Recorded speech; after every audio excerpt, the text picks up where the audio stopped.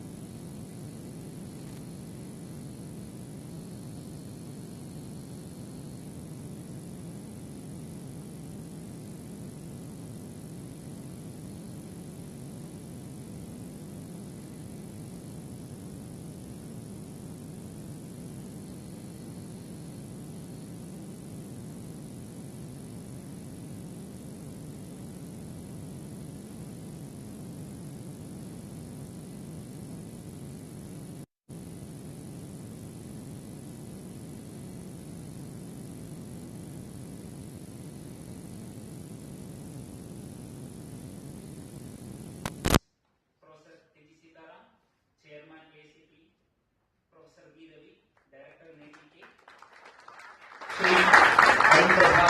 KS, General Manager Smart City Limited, and Dr. Parsardi, Chairman ISOG 2024.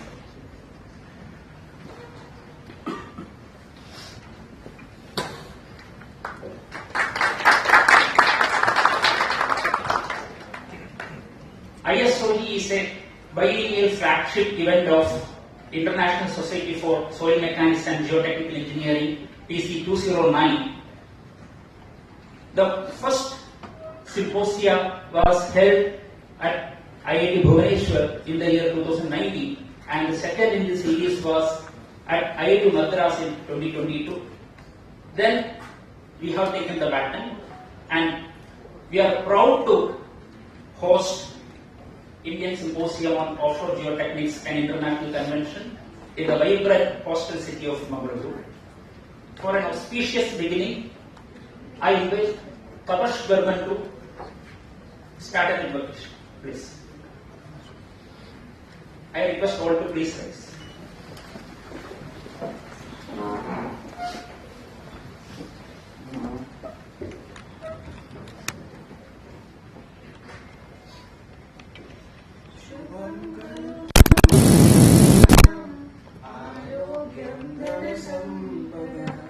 शुभं करुत्वं कल्याणम् आरोग्यं धनसम्पदा शत्रुबुद्धि विनाशाय दीपज्योति नमोस्तुते दीपज्योति नमोस्तुते दीपज्योति परब्रह्म दीपज्योति जनार्दनः दीपज्योति परब्रह्म दीपज्योति जनार्दनः दीपो हरतु मे पापम् सन्ध्यादीप नमोस्तुते शुभं करुत्वं कल्याणम् आरोग्यं धनसम्पदा शुभं करुत्वं कल्याणम् आरोग्यं धनसम्पदा.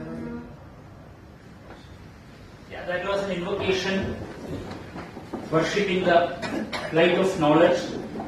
So for the auspicious beginning, I request the dignitaries to kindly light the lamp, which symbolizes illumination of knowledge dispelling the darkness of ignorance. I request Professor Babu and Subhash Edwasa to kindly join.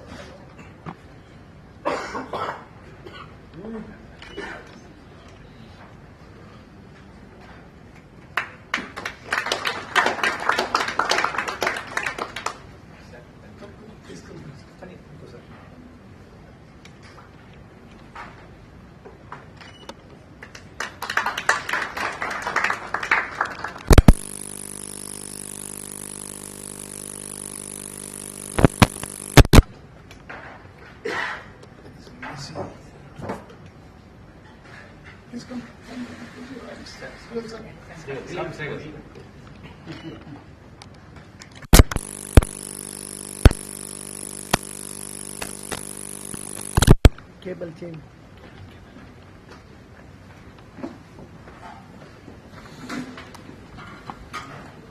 Thank you.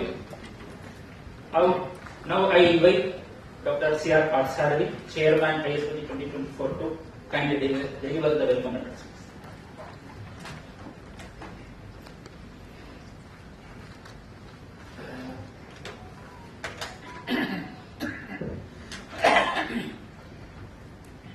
Namaskara, Mangaluru. Good morning to all of you. It's an immense pleasure, with pride and honor, I stand in front of welcome address. This symposium, Isog Indian Symposium for Offshore Geotechnics, is very special. We have the brightest minds in this hall, from India to Singapore, Malaysia, Indonesia to Australia this side, Abu Dhabi, UK and US. The entire globe is here. The brightest minds will come and share their vast knowledge and experience.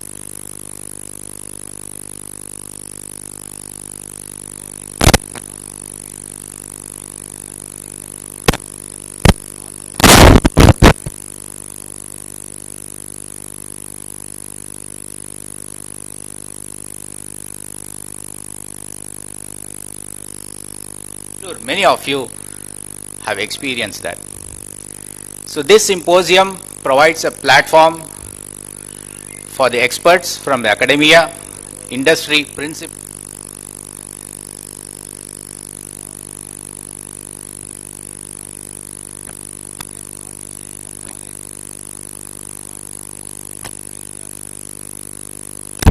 and groundbreaking solutions for building sustainable infrastructure for the future. And this symposium is special Indian soil. Say so because the world is looking at India as a human capital to support on the development and sustainable infrastructure for the future. As I recall, there are many large corporations like ExxonMobil, Chevron, Shell. They are building thousands of people as a research center and a global delivery center in Bangalore, and likewise in many other cities from many large corporations around the world. I am super excited to present to you the Indian Symposium for Offshore Geotechnics today. We have our Honorable Chief Guest, Professor T.G. Sitaram. Despite his extremely busy schedule, he has taken time off to be with us. He is our teacher, guru, mentor, inspiration, a transformational leader, and is tirelessly working for nation building in the field of education, in policy matters, skill development, capacity building, etc., etc. As the chairman of this symposium, on behalf of the organizing committee, with gratitude, I extend a very warm welcome to you, sir.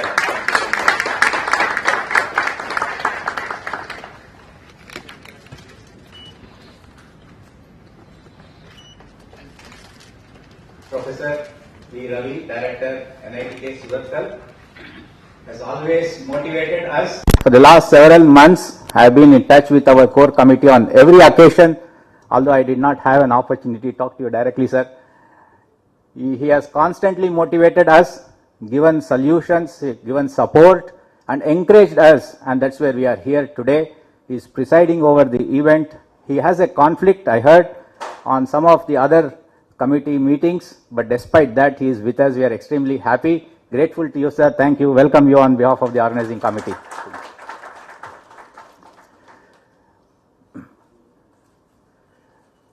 Mangaluru is something special, particularly for me. I have the affinity for more than 30 years. As a site engineer, I used to come here.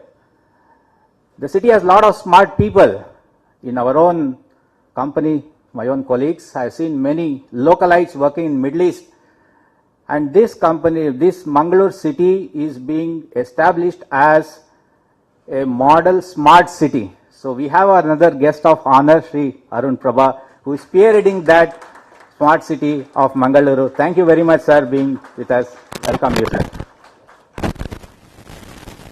This ISOG is also very special, I already said. And in the Indian context, the man behind bringing this ISOG is none other than our past president, Professor Shivkumar Babu.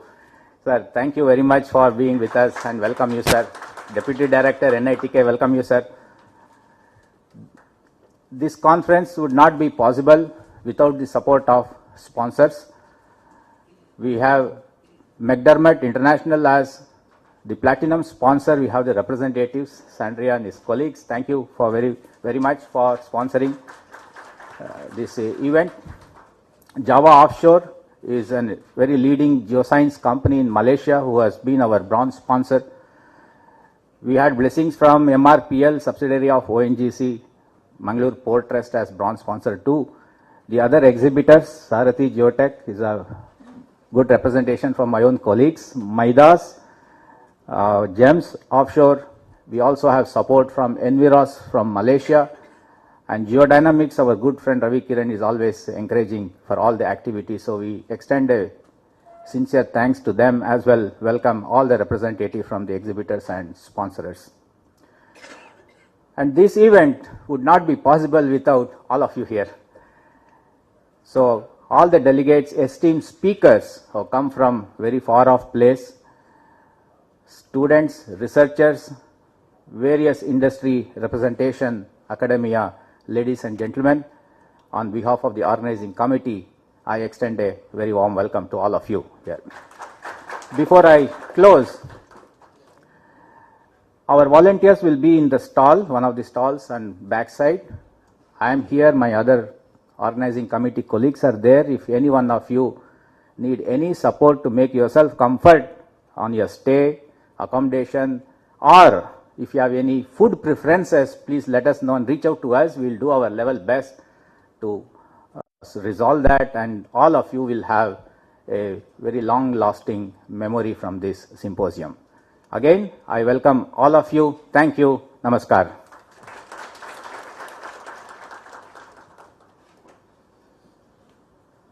Thank you, sir.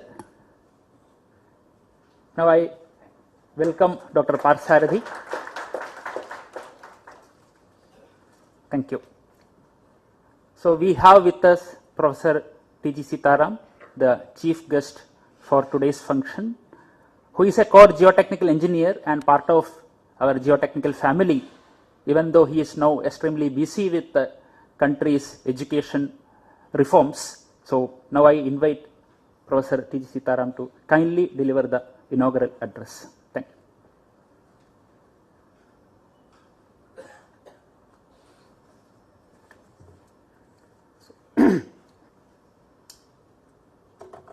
ಎಲ್ಲರಿಗೂ ನಮಸ್ಕಾರ. Very good morning to all of you. Professor B. Ravi, Director for NITK, Suratkal. Mr. Arun Prabha, General Manager, Mangalore Smart City Limited. Dr. Parthasarathi,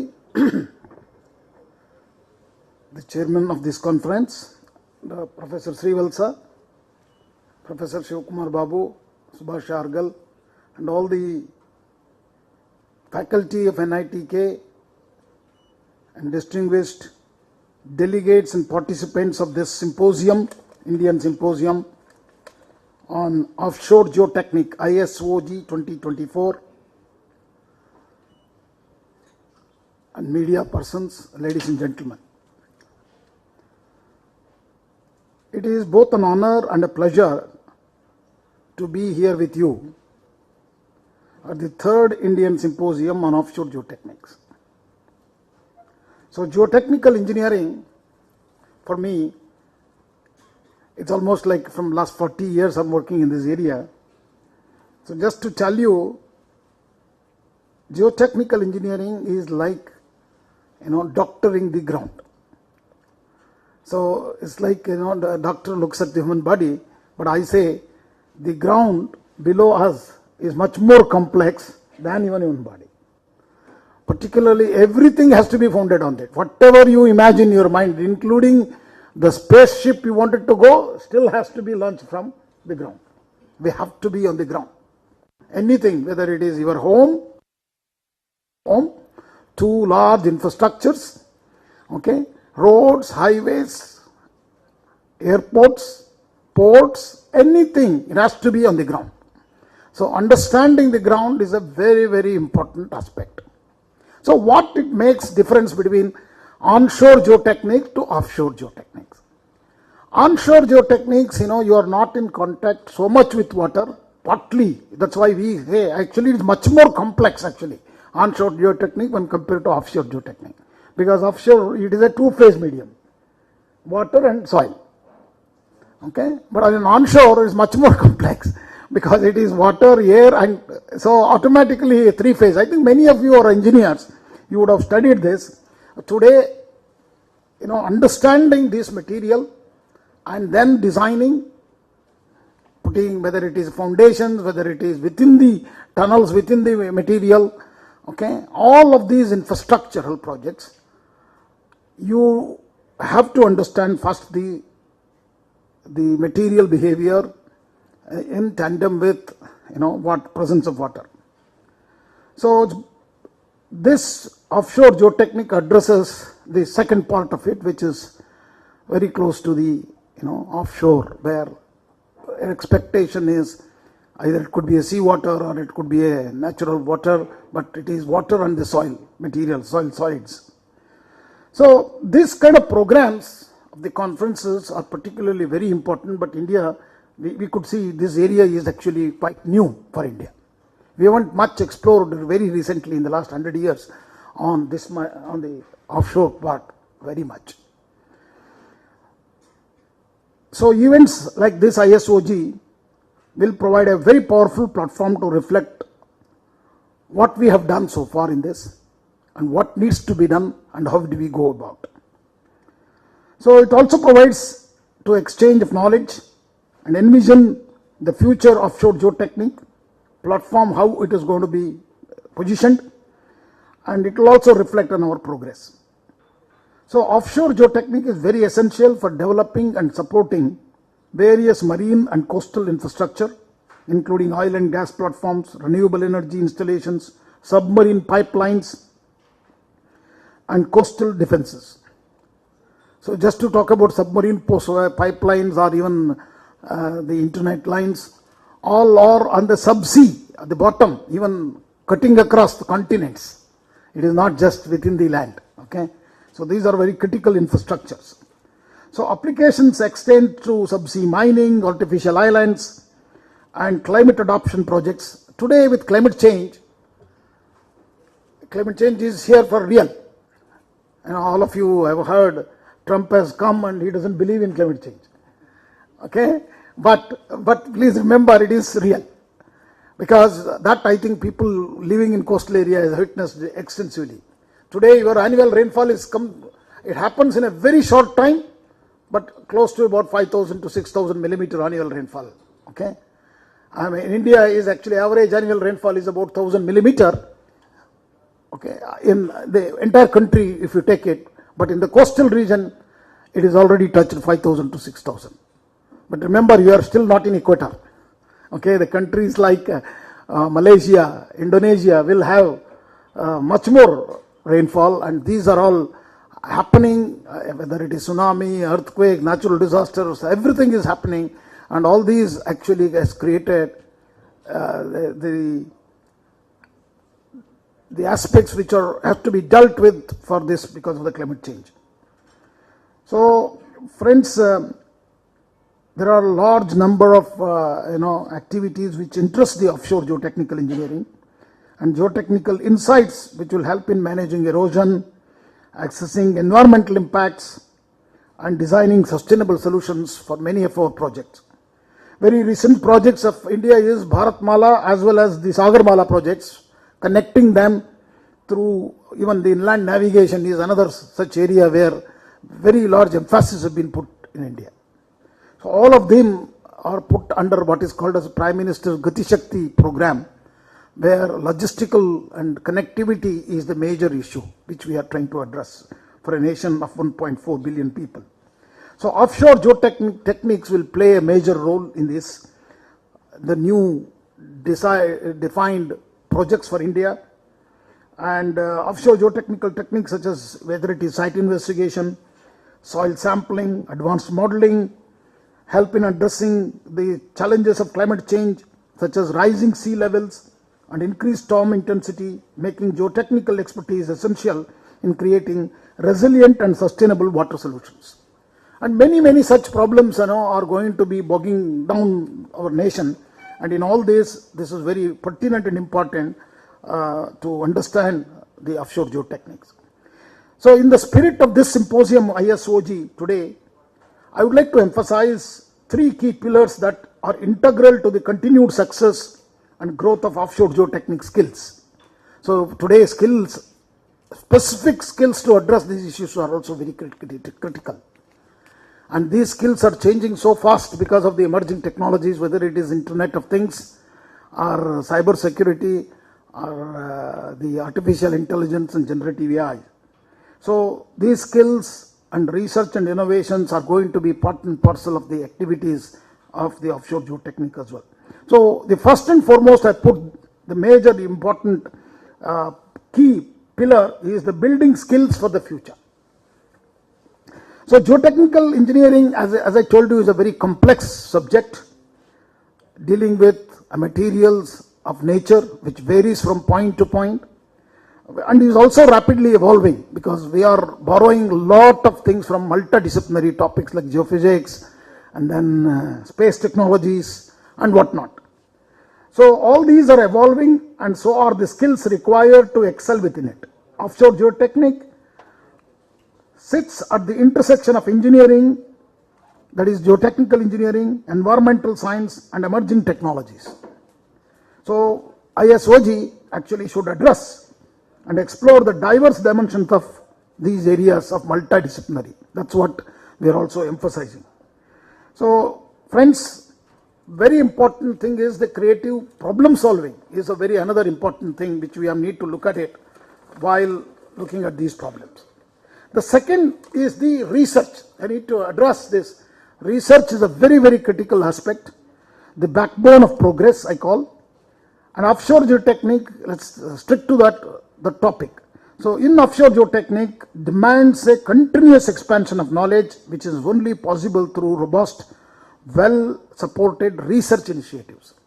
So I call upon particularly the institutes who are located on the coastal areas to focus on this, because blue economy is going to be one of the largest in the nation. A country, with 7,600 kilometers of coastal length, so offers large number of opportunities. So the research enables us to better understand the ocean floor, predict environmental impacts, and design safe, sustainable, and cost-effective solutions across the globe. We have seen impressive strides in soil characterizations. See, even today, what we do online is so primitive. Okay, many of us really questioning whether are we really doing proper geotechnical investigations online. But I can vouch for you, in offshore, large number of quality initiatives are happening. It may be one of the reason is it is dealing with two-phase materials, that is water and soil particles, or also because it's very difficult to reach those places. Once you go there, you do everything. Okay, that's another issue. Here, it's a complacency that, oh, we are here, nothing to worry. The third aspect is the innovation. This innovation, it could be on many issues, so which leads the way to sustainable solutions. So innovation is very essential for driving transformation within offshore geotechnics, particularly as we focus on sustainable development. So today we have left with only 6 more years to fulfill the SDG goals which as a nation we signed with so many other countries, okay, in 2015. By 2030 we have taken a pledge that we will fulfill all the 17 goals. But if you look at it, we are not even 30% done. So that means we have a long responsibility to do that. That is, the 17 goals are very critical. It may be education, it may be water, mission water, and it may be even the poverty alleviation. So innovation is very essential for transformation of any country. So I feel that particularly environmental stewardship becomes a priority, and we are challenged to develop solutions that respect ecological boundaries while meeting human needs. Cutting-edge technologies such as remote sensing, artificial intelligence, and advanced simulations are helping us to innovate across areas such as offshore wind energy, coastal protection, and seabed stability. By integrating innovative practices and emerging technologies, we can pave the way towards greener, more sustainable practices in offshore geotechnics, aligning with global and sustainability goals. Friends, as a country, India has done reasonably well in research and innovation. So focus on research and innovation rules the future of work in all sectors, not just in offshore geotechnics, in every sector in the next decade. India is right now places itself in the top 5 countries in terms of research papers and citations, among top 5 countries in terms of number of PhDs produced, among top 5 countries in terms of patent filings across the board, among the leading countries in terms of incubation and higher education campuses, and India is the 3rd largest startup ecosystem in the world with 140 plus companies are unicorns, become unicorns, attracting large amount of money from across the world. 25% of actually the entire revenue of these startups have come from abroad. That means our market is also very larger now. It's called global market. So India ranks 3rd among the most innovative lower middle income economies in the world. And you all heard that India is the 5th largest economy. And if you see carefully, we have already touched 4th and we are bound to become the 3rd largest economy. But that is not enough. Why? Because we need to move up the ladder. So Vikasit Bharat 2047 is our goal. We have only left with maybe about another 25 years by 2047 to achieve that goal. To achieve that goal, higher education and research and innovation are going to be the key. So unless we do well in research and innovation, to do that, higher education institutions are also very key. So how we are doing that? If you look at it, today we are having 4.3 crore children studying in higher education. Okay, as a nation of 140 crore population, only 4.3 crore children are in higher education. That means our gross enrollment ratio is 28.3. Let's look at how did we grow from here. When we got independence in 1947, our gross enrollment ratio in higher education was 1%. And in 2001, we reached up to 11%. And after 2001, 2024, we have reached, that means 18.3% we have increased in 25 years. As per National Education Policy 2020, we have taken that in 2020. Our goal is 50% of gross enrollment ratio by 2035. That means we have 11 more years, but we have to achieve 22%. It's a big challenge. With 1,200 plus universities and 45,000 colleges, we are accommodating 4.3 crore children. So you can imagine now another 3 to 4 crore children are coming to higher education. How many more universities you require? Okay, that's the big challenge in front of us. Not only, luckily, after COVID-19, the technology has come to us help. So digital education is going to be here for us, and it is going to really have to help us in transforming this field. So in innovation as a nation, as I told you already, we are doing exceedingly well. And over the past few decades, the country has evolved from being largely agrarian economy to a global hub of innovation and technology. How we have done? See, for example, we are in the space technology, one of the top 3 countries now can be boasted of. Similarly, in defense technologies, we actually moved from an importing country to an exporting country. We already started exporting. The growth rate is phenomenal.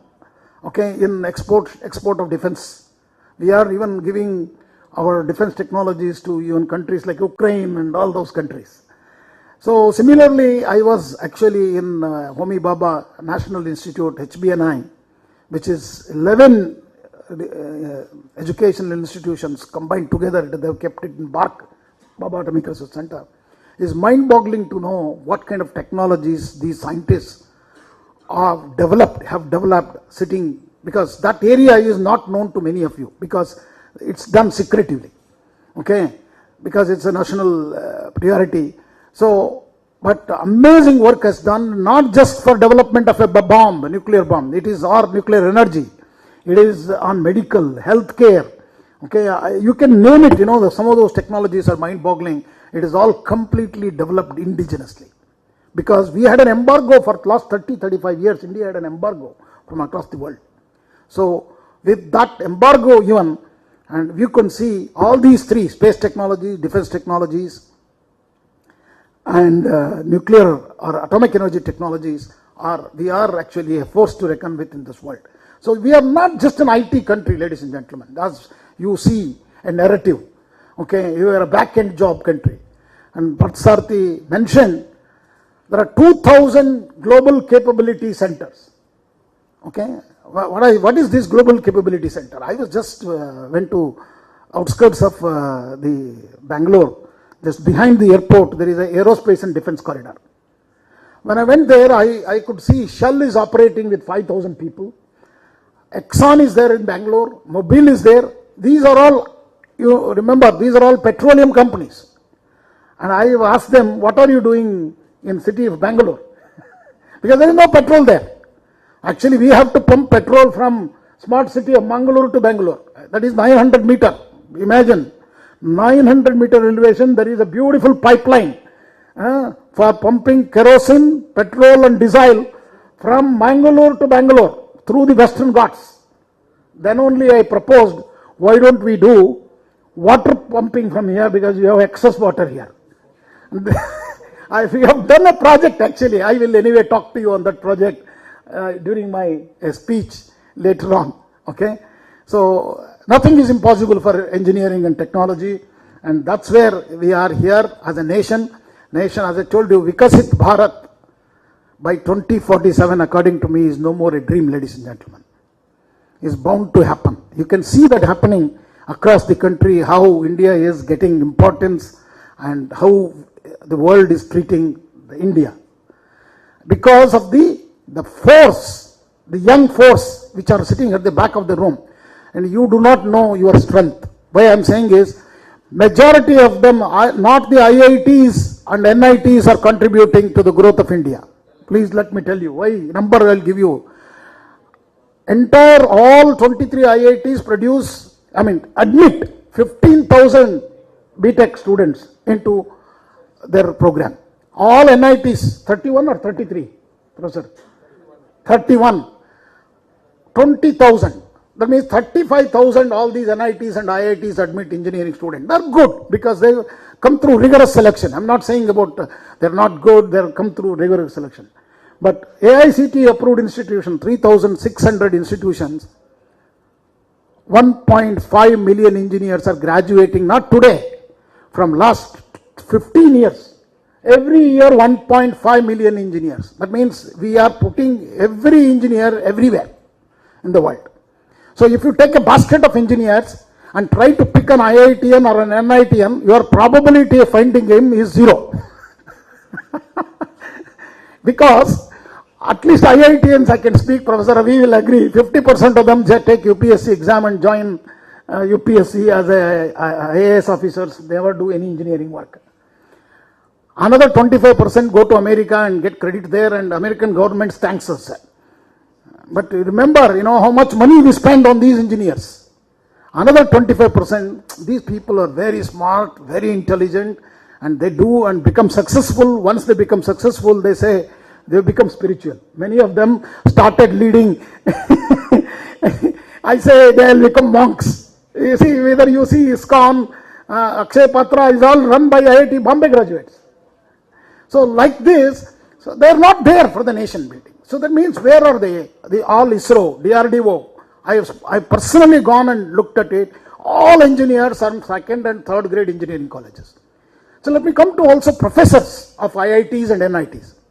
Majority of them, you ask them, they will say, oh, I did my masters from IIT Madras, PhD from Carnegie Mellon. But I ask them, where did you do your BTech? They don't say that. Because they have done from AICTE approved some engineering college, local. Majority of them, including me. I did my BE from Government BDT College of Engineering, Dawnagere. So this is the reality which we all forget. So why I am telling you the story is for young people at the back, you have to have confidence in you, and nothing is difficult to achieve. If you have a goal and passion, you can achieve anything you want to do. Take that as a message, and whether it is offshore geotechnics, on-land geotechnics, or structural engineering, or any engineering for that matter, computer science, or cyber security, and India actually is doing very well in all these areas, and we are now working on quantum at AICTE, and we have also introducing courses for all your BTech programs, even on space technologies, with 16 minor degree. Just that. So with all this, what I would like to tell you is, finally, from words, I thank, as we gather here in the vibrant city of Mangalore, I am filled with optimism that what lies ahead for our field. I encourage all delegates, speakers, and participants to fully engage with the unique opportunities, share insights openly, collaborate creatively, because this is the era of collaboration, era of networking. Together we can achieve remarkable advances in offshore geotechnics, not only in offshore geotechnics, in any engineering for that matter. So I thank the NIT, Surathkal, and the Indian Geotechnical Society for organizing the event and also getting all of you and all of us here.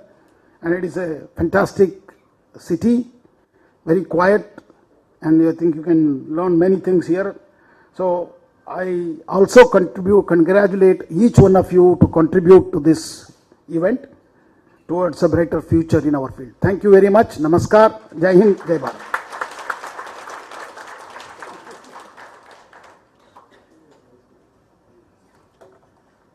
Thank you, Professor Sitaram, for formally inaugurating the symposium and giving a very enriching and enlightening inaugural lecture. So on behalf of the organizing committee, we will honor him. I request our beloved director, Professor Ravi, to kindly honor the chief guest.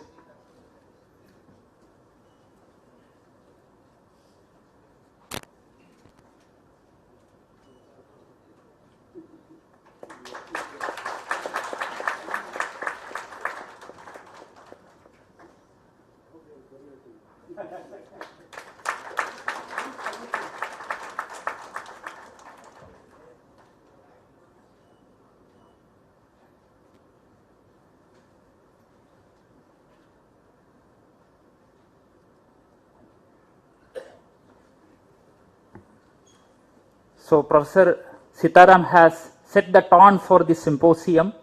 He, being a core geotechnical engineer, he has given the unlimited possibilities, and sky is the limit. Thank you, sir. Now I request Dr. Lohit Kumar, organizing secretary, to brief about 2 days symposium technical program.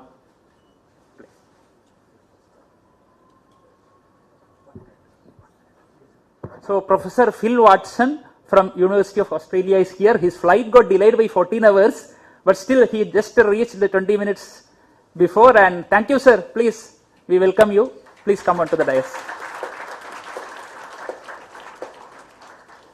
So Professor Phil is the chair of TC 209 at International Society for Soil Mechanics and Geotechnical Engineering, and a professor in Ocean Institute, University of Western Australia.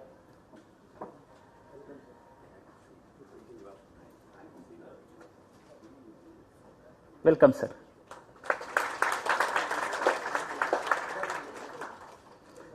Yeah, Dr. Lohit, please.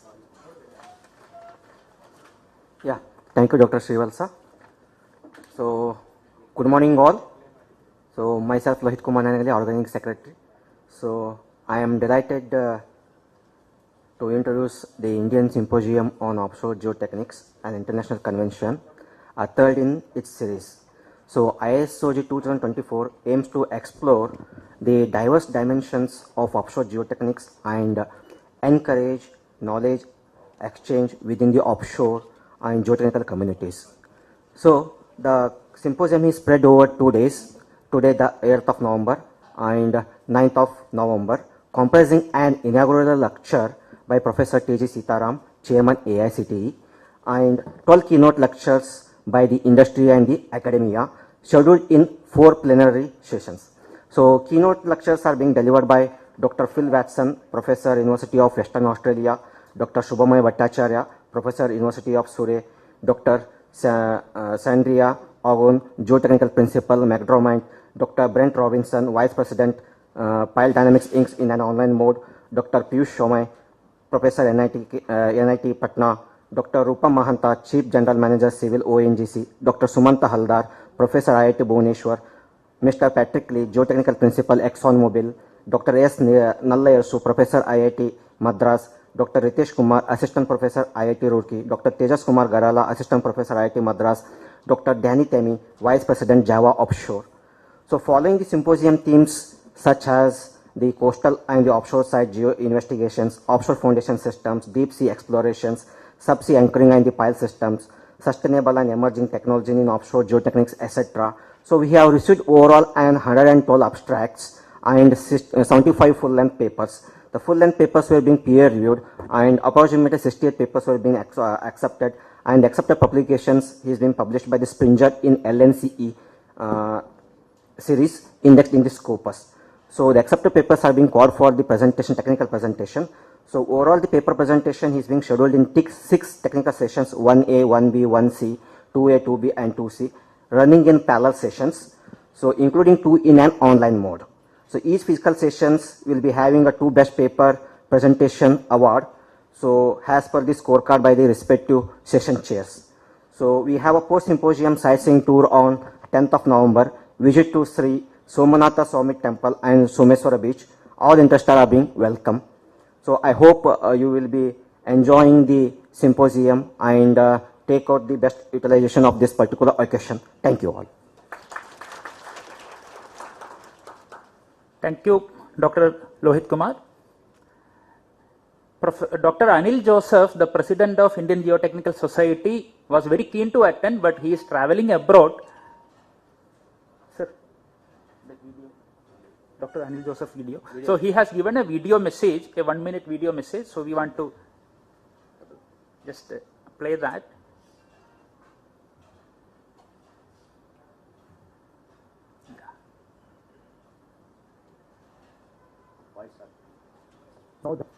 Voice. Yeah, good morning all. It's a pleasure for me to know that the 3rd Indian Symposium on Offshore Geotechnics is being held at Bangalore, and in association with the Indian Geotechnical Society, Bangalore chapter and Bangalore chapter together.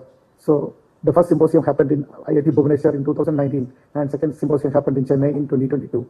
The third symposium is happening now with India, with its vast coastline of about 7,600 kilometers, has got a lot of development to be happened in the port infrastructure.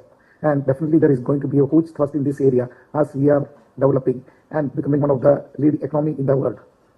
So we already have about 166 projects worth 60,600 crores spread across the major ports. And with the connectivity increasing, there will be a huge thrust in this area. I would have loved to be part of the conference, but unfortunately I am traveling to Chile to attend the Panam Geo Chile conference and is not in a position to be physically present there.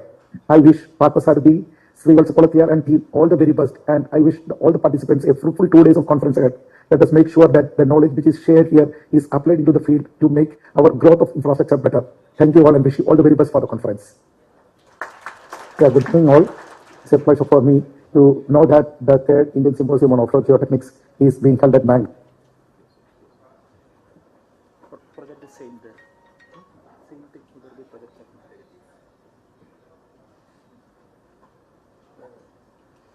Yeah. So Dr. Anil Joseph has given a message, and personally he has wished all the success for this symposium. So now we have Sri Arun Prabha KS, General Manager, Smart City, our guest of honor. I request Sri Arun Prabha to address the gathering, please. Chairman, Professor T.J. Sitaram, Director NITK, Dr. Patsati, Dr. Srivalsa, and Dr. Phil, all other dignitaries of the dais, delegates from far and near, you have come to the smart city of Mangaluru. A warm welcome to you. Mangalore, according to me, is a geotechnical engineer's delight. You have the topography, you have laterite, you have marine clay, you have clay, you have conglomerate, you have everything here. Apart from being a geotechnical engineer's delight, you have NITK. NITK is one institute which has seen to it that Mangalore is in the global map. You have a cavern here, you have a petroleum refinery here, you have a seaport, you have a wonderful railway line from Mangalore to Mumbai, which I think is a engineering marvel. If you look at something which is very common, that is NITK. So NITK is again spearheading what Mangalore probably would look like in 20 years from now. What had to happen on land has already happened. Now I think we'll have to move seawards. Mangalore, I think, was always aiming to develop like Goa. Now you find that Goa, is not a sustainable model. Goa is not an economically viable model. So Mangalore will have to think of something different. Probably our destination or our place of treasure is in the sea. We have made attempts earlier. We have built a Mazgaon Dock center in Mangalore. But I think not much has happened. So with this international convention and with people from every part of the globe, Mangalore I think will come into focus for something that has to happen offshore. And I am sure with these brilliant minds here and in this city of Mangalore, you are all here, I am sure at the end of this symposium, there will be a direction to this city where we have to head. I am sure we will be heading seaward in a couple of years from now, and we will be one of the major cities which would have exploited all the natural resources that has been endowed to this region. First of all, thanks for the opportunity. And while you are traveling and after this symposium, I think you'll be going to different places in Mangaluru. Please also take some time off to visit what we have done, what Mangalore Smart City has done. And I'm sure many of you are coming multiple times back to Mangalore. Give us a feedback if you have seen something good that has happened to Mangalore in terms of infrastructure. Also, I'd like to tell that we are also, as a smart city, we are also going waterwards. We are developing a river front, and Bangalore again is endowed with 30 kilometers of city edge of river. And connect of a Mangalorean to the river, unfortunately, is only over the bridges we pass. So, as a major intervention, Mangalore Smart City is developing a river front. And we have also been helped in this greatly by NITK, and I'm sure you will also have inputs which we can use to make this city better. And Mangalore as a destination will soon become, we have been talking of this, that Mangalore has everything going its way. International airport, seaport, everything, and they are also talking of a tunnel to Bangalore and all that. I think stage is set, and as Professor Sitaraman was telling and giving out those figures, I am also enthused that Mangalore will also reach its goals, and I am sure the city is destined to be better. Thank you very much. Thanks for the opportunity. Thank you, sir, for your words of wisdom. So he is on a mission to make Mangaluru city smart and has been collaborating with NITK for several projects as well. And Mangaluru is known for its hospitality since ancient times, and representing Mangaluru, he has invited all of you to explore the city of Mangaluru and explore the projects done by Smart City. So now I request Professor B. Ravi to honor Sri Arun Prabha.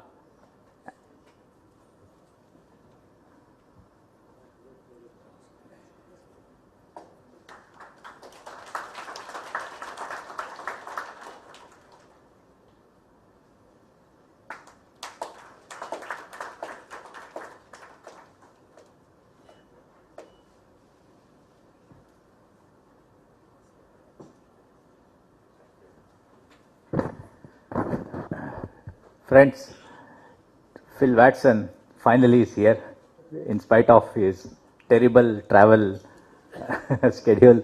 He was delayed. He is the chair of TC209, and this symposium is a flagship event of TC209, that is the Technical Committee of International Society of Soil Mechanics and Foundation Engineering. And Phil Watson has also, for us, been continuously encouraging the last 2 years when Srivalsa took over from the previous organizers. Leadership, I think you can see in few things.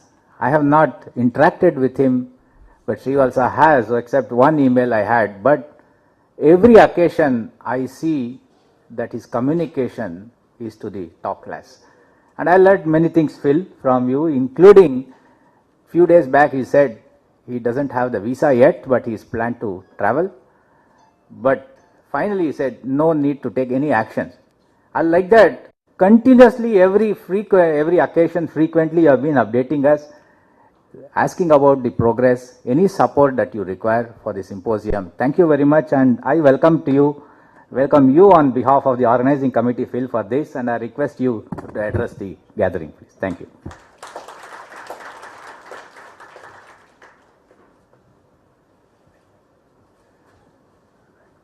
Well, I actually didn't know I was going to give I've got a keynote shortly. I didn't know I was going to give a short note, so I'm going to ad-lib it. I'm tired, it's been a long trip, but I'm also ecstatic. I mean, this series of symposium started, 4 years ago. This is the third in the series. I unfortunately was not able to attend the first one, but really enjoyed the second event, and I've been looking forward to this for, since it was conceived early this year. So TC209 is a very active committee. I mean, it's one of the largest committees that we have in ISSMG.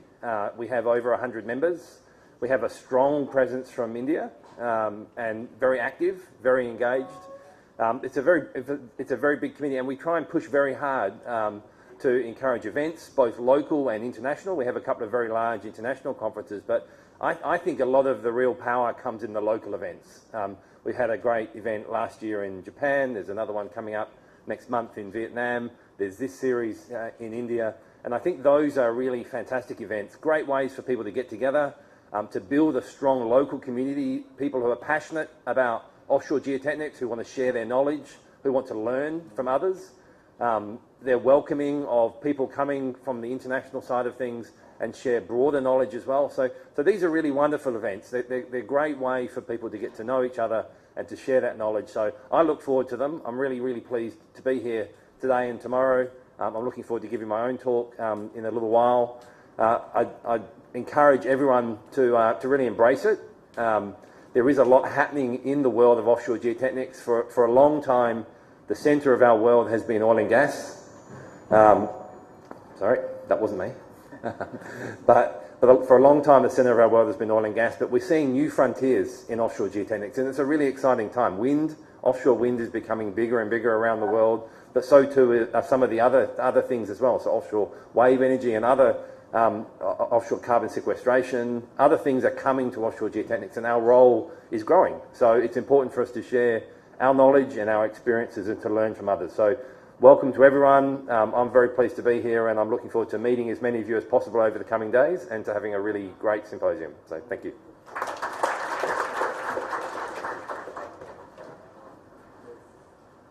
Thank you, Professor Phil, for coming a long way and joining us and for addressing the gathering.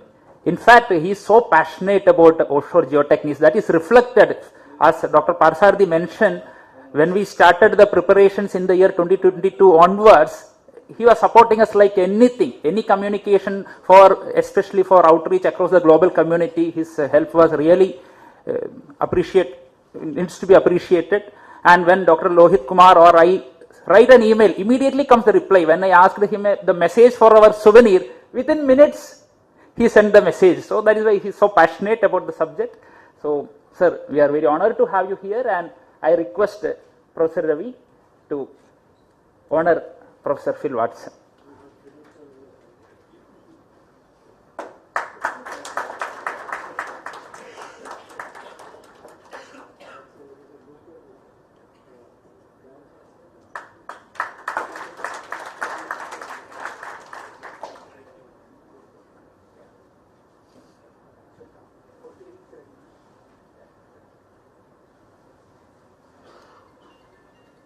Now it is time to release the souvenir cum proceedings of ISOG 2024. So I request Professor T.G. Sitaram, Chief Guest, and Professor B. Ravi, Director NITK, President of this function, to jointly release the souvenir cum proceedings, and request all other dignitaries to kindly join.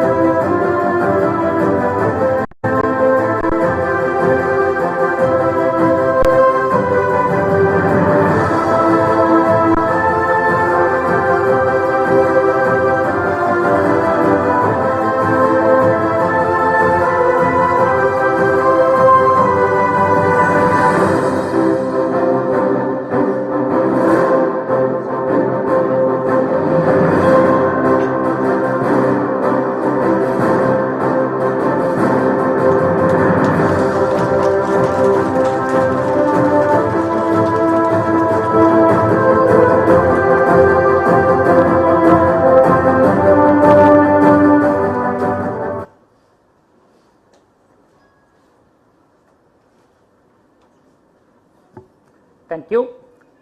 So now it is time to honor the man behind initiation of ISOG series, which is a flagship event of ISM GTC 209, supported by Indian Geotechnical Society.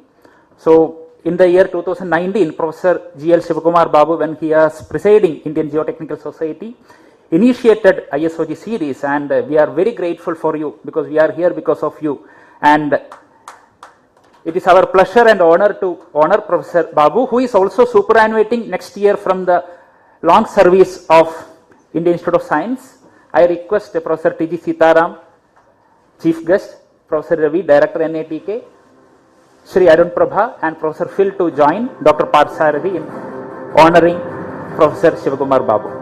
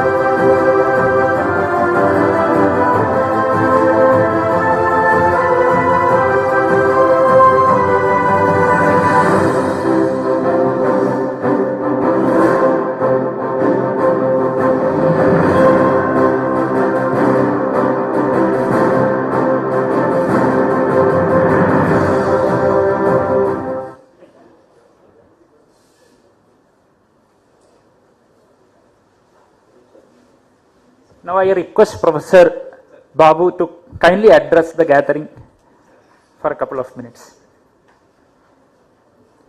Good morning to all of you, guests on the dais of the dais. I am delighted that I am here. First, when we thought about this particular program, we know that India has a lot of big coastal line, and then we need a lot of offshore activities. So this is the thought that we had, and they have taken off, and I must congratulate all the organizers of the conference. I was only instrumental. I am sure that the activities in this area go on with so many others planning, joining, and I wish them all the success. Thank you very much. Yeah. Thank you, sir. Thank you so much. Now I request President of today's function, beloved Director NITK, Professor Ravi, to kindly address the gathering.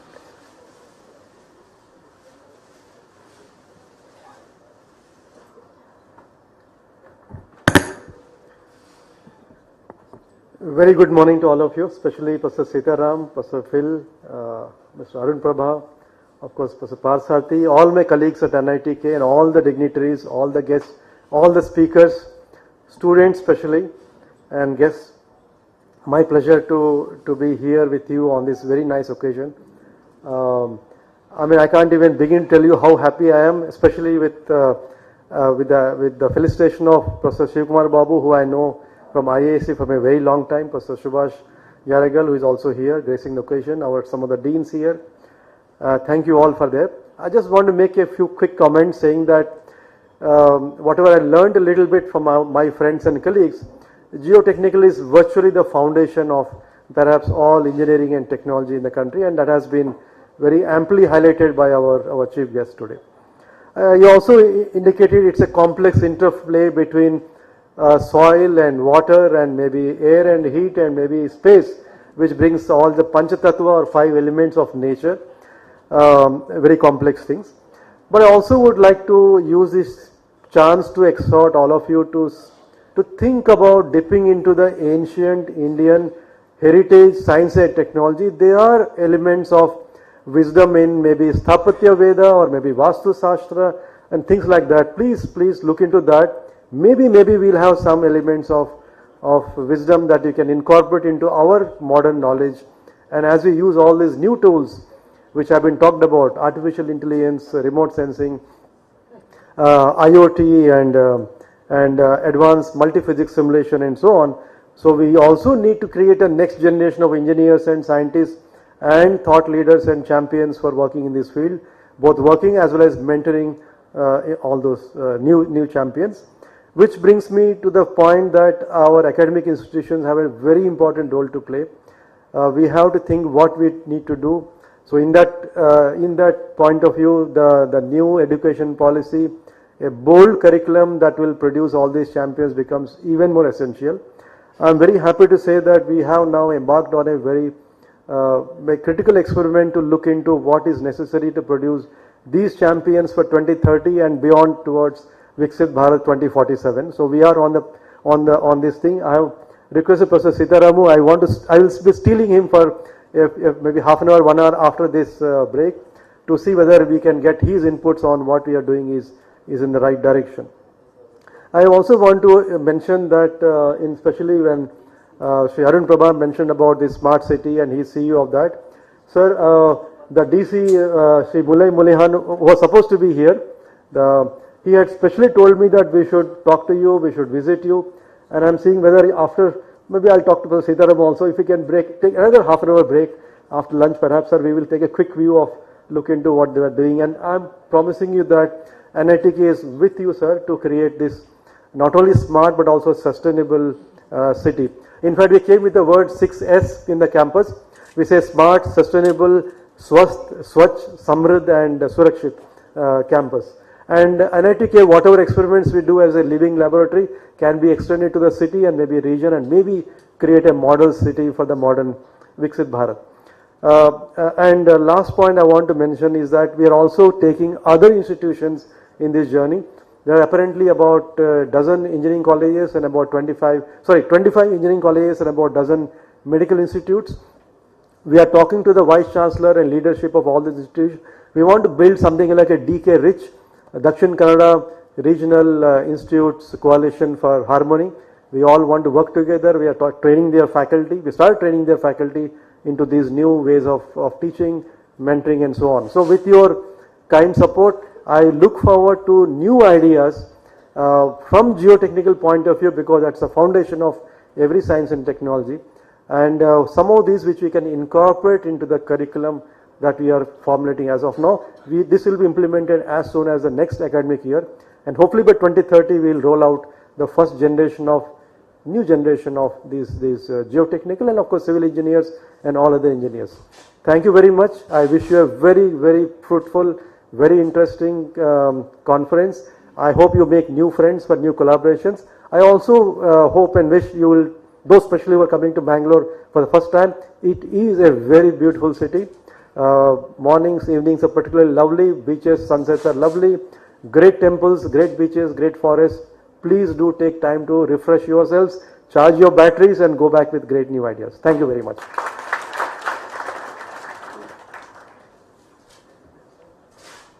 Thank you, sir, for your presidential remarks. So, Professor B. Ravi is a great mentor, especially in encouraging entrepreneurial ecosystem in the campus, and as he mentioned, he is on his efforts to integrate a network of institutions and bring excellence to the city. Now it is time to honor our director on behalf of the organizing committee. So I request Dr. Parsarthi to honor Professor B. Ravi.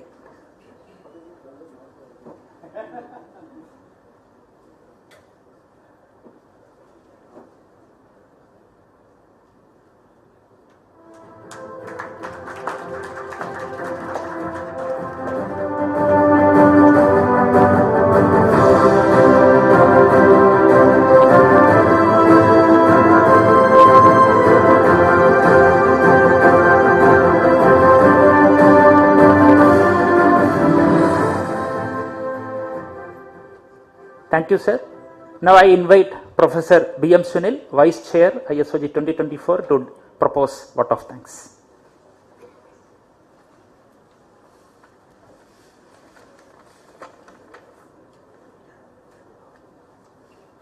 Thank you, Dr. Srivalsa. A very good morning to all. So, ISOG 2024 is the third in line, and as an organizing chair, I am very delighted to see many delegates attending this event and meeting each other in person. ISOG 2024 is held under the auspices of IGS Surathkal and Bangalore chapters and support from other academic and professional societies.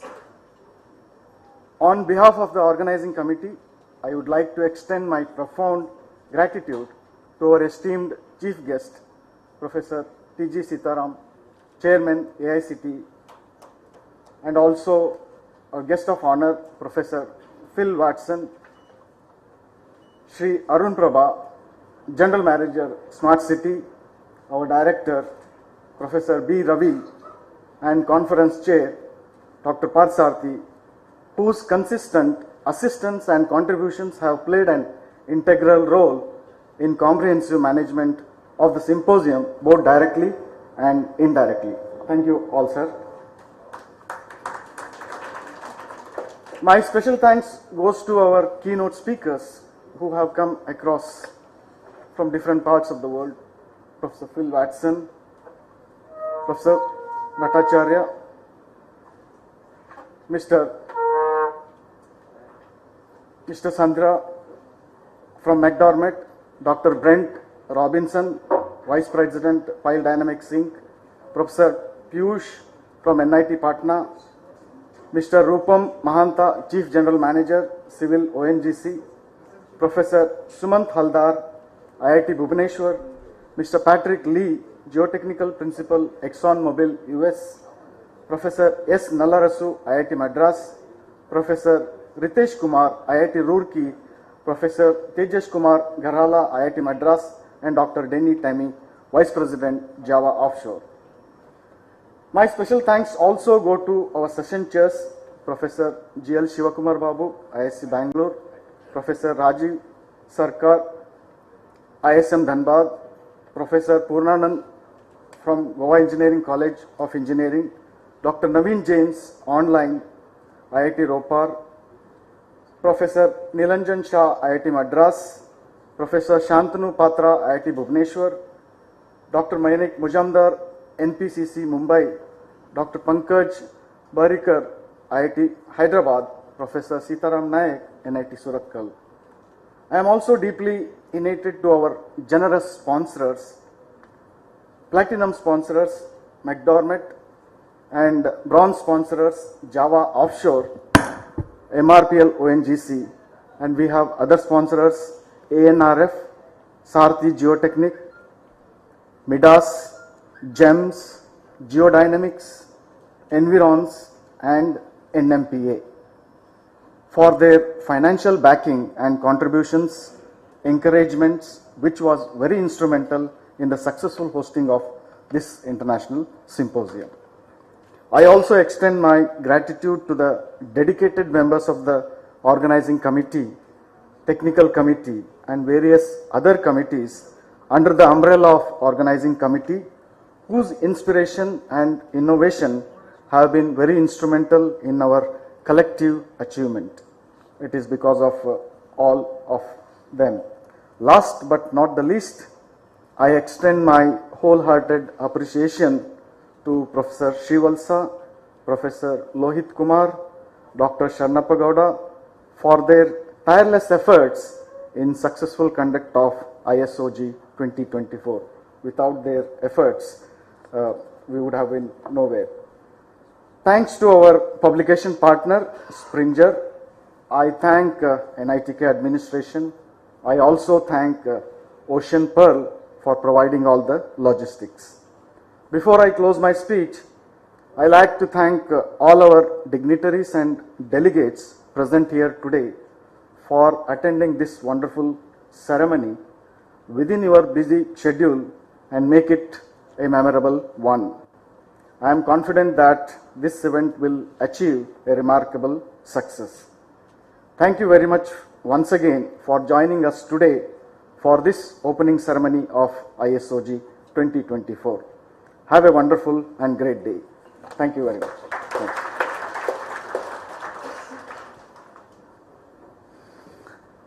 So I must thank Professor Sunil as well. Actually, it was a wonderful experience working as a team, Professor Sunil, Dr. Lohit Kumar, Dr. Sharanappa Gowda, and unconditional support from Dr. Parsardi and all advisory board, and we have Professor Sitaram Nayak and all our geotechnical faculty and other organizing committee members from all chapters. So thank you. Thanks to you also, sir. Thank you.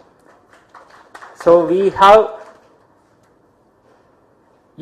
now we will proceed with the inaugural technical talk by Professor T.G. Sitaram. So I will request the dignitaries to kindly occupy the seats in the audience. Oh, you have a pen drive. Okay, fine. Yeah. This one. Hello, Mike.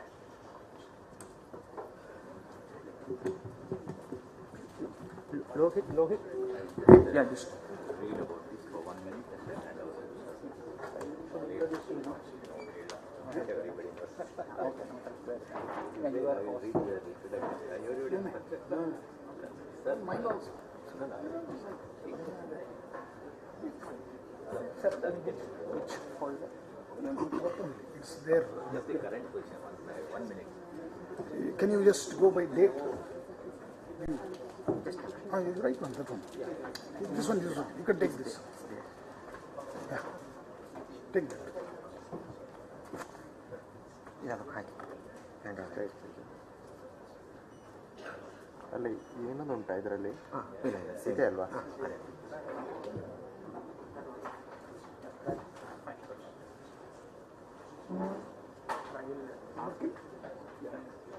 54, yeah, see.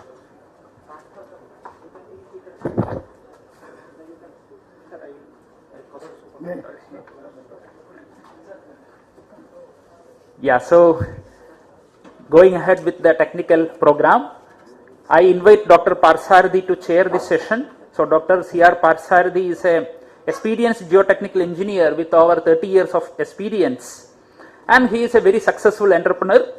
So he is a life fellow of the Indian Geotechnical Society, and also he has served as the chairman of IGS Bangalore chapter, and 3 consecutive terms he was executive committee member of Indian Geotechnical Society, as well as currently EC member of DFI India. So he also founded SGS Foundation, a non-profit focus on promoting geotechnical education and support. Now I invite Dr. Parsardi to kindly take over.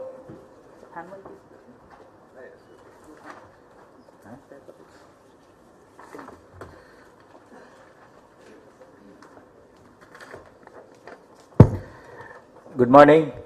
We will start this first session, the guest lecture from Professor T.G. Sitaram. He doesn't need any introduction to any one of us, but as a formality, I will just take a minute, sir. Professor Sitaram is currently the chairman of All India Institute of Technical Education AICT since December 2022. Previously, he served as the director of IIT Guwahati and held numerous leadership roles at institutes like the Central Institute of Technology, Korajikar, and NERIST. A senior professor at IIC Bangalore, he completed his bachelor's at University of Mysore, MS at IIC Bangalore, and PhD at University of Waterloo. With over 35 years of experience, he specializes in geotechnical engineering, seismic microzonation, and infrastructure, authoring 500 papers and 20 books. He has guided over 40 PhDs, 35 masters, 5 patents, and completed 120 consulting projects. Honored by the Stanford University among the world top 2% scientists, he has contributed to landmark projects like the Ram Temple in Ayodhya and the Chenab Railway Bridge. His editorial roles, including Chief Editor of International Journal of Geotechnical Earthquake Engineering and Editor-in-Chief for Springer's book series in Civil Engineering. He has recognition of several awards. He is a Fellow of Indian National Academy of Engineering, American Society of Civil Engineers, and several other prestigious societies.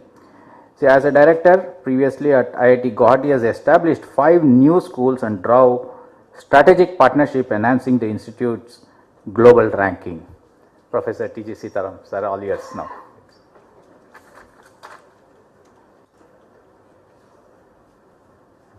Namaskar, good morning again. So thank you very much. I thank NIT K. Suratkal as well as the organizing committee of ISOG for inviting me to deliver this talk. Let me come straight to the talk. The title is in front of you. Water is a very, close to everybody. So water stress has caused countries around the world to consider ways to mitigate the impact increased population as well as climate change. We talked about climate change. So in that, coastal and estuarine development is very critical. Okay. So what I'm going to talk to you today is, so how we can conserve this water. See, right now what is happening is, even like Mangalore city, I think he will tell you, they have started adopting desalination plants. Mangalore city, which is receiving more than 5,000 millimeter annual rainfall, and most of the water going through the Netravati, very beautiful clean water for at least 4 to 6 months, adopting very expensive and non-environmentally viable technology like desalination, which is really uncalled for, and it is really a waste of energy, because a lot of energy is also utilized for that. So my solution is very simple: store that water, and even our ancestors, like Professor Ravi was talking about Indian knowledge systems, our ancestors knew how to store this water. Somewhere we have forgotten.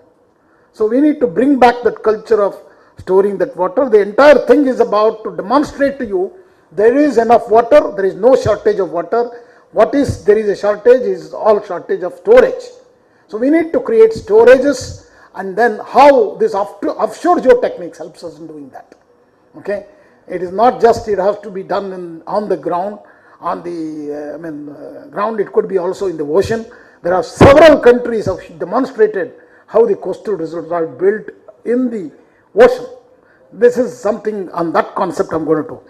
Friends, Global Risk Perception Survey conducted among 900 recognized experts by the World Economic Forum reports that the highest level of societal impact over the next 5 years will be from the water crisis.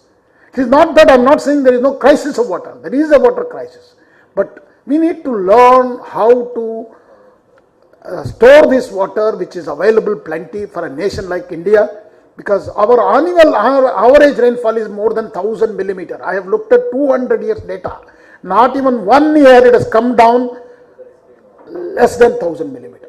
But definitely because of the climate change, where it is to rain before is not raining.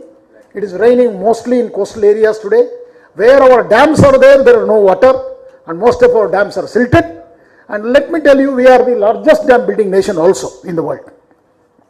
So coming to my agenda of this today is, that is the SCED and coastal reservoirs. and I will also give you some idea about India's water resources, and then some case studies I will show you how the coastal reservoir will augment the environmental sustainability in handling water. So we will learn about sustainable technologies for coastal and estuarine restoration, coastal reservoirs and tidal lagoons, and environmental ecological aspects of coastal environment, because today many of our people are environmentally conscious. Okay, they are all worried about, oh, if you touch coastal, we are going to have a problem. I mean, let me tell you, we need to develop, because today majority of our cities are located on coastal. 25% of India's population lives in coastal area. For a country like Australia, is almost 90%. See, for a country like Australia, all the people live on coastal area. Okay. Similarly, majority of other countries also are mega cities are located on coastal areas. Friends, sustainable utilization of coastal area in blue economy, as somebody in the morning, I think Phil was mentioning, that wind is going to be the next order. Right now, we actually as a nation yet not explored the windmills on the coastal area. We don't have offshore windmills yet, but there is a great potential for that. If we are able to do that, the dream project of providing water to Bangalore city, which is about 950 meters above the mean sea level of from Mangalore, it's very easy to drive once power is there. Anyway, vital to the livelihoods and food security of billions, water is very critical, because water, energy, food is a nexus.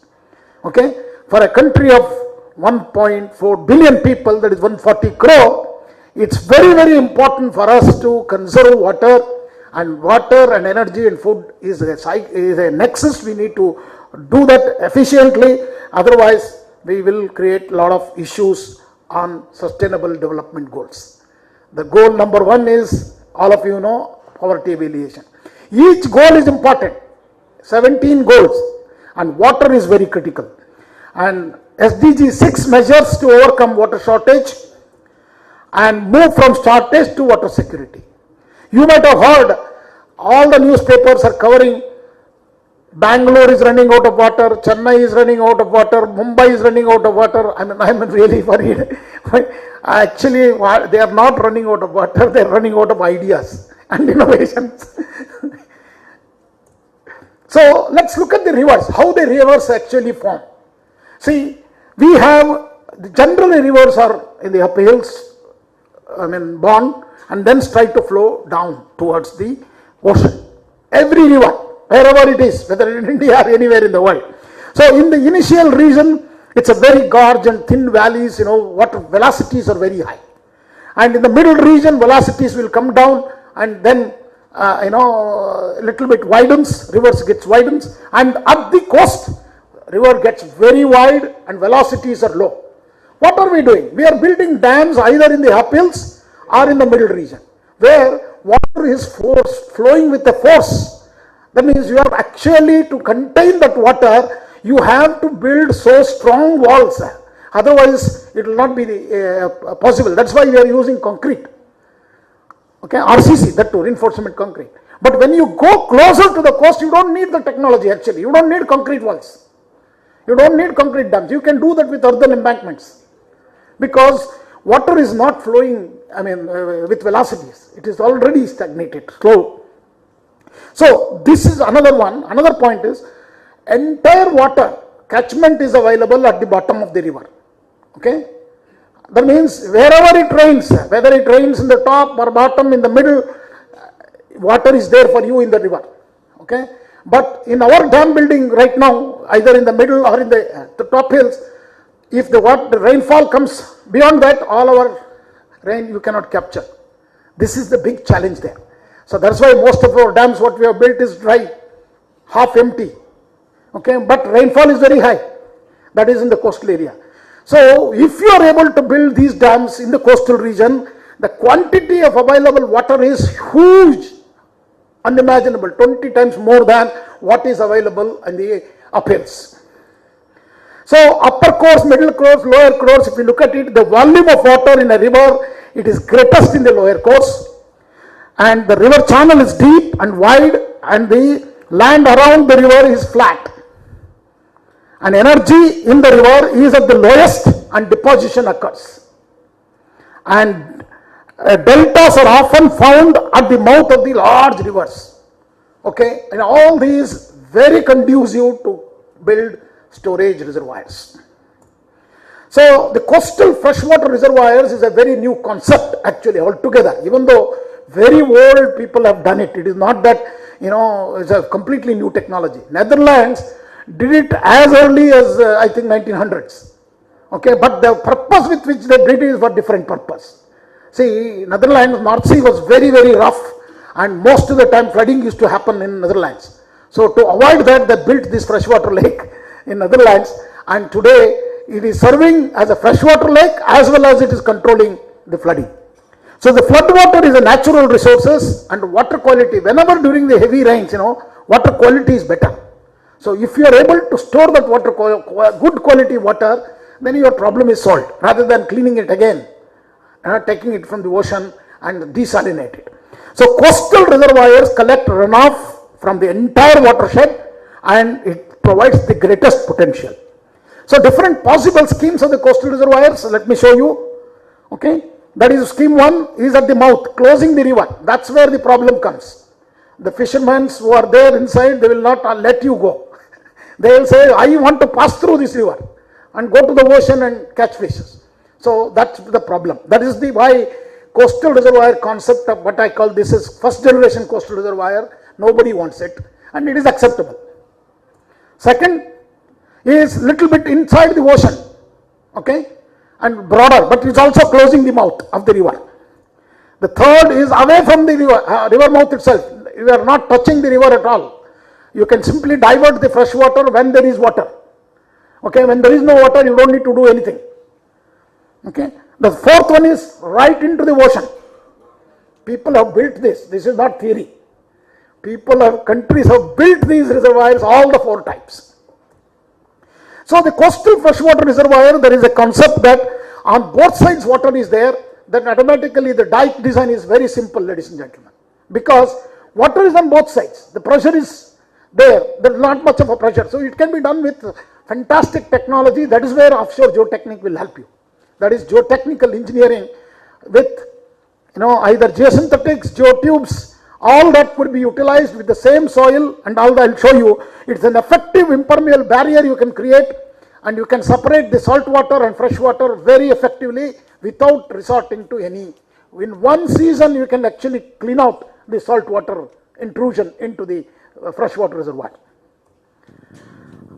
There are other concepts people have tried with the soft membrane approaches in between, so that there is a gray water in between and salt water on the other side and fresh water on the other side. So advantage of coastal reservoir, let me run through quickly. No harm to the river basin. Please understand, any dam which has been constructed, the problem is the river basin itself has been affected, because the downstream of the dam there is no water for most of the year. So that means river will die. Okay, that nobody will look at it. And no disturbance to the forest cover. Whenever the dams are built, the problem is the submergence area. Many villages, towns, forest is submerged. Look at Sardar Sarovar project. What happened? 58 years, 1964, when Ravi and myself were maybe 4 years old. This dam foundation stone was put by first Prime Minister of India. When it was handed over, 2017, by Honorable Prime Minister Modi to the India. Sardar Sarovar project took 57 years to complete, ladies and gentlemen. And why it is? It is because, not because of the technology of building dam.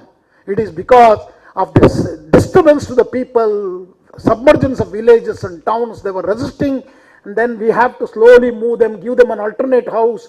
This took time, and cost also simply escalated because of the movement of the people, movement of saving this environment is also issue. No physical displacement of the people in this project of coastal reservoir. Impounding on land has created earthquakes. Koina, right across the same coast, little bit north in Maharashtra. Koina Dam has created earthquakes of magnitude of 6.5. We have Indian government has a very important project called deep drilling to understand how reservoirs can create earthquakes. Reservoir induced seismicity, a deep drill project has been done and it is still under investigation. Agriculture activity can be augmented even in coastal areas because many of these are like salt water, now you will become fresh water. And coastal erosion can be minimized because you can actually choose a structure, a section where the erosion is more and build this reservoir. So that automatically it becomes a two-pronged approach of reducing the erosion as well as this. And groundwater recharge will happen, intrusion of saline water into wells will reduce, freshwater dredging will provide sand for construction. Even the sand is a very expensive material today. So actually if it is a freshwater sand, you can directly use it in the construction. Otherwise salt water is very difficult because cement will not mix with it. Okay, and the dams are seismic resistant. Advantage of coastal reservoir, we brought it out in the WWDR 2020 document, water and climate change. So let me come to the solar energy. We can now generate windmills in the entire, because my reservoir now, it is not like what you have seen Sardar Sarovar, 100 of a meter top. No, it will be 10 to 15 meters only tall. So many areas will be shallow depths, 5 meters, 6 meters. So you can build windmills right in the reservoir. Okay, it's a still water also. There is no waves. Please remember that. There are no waves because it is now you have built at a coastal reservoir. Tidal energy at the other side of the wall. You can use tidal energy and produce power. Roadways over the sea well. Mangalore city is very traffic now. So you need an alternate route. So maybe this dam can give an alternate route. Freshwater fishing, navigation. See, in one of the classical project is Singapore's project. I'll show you.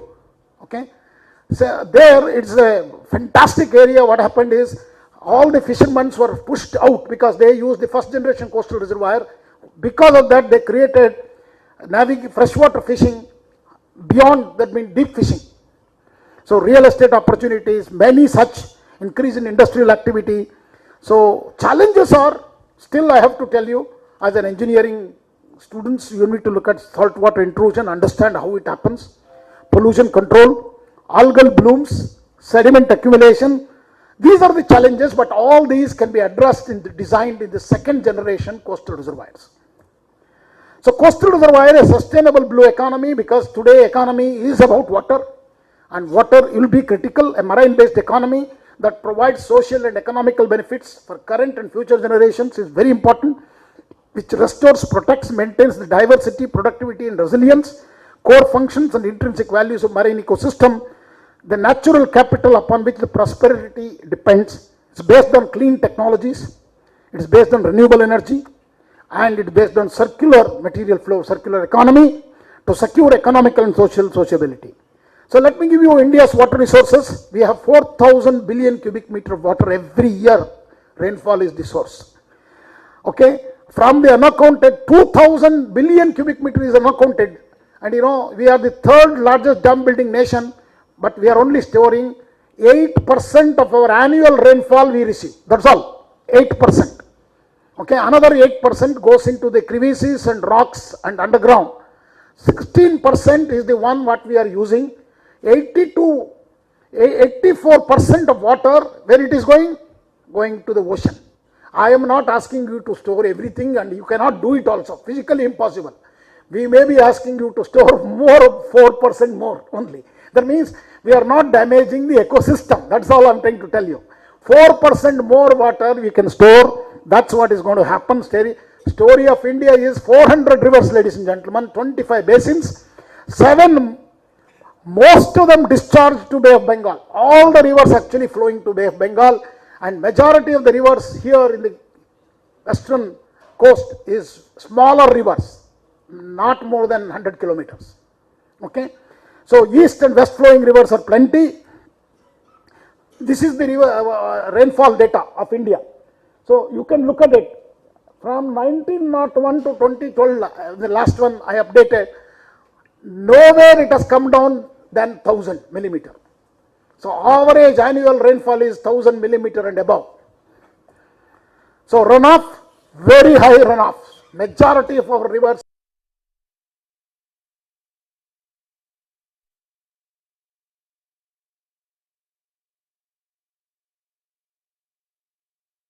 that we are doing, as I told you, since independence, we built large number of dams. When we got independence, we had how many dams? 300. Now we have close to 6,000 dams. And interlinking of rivers, interbasin transfer we attempted, that's really a crime. Because it's going to really damage all our internal areas. Replenish groundwater is one good thing we have to do. Continuously we need to replenish groundwater. That's why, rainwater harvesting techniques are fantastic. We need to adopt that extensively. And I request even the NIT Surathkal should demonstrate this and become self-sufficient in water adopting rainwater harvesting techniques.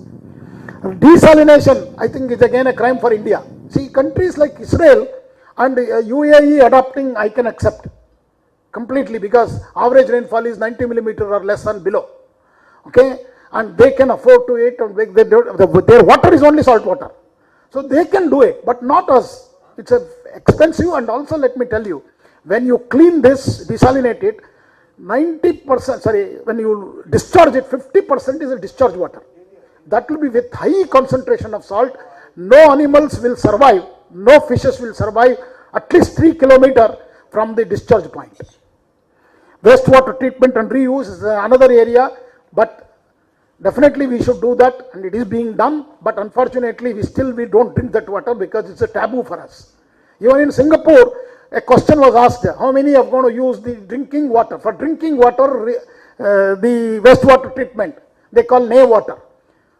Survey clearly demonstrated that it's, we can drink, but we don't want it. So we need to develop this flood water, ladies and gentlemen. Our ancestors knew very well storage of water, flood water is very, very critical. That means this water is a cycle, sinusoidal cycle. That means some period only it will rain and some other period it doesn't rain. Okay, so we need to learn to store when the dry season is there. Use that water for dry season, and our ancestors knew this. That's why all the keres, kuntes, kattes were being built. You can see several kingdoms only prospered because of this. But somehow, I don't know, we are now converting, Dharmambudi Kere in Bangalore is a Bangalore bus station, and 64 such tanks have been killed and made layouts, including one of the big layouts in Rajajinagar, Basaveshwar Nagar, all that are that. So coming to solutions for augmenting, coastal reservoirs will play a major role. So let me show you the large dam. This is not my data. This is the state-wise data. See, you can see large number of dams are built by Maharashtra people. And you might be knowing Latur city brought water in rail. Unfortunate. This is the state which built large number of dams.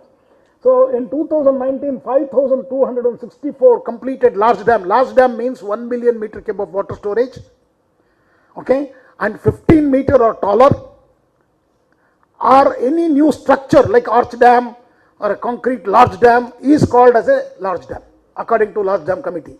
So such dams have been built very large and which stores less than 10% of the water even today with 6,000 dams. Friends, no shortage of water, there is a shortage of storage. This is one message. And water, we are not running short of water. Actually, water is running out of India. Please remember that. We are not short of water, we are short of storage. So large dams, we are still only nation. See, majority of the countries stopped building large dams, including America. Okay, China also stopped building large dams. We are the only nation. That too, we are building all these dams in the northeast, which is earthquake prone, and we are creating ticking bombs. Because if an earthquake damages a dam, downstream you can imagine, entire thing will be washed off. So Prime Minister Nehru said, modern temple of India is a dam. That was the story of 20th century. Friends, we are in 21st century, we need to think about this. Modern temple is not dams. Okay? Don't build any large dams anymore. Where is our new temple is going to be? We have built 6,000. Everywhere we have built dams. And half of them are empty. Half of them are silted. Storing only 8% of water. Where is going to be the next dam? Next dam is going to be in the coastal region. Okay, which stores 20 times more than the demand. My first book on sustainable water resource development using coastal reservoir. It's in Elsevier. You can see 7 people were contributing from across the continent. And when I created this International Association of Coastal Reservoirs, 4 presidents of International Water Association were vice presidents with me. That means they are all convinced this is the technology which is going to serve the future generation of the world. So, coastal reservoir versus large dams. See, you can see the comparison. I don't want to get into it. I've already highlighted the pressure, seepage, pollutant, immigrant cost, water supply, everything. The advantages are coastal reservoirs. And what are the coastal reservoirs which are existing? Netherlands built in 1932, ladies and gentlemen.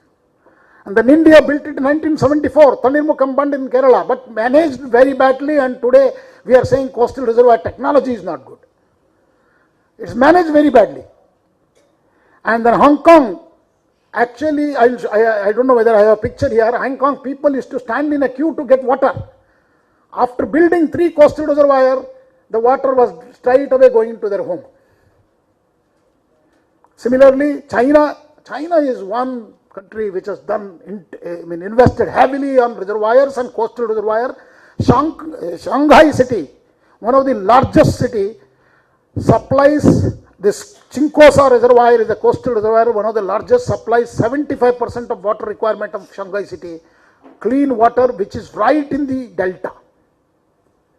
So these are the second generation, what I say many second generation, the reservoir away from the river mouth. We are not going to close the river, so river is accessible to the fishermen, anybody you want, inland navigation, everything, and it will be away from the river mouth.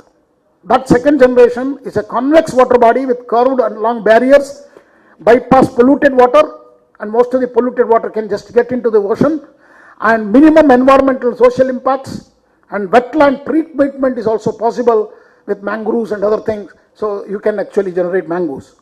Shanghai's experience is the one, this is the one, if you have not seen, please Google it, you will get this very clearly. Chinese protect with army, I have been there 3 times, and they protect it very carefully because this is the lifeline of Shanghai. And this is the one of Juluk, Netherlands, built as early as 1933, and this dam separates in the ocean. And it also created a national highway, almost a very beautiful highway on the top of the dam.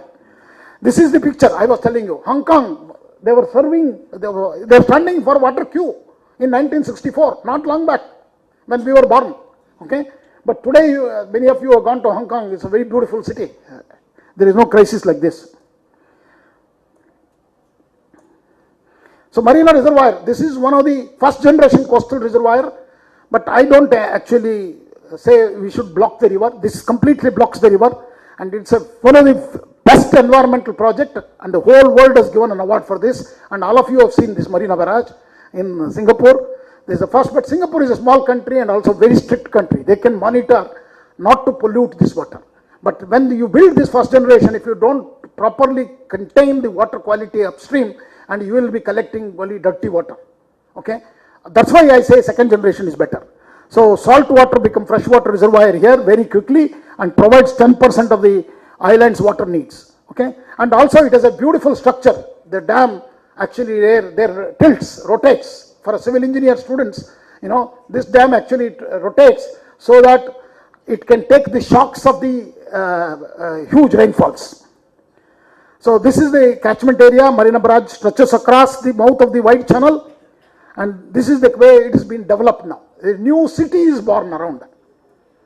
And this is most impressive smart project to date in Singapore, which is completed in 2010. If you look at in 2006, left side picture, look at the 2010 right side picture, and this is the beautiful city after construction of the Marina Barrage in Singapore. Every one of you would have visited that place without knowing to you that is a coastal reservoir. Deep fishing harbor, as I told you, because its river mouth was closed, so the fishing harbor was created outside. So now the fishermen are catching big fishes, and they have become rich rather than towing the small boats in the early days. So it's not a scare for fishermen as well. So we need to only educate them that there is an opportunity for you. The challenges of the first generation coastal reservoir is this case study in Korea. This has become a waste dam because they are storing all dirty water behind the wall because they did not manage well in the coast of Korea, South Korea. See, Simangam seawall, Korea, please look at it.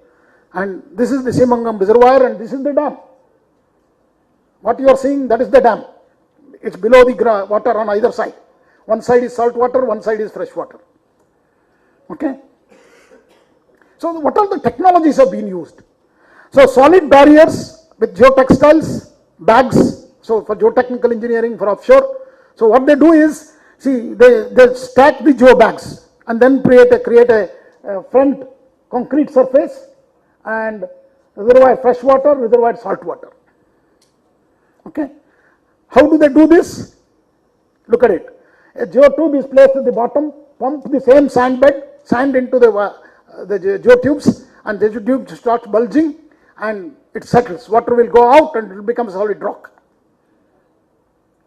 And this is a technology even for the above that is for the foundation I showed you. Then above also, same thing, technology.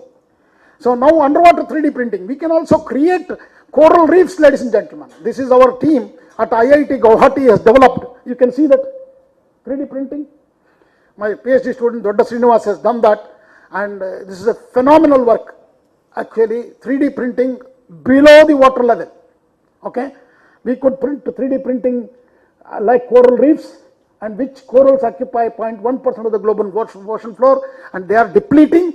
And in this project, if you instigate this kind of a new technologies, what happens is there will be a lot of positive things about the project. Cost of building, you can clearly see building per billion cubic meter of water, coastal reservoir is the cheapest when compared to dam building in the nation. Please remember, time is also money today. That time is not counted here. That means if 57 years if you want to take to build Sardar Sarovar Dam or any such dam for that matter, I think that is a lot of money. Okay, and a lot of inconvenience to the people. But 2 generations are gone. So Tanirmukam Barrage is one such project. Myself and Srivalsa has done actually a case study.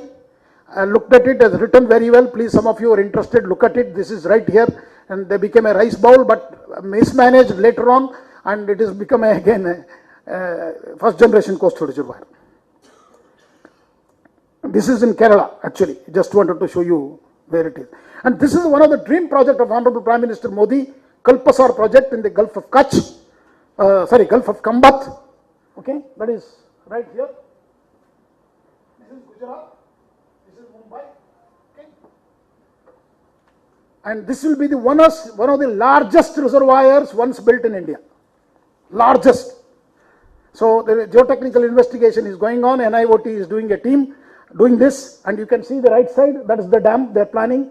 But the challenge here is majority of the river were coming from Gujarat are dry. They don't have water. So water is only there in Narmada. Narmada, the river actually joins below. So we suggested some modification. Hopefully they will take it seriously about doing that. This is the suggestion I said. Build a dam a little bit down so that Narmada flows right into the reservoir rather than going down. Okay.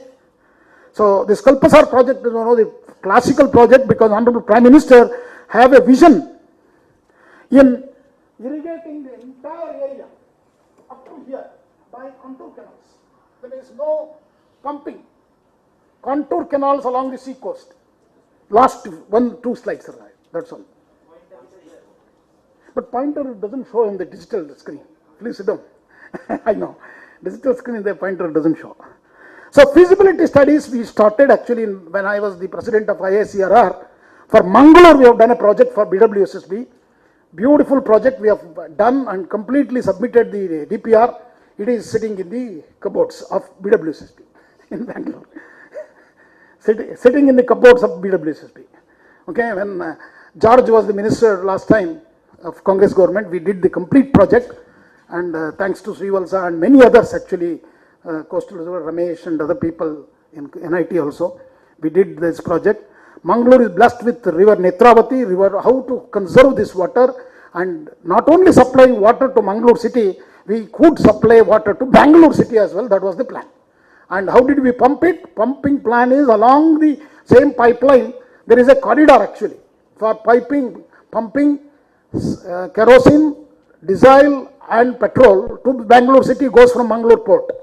Okay, that project, but their pipelines are smaller. We have to provide 2 meter diameter. We need little extra corridor, but doable project. It's not a humanly not impossible. And when you generate large amount of solar power on the dam, using tidal as well as wind as well as solar, you can pump anything you want. There is cost wise is nothing.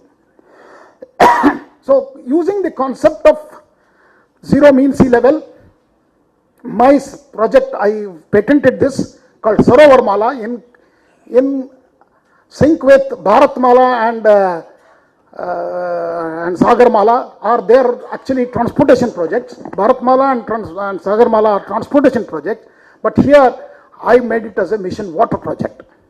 So these rivers, it could be a second generation coastal reservoir at every river mouth, store water and connect them by pipeline. So interconnecting of river projects can be done much easily on the coastal region than through the land region. This may be a project of next 100 years, not now. I don't think anybody is the taker now. So we have a patent and I left a legacy there. And that's all from my side, friends. The message is store water and save future. India is not running out of water. Water is running out of India. Remember that.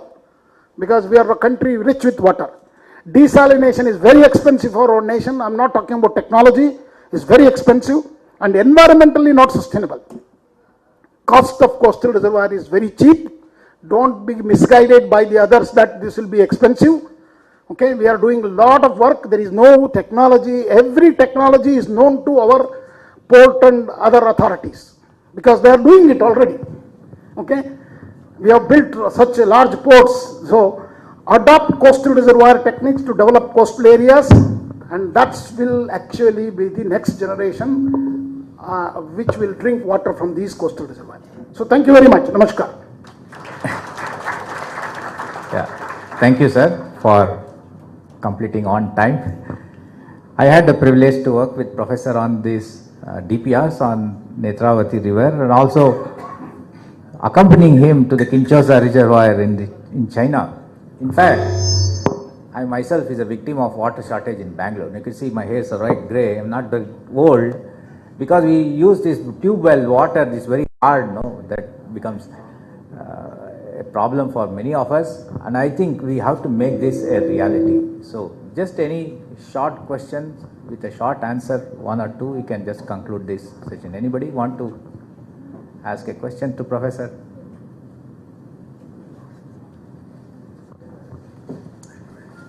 Okay, thank you. Please give him a round of applause. Thank you, Professor, for this.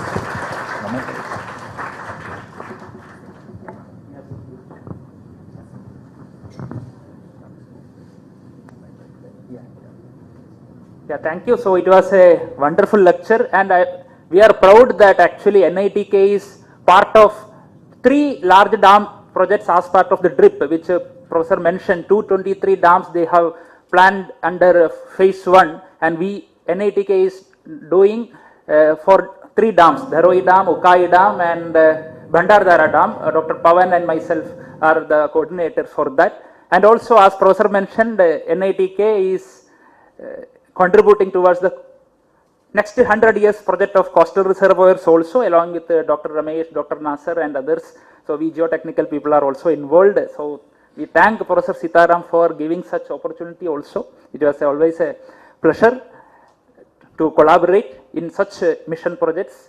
So I request Dr. Parsardi to hand over a small memento.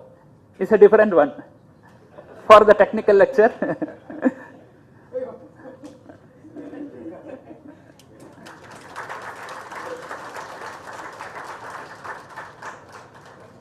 Thank you.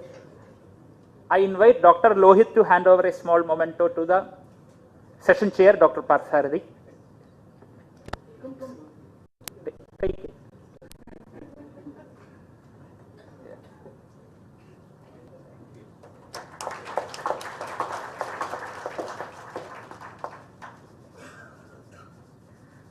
So here we conclude the inaugural session of third Indian Symposium on Offshore Geotechnics.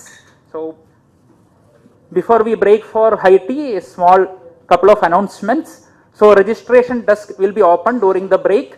So those who have not collected the registration kits, the registered delegates and sponsors, please collect the registration kits.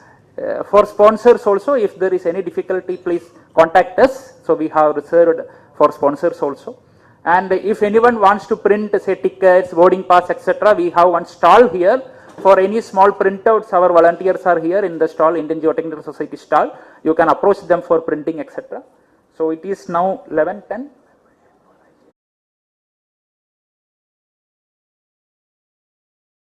Are there. Those who have not taken the membership, please be part of the society. It's a one of the fantastic family, we can say, Indian Geotechnical Society. Maybe it is only one society in the country who regularly annually meet as a family, and it is actually, we really mean it's family. So please take part of the family, please take membership, life membership. So welcome for that. And as I mentioned, Mangaluru is known for its hospitality, one of the most hospitable regions in the world since ancient times. So we try to maintain that legacy. For anything, please approach us. Please don't hesitate to approach us. We want to make your stay as comfortable as possible. And if you get time, you are also welcome to visit the beautiful NITK campus. Maybe only one campus in the country which can boast of its own beach. Such naturally blessed campus. So you are all welcome to visit our campus as well.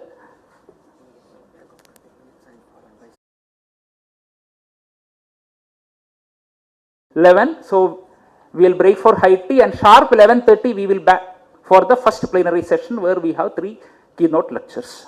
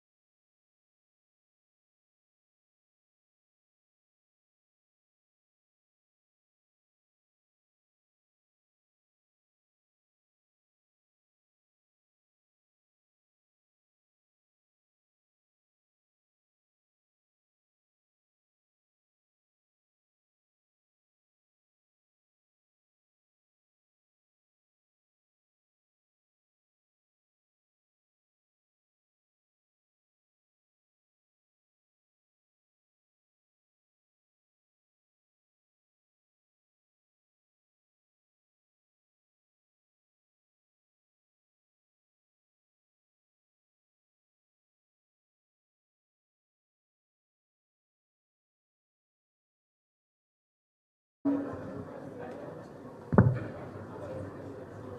I take this opportunity to introduce session chairman, Professor Shivkumar Babu sir. Right.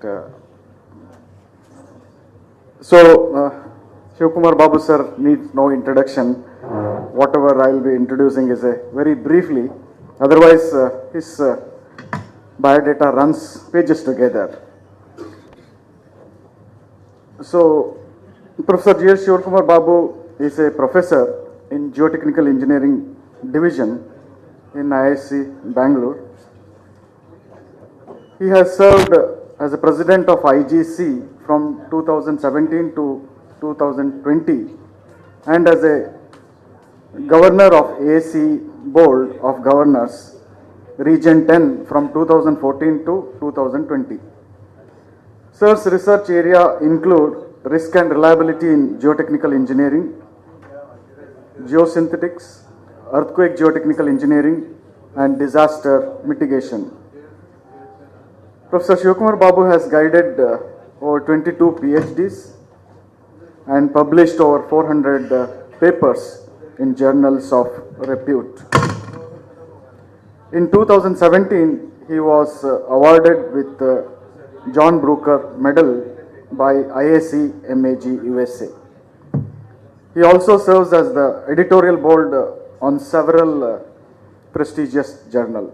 That is very briefly about Babu sir. As I told, his biodata or CV runs several pages. Now I request Babu sir to... Thank you, Professor Sunil. Over to you, sir. Let me welcome you all for this first technical session, plenary session 1. It's a pleasure to invite Professor Phil Watson, and it's a pleasure to talk about, to introduce him briefly. Professor Phil Watson is a Shell Professor of Offshore Engineering and Director of the ARC Industrial Transformation Research Hub at the University of Western Australia. His research focuses on transforming offshore infrastructure through digital engineering. Dr. Watson is a fellow of the Australian Academy of Technology and Engineering and Institution of Engineers Australia.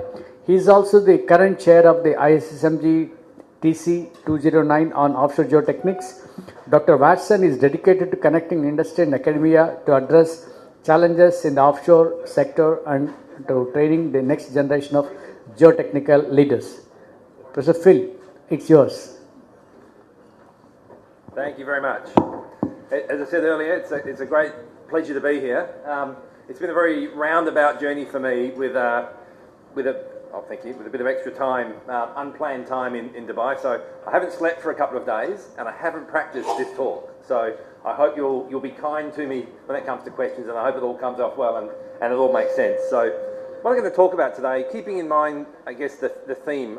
It was mentioned earlier that one of the themes of this workshop is frontiers and new technologies and new areas in geotechnical engineering. I think one of those areas certainly is in the field of data science. I'm a pretty old-fashioned geotechnical engineer myself. I'm a foundation person, a soil characterizer. I spent a lot of time on offshore boats and designing offshore facilities. So data science is new for me as well. So I'm going to take us on a little bit of a journey through some work that we're doing in one of the programs that I run at UWA. And the other names down here at the bottom are sort of my co-conspirators in that program. Some other chief investigators, so people like myself, Fraser Bransby and Andrew Manchon, that are other professors at the university, and then a bunch of PhD students and postdocs. And I'll talk about their work as we're sort of going through. So I'll just go back. So that's the question, can data science help us make better geotechnical decisions? That's the question and the premise of today's talk. So when we think about it in the overview, so geotechnical knowledge, when we're characterizing a site, we're typically dealing only with the areas that we have knowledge, only where we have taken the borehole or we've done a CPT, and there's often very large gaps between that known bit of data, and we use judgment and experience to fill those gaps. And that process introduces uncertainty. It depends on who made that judgment and what their experience was and how much data we have when it comes to it. what we're looking at in the TIDE Research Hub, and I'll explain what TIDE is in a second, is we're playing around with statistical and machine learning approaches, and also the development of data science databases, to see if we can do a better job at predicting that unseen location. So if we're trying to predict what the ground conditions are in an area that we don't have information, are there techniques that can help us do that and not rely solely on the judgment and experience of that geotechnical engineer making the decision?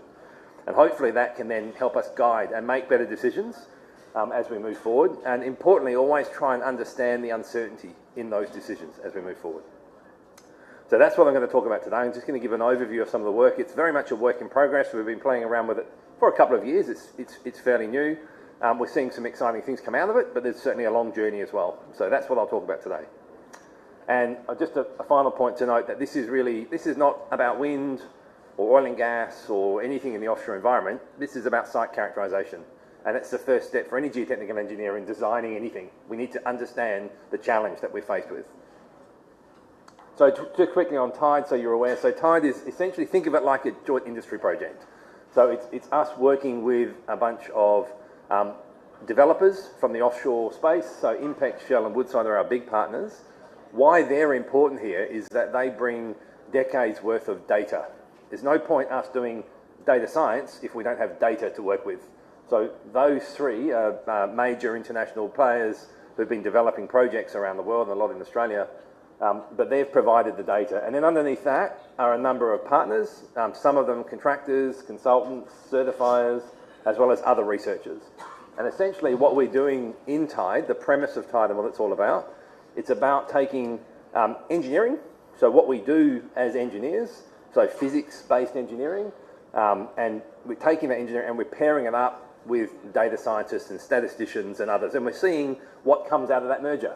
So can the data scientists and the statisticians help us as engineers do a better job?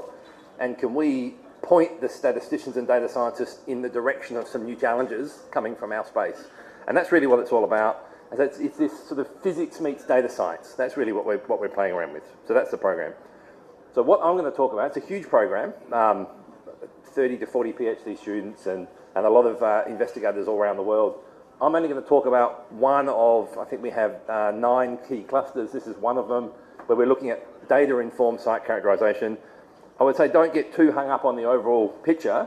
The key things that we're going to talk about today, or I'm going to present a little bit on geostatistics. So this is sort of techniques that we might use based on data science to make predictions. So if we've got known data here and here, and we want to know what's there, these are techniques that we can use to make that prediction. And I'm going to talk specifically about one which is statistics-based and another which is machine learning-based. And I'll talk about those two things. And in the last part of the talk, I'll talk about another big piece of work, which is really about building a unique database of carbonate soil response. That's carbonate soil is what we work with offshore Australia a lot, relevant also for here in India. But we're looking to see, well, what can we learn if we were to pool all of this knowledge, all these decades worth of knowledge? If we throw that all into a melting pot, what can it tell us about the underlying soil mechanics and soil behaviour? So those are the things I'll talk about today. So we'll dive straight in. So the first thing I mentioned was statistics. So I'm not a statistician. I'm a fairly, as I say, a fairly conventional engineer, but a lot of our partners in the program, the people we're working with, are statisticians. And they're used to working. They don't really focus on what the application is.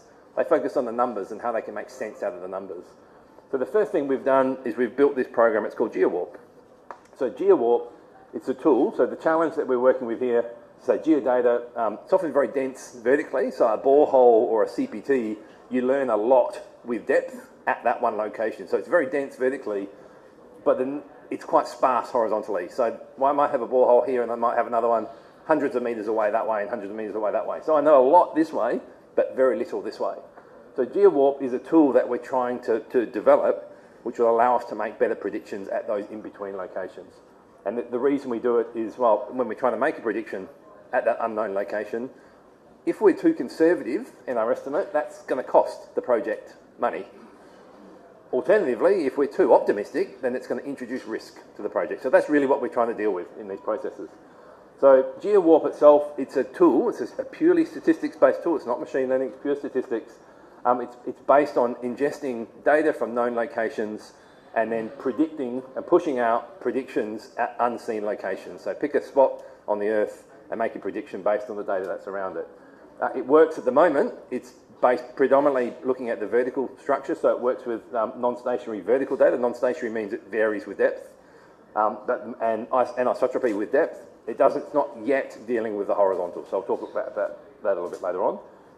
One of the key things about it is that when it makes a prediction, it doesn't just make a prediction, it also tells you information about how certain it is in that prediction. So, and that's, for a geotechnical engineer, as important almost as the number itself. You know, having the number is one thing, but knowing how confident you are that it's the right number can make a very big difference when it comes to making that decision. So that's what the tool is all about. It's about not just making a prediction, but making a prediction of the uncertainty that's associated with it. And it's the work of one of our postdocs, Mike Bertolacchi, down the bottom there. I'm not going to go into the maths, partly because it's over my head as well, but the maths and the statistics behind it, essentially the way it works, as I say, as a statistics, it's the way statisticians treat all such data. They'll break it down into mean trends and variance. The mean trends for vertical depth might just be the increasing cone profile with depth due to effective stress, or it could be other features that are in there in terms of the mean trends that you might see. And it bundles all the uncertainty that's associated with the rest of it outside the mean, puts it all into a basket, and it plays with that to make predictions. And that's really where the clever statistics comes into it. And they do a whole bunch of different things where they take the data, they warp it, that's why it's called geowarp, to create patterns which they can then build predictions based around. And I'm not going to go into too much data, but there is a paper which is about to come out, or it may actually already be out in the Journal of American Statistical Association, so which is the big journal in that world.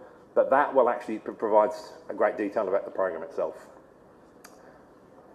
Does it work? So as a program, we've started to do comparisons between it and other existing tools that are out there, other things that are out there. So we like to look at metrics. So these are just a bunch of different metrics.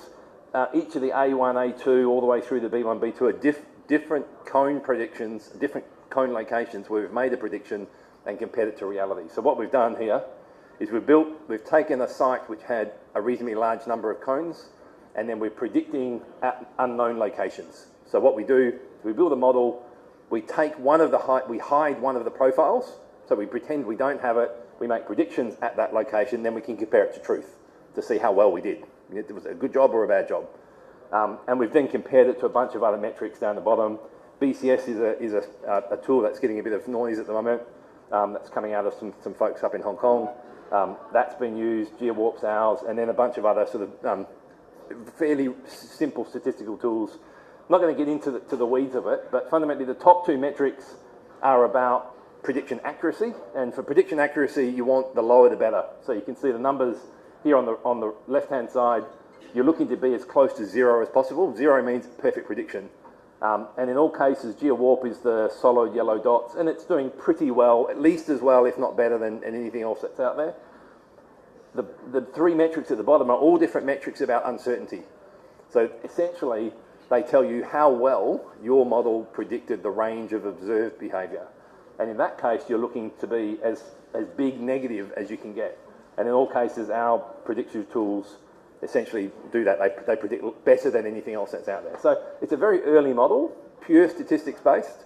Our job as geotechnical engineers was to provide and work with the statisticians to frame the problem, and then their job was to build a model that can work with it.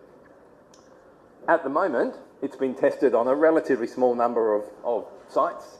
These are all sites which are real, and that's one of the key things with Tide is we're working with real data, not synthetic. A lot of the data science tools that are out there are built on synthetic data. You always worry that the fact that you're using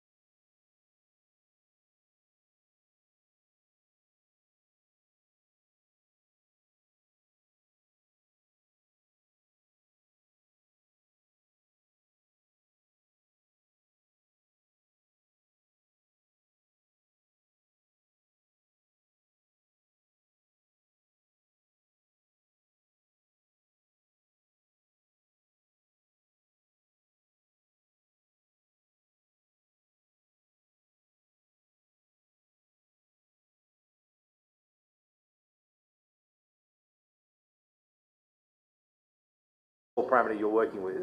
So then you could go from a machine learning model that makes a prediction of CPT to make a prediction of soil properties for use in modelling. So that's the ultimate goal, is to sort of have the suite of tools. Yeah. Thank you, Professor Phil. I think it's a brilliant lecture. I must say that I have been pushing this type, probabilistic or reliability-based design, spatial variability for 20 years, and nothing has been done in India. Maybe your lecture, your TC committee members are here. They're also very good in reliability-based design. I hope they'll make some steps. And here you have a practitioner. I have been pushing him for 20 years now, using this technology on reliability-based design as characterization. Other friends are there. I think your particular presentation will at least make them realize the importance of data analysis and machine learning. Thank you very much. I will just talk about, I'll request, yeah, there is a memento for you.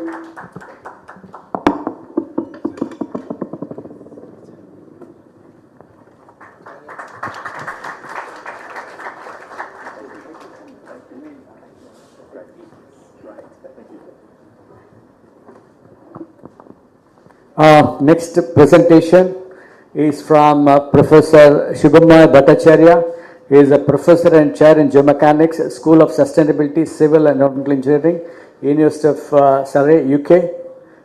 He is my good old friend for a very long time, and he is also a visiting fellow at the University of Bristol and an adjunct professor at Zhejiang University in China. Professionally, he worked as a senior lecturer at the University of Bristol and held academic positions at the University of Oxford. He completed his PhD at the University of Cambridge, where he studied the pile failure in seismically liquefied soils. His research mainly focuses on offshore and wind turbine design and soil structure interaction. He published over 150 journal papers and written the book Design of Foundations for Offshore Wind Turbines. Before his academic career, Professor Bhattacharya worked in the industry as a staff engineer and project manager at Fugro Geo Consulting and Consulting Engineering Services. Now Jacobs. So now Professor Shubhama, it's yours.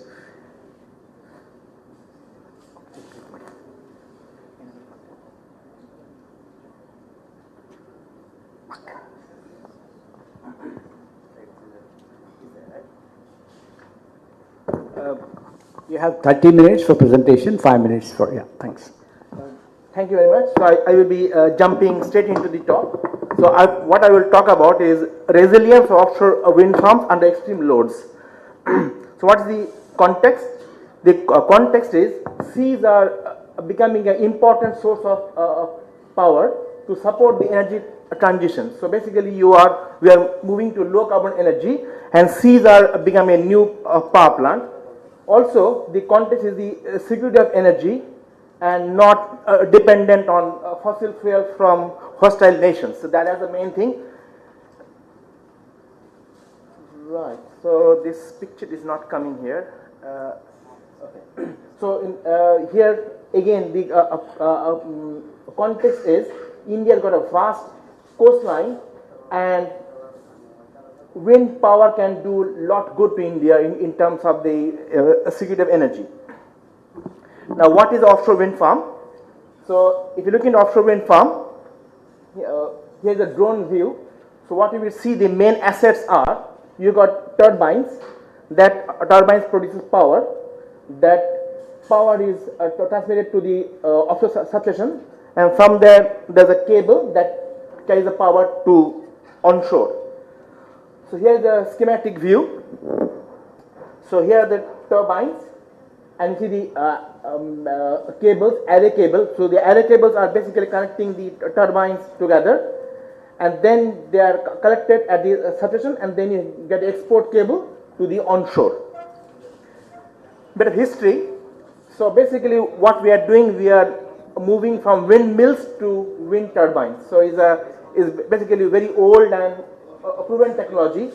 In terms of technology, earlier we had windmills that were supporting the grains, crushing of grains and pumping water. We have now moved to also to deeper water through floating systems. So one of the work what I'm currently doing is basically understanding if there's a hurricane or a earthquake, because when we depend on these wind farms for our energy needs, if there is a catastrophe like typhoon, hurricane, how will you get affected? Because what you would then need is a source of power. So this is known as a NatCat model. So if you look in the finance industry, they use this model to find out the premiums. So if a wind farm is being built, they will be insured. Typically a wind farm can cost up to 2 billion per gigawatt. It's a quite simple rule, $2 billion per gigawatt at least. So to fund 2 billion, if there's a hurricane or earthquake, what you would need is that there will be loss of the property in terms of turbine damage or the cable damage. There will be a period of no revenue, so that there will be a claim to cover the revenue. So how do you work out those things? So how we do it is, first of all, we will find out what is the exposure. Means you have got assets, they are like turbines, substations, where are they placed. So you have to know the location. So each location will have a wind speed, wave height, then a seabed condition, seabed current, ground profile. So each position is unique. Then the cable routes, that is known as exposure. So where are your assets exposed? Then you look into the hazard. What's the hazard there? So the hazard will be different for Taiwan and Japan and US. Then you look into vulnerability, meaning given an asset, if there is a particular wind speed, what can go wrong, and what the cost to reinstate, means what the cost to repair or to replace. And then you get a financial loss, and that's the way how the things are being built. Just to give you an example, another example, this is a map of the US East Coast, where you can see lots of wind farms in these yellow things here. And if there is a hurricane, it can pass through multiple wind farms. So particularly one hurricane or one earthquake can affect multiple wind farms. So what you can have is called aggregation of losses. So if the losses are aggregated, there can be huge problem, right? So if, say for example, one company insured all the wind farms, they will go bankrupt because it's a big loss. So what you have to do is to find out the risk selection, what you should insure. You cannot insure every risky asset in one location. So you got to match your risk so that you are not exposed to unnecessary risk. That can cause a big financial problem. Because if you remember, after 9/11, many companies got bust because they actually insured a lot of risky assets at the locations. So here is the typhoon path. So if a typhoon passes through, it can affect multiple wind farms.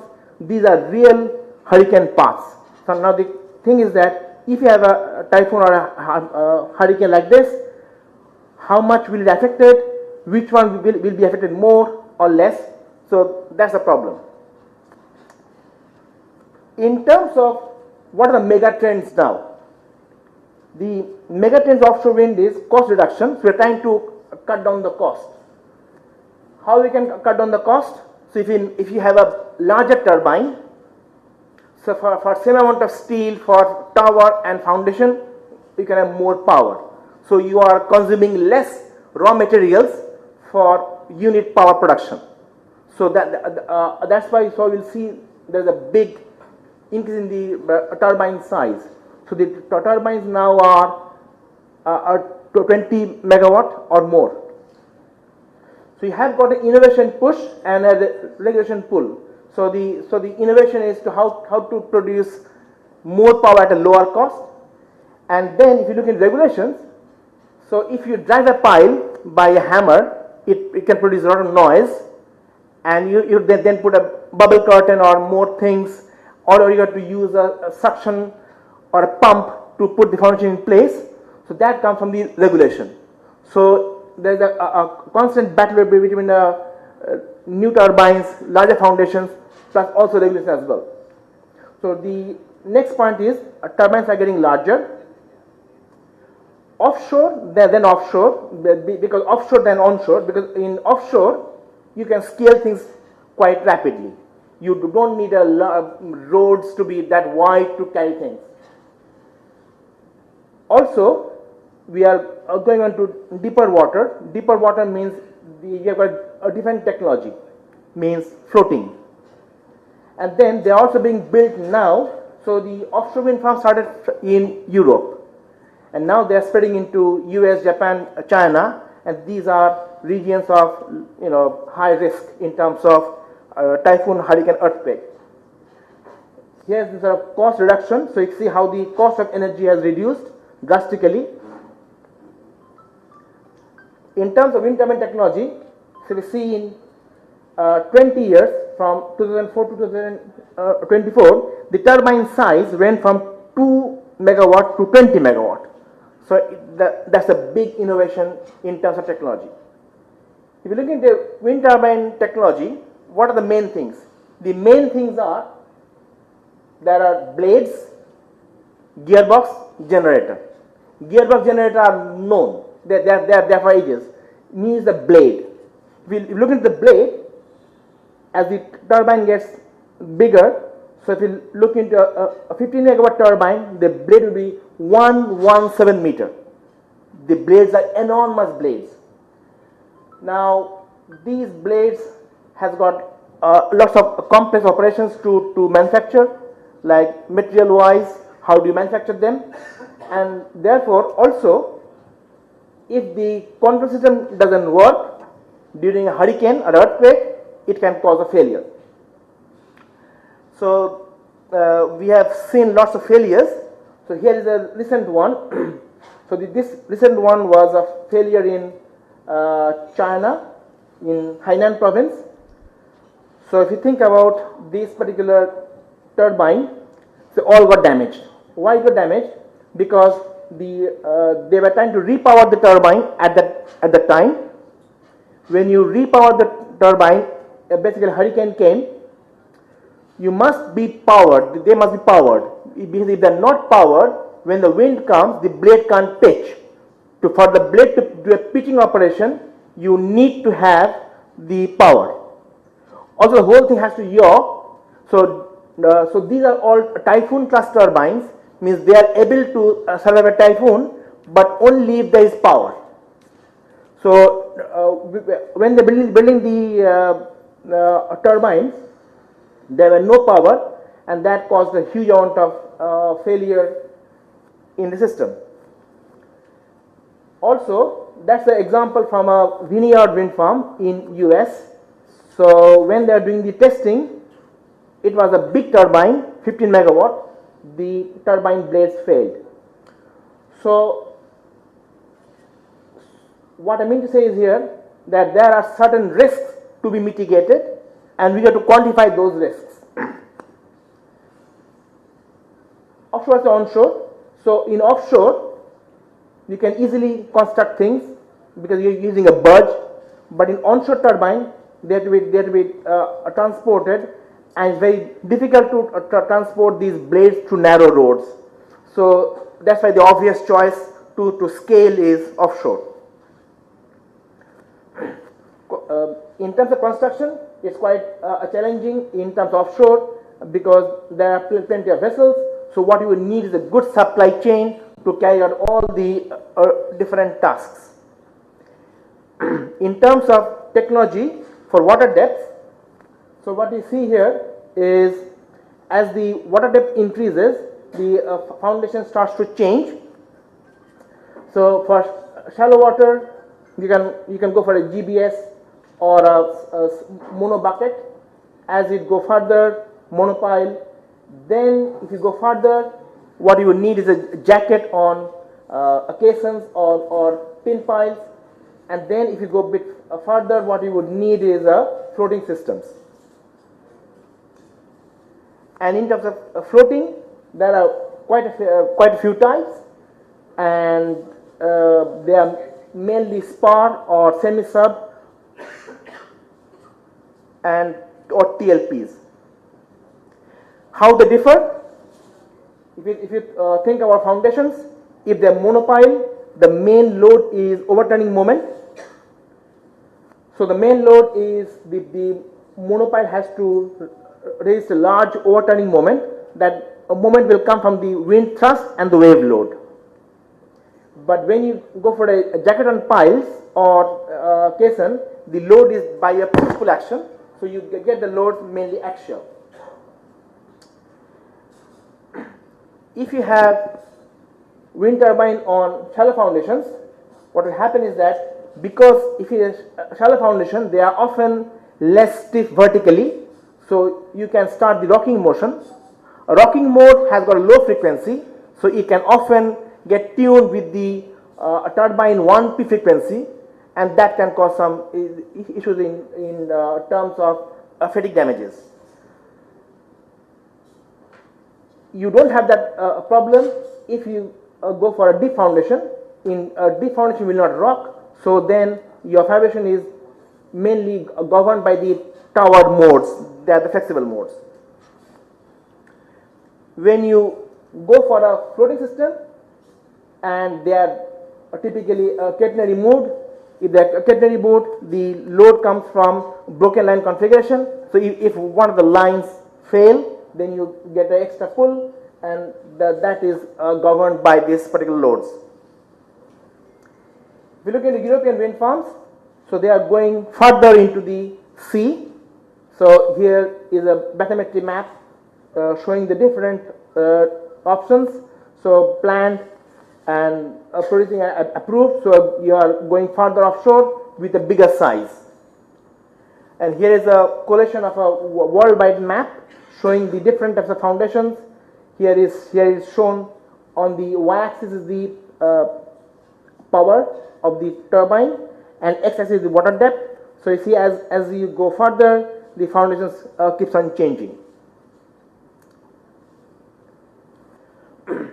Now the thing is that the technology started from Europe, and now they are basically being used in other parts of the world, where you will see they are prone to a tropical cyclone. Also, so here is a map showing the typhoon region and where the wind farms are being built or planned. That is from the point of view of high wind speed. This mathematical map shows where they are planned, also the seismic zones. You can read quite a bit of a content from these two textbooks. Now the question is, how will these new energy things perform during earthquake? So in terms of earthquake, again what you have got is a fault rupture. The waves would travel, and then there will be no warning, so the loads would be quite complex. So here is different stages. Stage 1 is that there is no earthquake, so all the loads are being balanced. Stage 2 is when you get the wind and the wave and the earthquake arrives, so you will get an inertial load. Stage 3 can be kinematic load, can be a kinematic load due to the soil flow, and finally there can tsunami load as well. So what you have to do is to work out for every single load cases what is the load coming on a foundation. Now if you look into the hazards due to earthquake, so the perils are earthquake, there can be ground only shaking only. So the ground is say clay soil, hard clay, so it will not liquefy, but some grounds can liquefy. So you have to take into account the effect of ground shaking plus liquefaction, and if it is sloping ground, you can also get a landslide or a soil movement. The assets are turbines, the blade, nacelle tower, substation, foundation, and cables. So we are looking into what asset is vulnerable to what loading. For example, cables are more vulnerable to a landslide because the soil can take the cable with it. Cables, if they are in a liquefiable soil, can sink as well. So here is a little flow chart showing the different hazards, And what we also have to do is to look into the maps. So the figure on the right shows the PGA for Japan, and what are these sort of different hazards that can come. You may also have a landslide or a fault movement. A fault movement, one part can move quite down. That's an earthquake from Kumamoto earthquake. So you see how much one thing can go down. And if you have a foundation there, that will suffer a lot of damage. So if you have a TLP, a tension leg platform, if one thing slides, that can cause a big problem there. Also, if you think about cables, often we see following earthquake, the railway line moves. So if a cable is there, a long linear cable, that can cause failures. Here's a cable. How does a cable look like? And if a cable gets damaged, it's quite expensive to get a vessel and take the cable out and then splice it and put it back. So again, cable damage can also, if the cable is damaged, till we repair it, there will be no power. So it can cause a lot of financial losses. So this is one example from Tohoku earthquake. So what you can see from offshore, that there can be a lot of slippage, like a big slip in terms of movement. And here are tsunami hazards from past earthquakes, and that's the sort of tsunami locations and what is the sort of expected water tsunami height as well. So now, how does offshore oil and gas and offshore wind turbine differ? In terms of offshore oil and gas, the vertical load is very high vertical load. So the piles are normally taking a lot of large vertical load. As opposed to mobile supported wind farm, there the piles take large overturning moment. Second, if you look into offshore wind turbine, the structures have got a very low frequency, say 0.2 hertz, 0.3 hertz. They are in the quite the same range as the frequency of the 1P, 3P and the wave frequency. So they are more sensitive to dynamics compared to offshore oil and gas structures. And just to give you a bit of a analogy, if you think about offshore wind turbine structure, it is like you are having a giant washing machine at the top of a flat pole, and you are trying to design the fence pole for that particular structure. So it's quite sensitive to dynamics. Then you add on top of that wave loading. But offshore oil and gas is a large heavy structure, so they are quite fundamentally different. So therefore, often the principles of offshore oil and gas cannot be directly transferred into offshore wind, because they have got more dynamics thing here. 5 minutes more, yes. Is it okay? So here is a thing about earthquake. We need to combine the wind plus wave plus earthquake loading. Here is a particular example from a Kamisu wind farm. So there was a wind farm close to there, and it faced a big earthquake. And what happened? The damage was slightly tilt and bit of a liquefaction. We have done lots of research in terms of how do you combine the wind, wave, and earthquake. In terms of this new area, there are lots of innovations. And if there are innovations, how do we take it forward? So there's something called a TRL studies, technology readiness level, to use a new concept, because nobody would certify unless there's a rigorous study. So here are the fundamental principles in Eurocode. And so what we are doing in a testing is, we try to find out how is the load being transferred by the new foundation, what are the modes of vibration, and how do we take into account the effect of fatigue or the SLS long-term criteria. So basically we do testing to verify, can the foundation safely transfer load, what are the modes of vibration, is it a rigid mode, rocking mode, or flexible mode, What are the long-term change in dynamic characteristics because the soil is having cyclic load? How does it impact? And what are the long-term SLS requirements? So basically, if the wind turbine turns by 0.5 degrees, you will lose the warranty. So can you predict that in 30 years lifetime, it will not tilt to that level? Okay?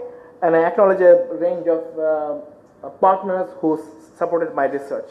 Thank you. Thank you, Professor.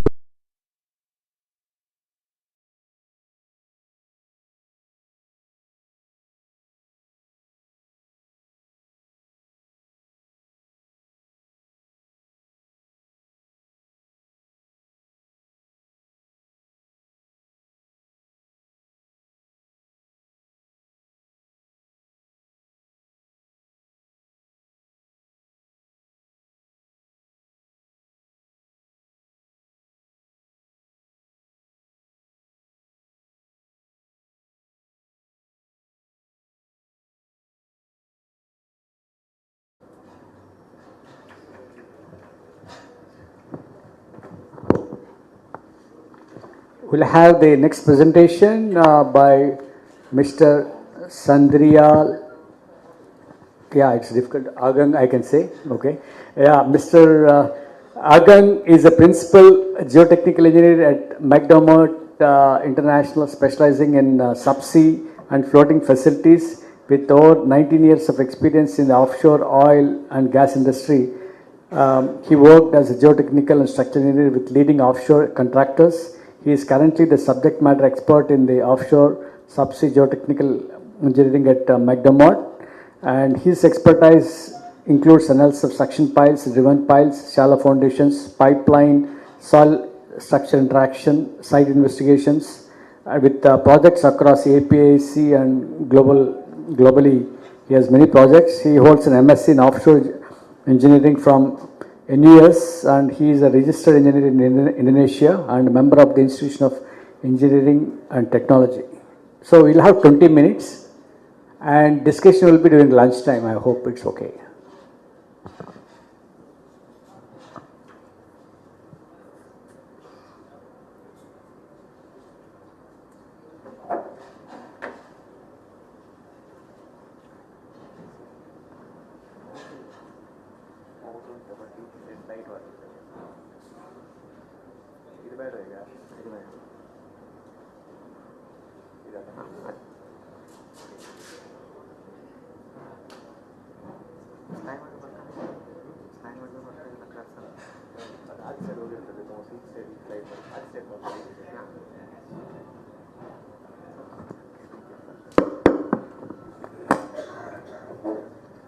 Okay, good morning, ladies and gentlemen, distinguished guests, professors, academicians, practitioners, students. It is a privilege for me to be here to deliver this presentation. I am from McDermott, Malaysia, and before we go into the technical presentation, I have a few slides, 2 slides, just to explain what are the McDermott core operation and activities. Right. So McDermott is integrated EPCI contractor focusing on the offshore operations, and then the McDermott activities mostly on the subsea EPCI projects, and then SURF EPCI projects, and then platform and conventional installation and design. So our presence in this region in India has been quite long. And we have a few ongoing and completed projects in this region. In 2018 and 2022, McDermott basically execute ONGC KGD 98-2, which is the largest integrated subsea project in India. It is located east coast of India at the water depth from 30 meters to 1500 meters. And the project, basically, it's a EPCI for subsea field development and the flow lines installation. So in this project, basically, we have installed many subsea structures and the flow lines. We have like 40 plats installed 23 ILTs, 9 manifolds, and then flow lines more than 300 kilometer all over. And then another project from ONGC also, we completed the Fascista project in 2017. It is East Coast of India at 700 meter water depth. This project is part of the Fascista and S1 field developments. It is the EPCI of the flow lines and plats and PLAM. We've installed the subsea structure as well as the subsea surf installation. Again, another recently completed project from ONGC KGD 98-2, completed in 2023-2024. This is the conventional platform project. And it is the first float over installation in Bay of Bengal. It is installation of the CPP topside of 15,000 metric ton, and probably the first in the offshore industry.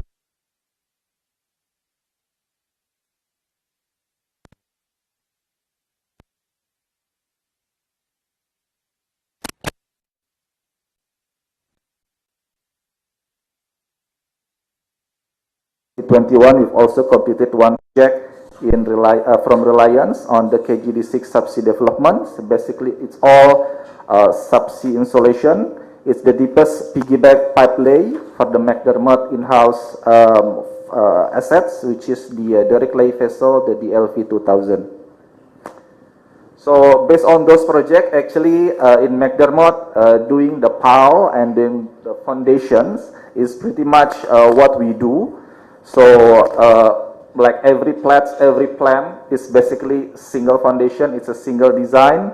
So we have a lot of map works and then pile analysis. And then on the surf and flow lines, we also do the pipeline soil interaction, some seabed geohazard mitigation, scour protection, and any ad hoc analysis required from the projects. So this forum or symposium is actually very relatable for McDermott, and we hope also that we can make the best out of it to exchange knowledge and sharing among us. And on the technical presentation, this is based on one of our past recently project on the subsea structure, MATMAT. So we put into this presentation as a lesson learned and also our approach for the future project. It is a design approach for subsea MATMAT resting on undulating seabed. So traditionally for the subsea structure, the MATMAT foundation is always the preferred option because it is flexibility in terms of design, managing in between the field layout, and then it is also suitable in case of the availability of the borehole is only at the shallow borehole data. It is also simple in terms of installation, either by lifting once we lift and then we completed the operation, or we install as an inline structure where we lay together with the pipeline, and once it's landed, that is considered like finish the installation. It is also considered environmentally friendly because it eliminates the installation noise. In case of comparing to other operation like pile driving where we do the hammering, it introduces noises, and sometimes a noise mitigation like a curtain bubble will be required. So this one is considered like environmentally friendly. There is no vibration or fatigue on the structure. It also helps against the scour and erosions. And in the end, overall, sometimes it is considered cost effective. On this MATMAT, the basic assumption is that we assume that the MATMAT is in full contact with the seabed, meaning the seabed is flat, and in case of skirt penetration, it reaches the full skirt penetration. But what happened in the real project, sometimes the seabed is not always ideal. On the left, it is an illustration on the flat seabed. We see it's almost it's very benign. There is no undulation. On the right side is the illustration of seabed with the bed forms. This one is seabed with the mega ripples and sand wave with the wave height of 1 meter and the wavelength of 200 meter for the sand wave, or half meter for the mega ripple, and 50 meter wavelengths for the wavelength. So this is the actual situation that we encounter. So this is illustration. On the left chart is the chart from the STO 2009. It shows the correlation of the particle size at the seabed, and then on the vertical axis is the bottom velocity, in which we can see with the increasing bottom velocity, there is also increasing bed form. Start from the ripples, mega ripples, sand wave, and then furrows, gravel waves. So it increased in terms of magnitude of amplitude. So when we have the mud mat resting on the undulating seabed, we can expect that there is a partial contact on the mud mat. So from here we can see that there is a potential of insufficient bearing capacity and sliding, excessive foundation settlement, out of tolerance, functionally issue, and operation issue when doing the tie-in. Not to mention also there is a potential overstress on the structure. So during design phase, when we do have luxury to do the screening of the type of foundation, normally we will try to screen all the possible options. And based on the screening, each option will be ranked based on the project criteria. It is often based on the technical robustness, easiness in terms of installation, also a schedule, and sometimes also the cost consideration. So everything will be ranked, and whatever is the most suitable will be implemented for the project.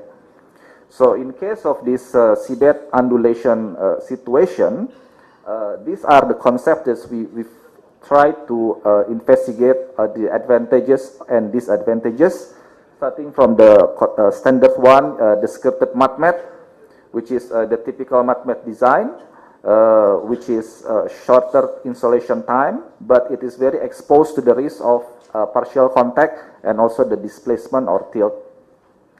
And then on number 2 is a bit of improvement that we've considered, that this seabed undulation has to be treated with some seabed preparation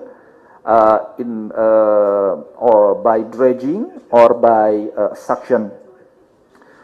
The idea is to level the seabed surface before placement of the mud mat, so we don't have any issue in terms of the stability.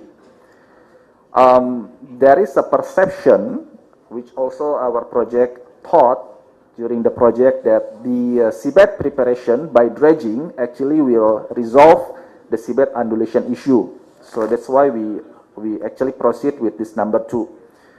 But during the execution, we found that the seabed preparation not always result on the ideal condition, because the tolerance of the equipment itself is actually quite high. Means that whatever initially undulating, after the seabed preparation, it remains undulating. And number 3, as a contingency, sometimes we also prepare grouting as a contingency case, in case we need to do, in case we need to fill in the void under the foundation to make it level. So those are on the shallow foundation type. And then on the options on the power foundation is also there, which is less sensitive to the seabed surface condition.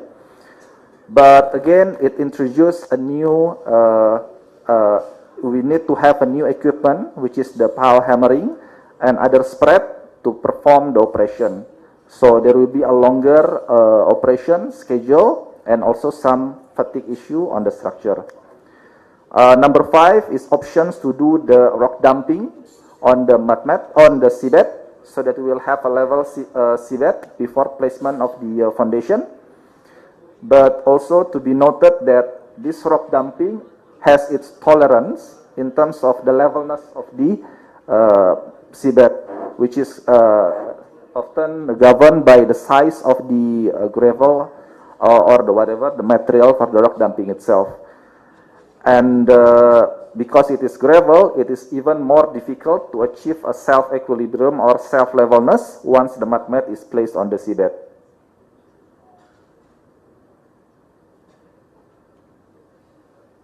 Right. Another two options that we put in the screening is actually the hybrid concept of the mud mat and a pile, in which we try to simplify the approach by decoupling the forces, that all the vertical forces going into the mud mat and then all the lateral forces going into the pile. This is also quite robust technically, but operationally this is a bit complex. Because it requires both a mud mat and the pile foundation equipment. And the last one on the suction pile, this is a large diameter pile, which is also quite robust actually technically, but it has to be assessed first whether this type of foundation is suitable for a multi-layer or complex soil layering, because it is quite prone to the risk of refusal for non-homogeneous soil. So out of these options, if we do have the luxury to select only based on the technical robustness, maybe we can select go into the pile foundation, right? But often there is a constraint on the project, which eventually bring us back to the shallow foundation type, which is the mud mat foundation. So based on that, we had experience on this real project, which we have successfully completed, on how we deal with this kind of situation as a way to facilitate the usage of the shallow foundation on this challenging seabed condition. So in general, the design approach frameworks is start with the collecting the high resolution seabed bathymetry survey. On the left side, it is the seabed bathymetry acquired through the AUV mounted multi-beam echo sounder. This one provides a resolution of about 1 meter by 1 meter, which is actually quite good, considering the footprint of the mud mat of 19 by 20 meter. So there are many data points within the mud mat footprint itself. This survey is done during the project execution. And then before the mud mat installation itself, we perform another more refined seabed survey, but this time is using ROV mounted multi-beam. So in this survey, the equipment is mounted on the ROV, which fly very near to the seabed. It can be in the order of 10 meter or even less, like 5 meter. So we can see the resolution is different. These two chart, the two pictures show at exact same location, but we can see with the higher resolution bathymetry, the undulation profile is becoming more clear. And then on the mud mat itself, we need to equip with some measuring tools like bullseyes, and then there is a skirt penetration marking, which is a standard on the mud mat, and one additional measuring tools, which is the probes number C, which we purposely add on the mud mat to measure how much the contact at the inwards area of the mud mat with the seabed. Because the skirt is all around the mud mat, which is visible by general visual inspection by ROV, but those inside the mud mat is actually covered by the mud mat plate itself, so we cannot really see. That's why we introduced the additional probes as a measurement. And then by superimposing the seabed bathymetry data, and then the as-built position of the mud mat, we can do the horizontal slicing on the seabed bathymetry itself to see, actually, to predict how much the contact area between the mud mat and the seabed. So this one in green is actually showing the area that is in contact with the soil. Those in gray are showing non-contact between the mud mat and the soil. So we can see from this there is quite large of void area under the mud mat. All the pink colors, those are the location of the probes that helps us to identify whether that point is in contact or not with the seabed.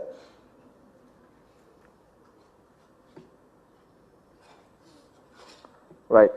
And then next is we go to the normal mud mat stability check.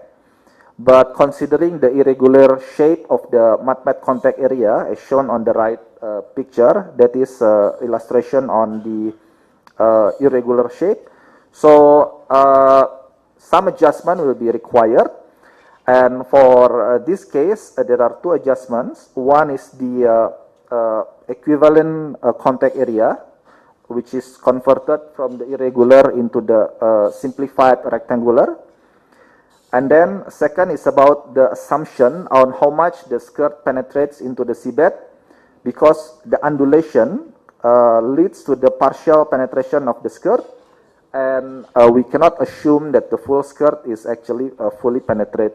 So there will be some reduction on the skirt penetration, which will be affecting the bearing and sliding capacity of the mud mat. And in case of a seabed preparation by dredging, we also need to be aware that this dredging operation is performed by suction, and it is quite uncontrolled, and it introduces some disruption on the soil strength. This chart illustrates that there is a 300 millimeter soil removal from the original soil profile. And then we try to introduce, to cover the uncertainty that there is a disturbance zones from the top of the dredge profile go down into the seabed. So it is difficult to quantify, but our approach is that to consider seabed disturbance zone at least equal to how much the soil has been removed. And we round up the 500 millimeter as the assumption of the soil disturbance zones, in which in this zone we consider the soil should be fully remolded, or on the even more conservative way is that we do some iteration looking at what is the soil equilibrium if the mud mat has to withstand its own weight during the mud mat installation. And some special characteristic of the soil also needs to be considered. In this case, because this specific site is carbonate soil, so there are two features that we count. Here is that the consolidation strength gain, and the other one is the cyclic strength due to the cyclic loading. And eventually, with all those information, we go back into the mud mat stability check, considering the layered soil layering. And then the stability itself is checked using the interaction diagram as per the code standard, in this case, the ISO 19901-4. And this is the first round of check to estimate whether the foundation has provided a sufficient safety factor in terms of the bearing and the sliding. But we have not captured the second aspect, which is how much actually the mud mat will displace or tilt due to this irregular surface. So a bit detail on the case study of this project. This is the mud mat descriptions, in which we have a 19 by 20 meter footprint with the skirt depth of 0.7 meter, corrugated skirt plate all around with one internal longitudinal and transverse. The total weight is 372 metric ton. Installation by lifting, heavy lift vessel. It's a McDermott flag. And then water depth 270 meter. placed on the seabed with mega ripples and sand wave. So in terms of the soil characteristic, this is the generalized soil condition. The top 1.4 meter, we have the carbonate sand with silt, followed by the carbonate sandy silt, and then 13 to 30 meters, we have the carbonate silty sand. The main information we have is the QNet information, which is converted into the SU, undrained shear strength, with the NKT factor, which is advised by the, which is available in the interpretative soil report. In this project itself, the data is provided by Fugro. So the interpretation has been done using the database from the project specific and also from the Fugro internal database. And then one soil characteristic is the consolidated strength due to the applied bearing pressure. So there is a fit parameter presented, in which some data plots based on the consolidated simple shear test has been plotted on the right chart there. So we can see this formulation tries to capture the correlation of the vertical bearing pressure on the mud mat with how much the soil strength will increase over time. And the cyclic strength, also one of the prominent feature in the carbonate soil, in which under cyclic loading there will be a significant strength reduction. As we can see on the right chart, the ratio of the cyclic strength to the monotonic strength can be in the range of 0.1 until 1, depending the magnitude of the cyclic loading itself.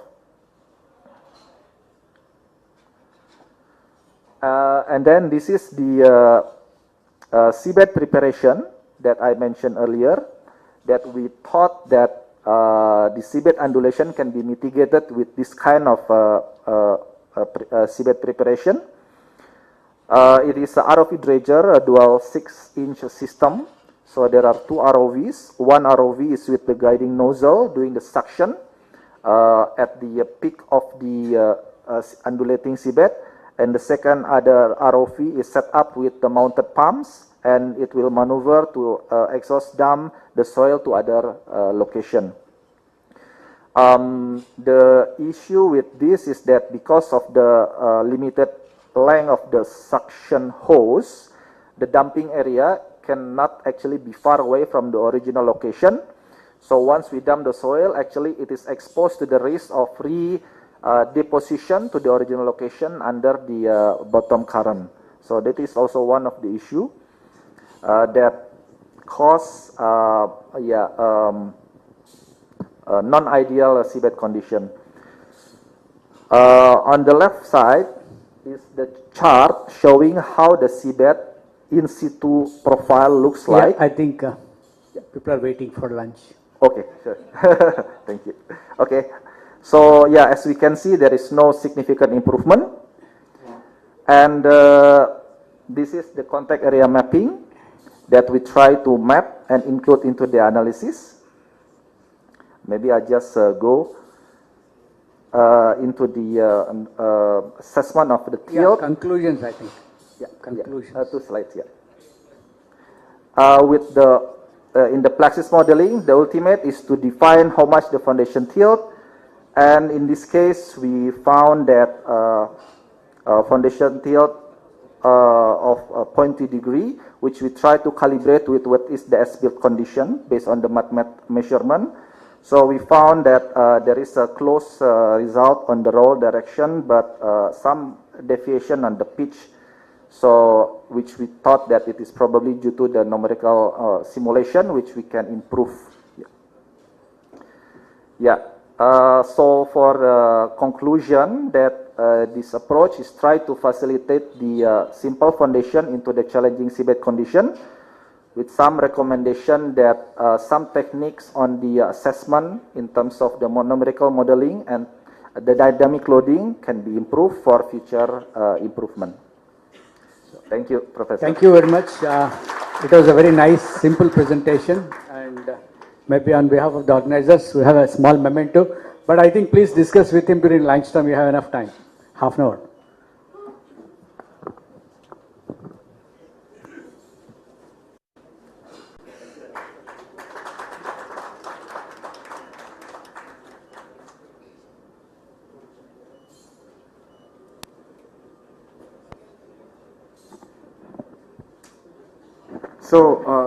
So please be seated. So that brings us to end of plenary session 1.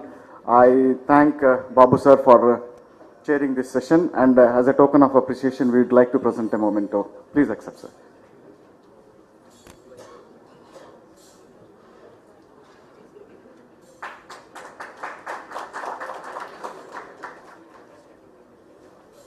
So that's the end for the plenary session 1.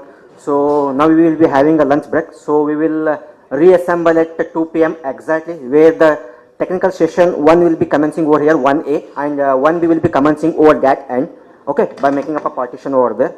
So I request the participants to please visit up our exhibition stall, which is being at the right side of this particular dais, okay. And also one more announcement, please. And the participants who are being presented papers, so are being requested to copy up their presentation at our stall, in the IGS stall over there. Okay. Thank you.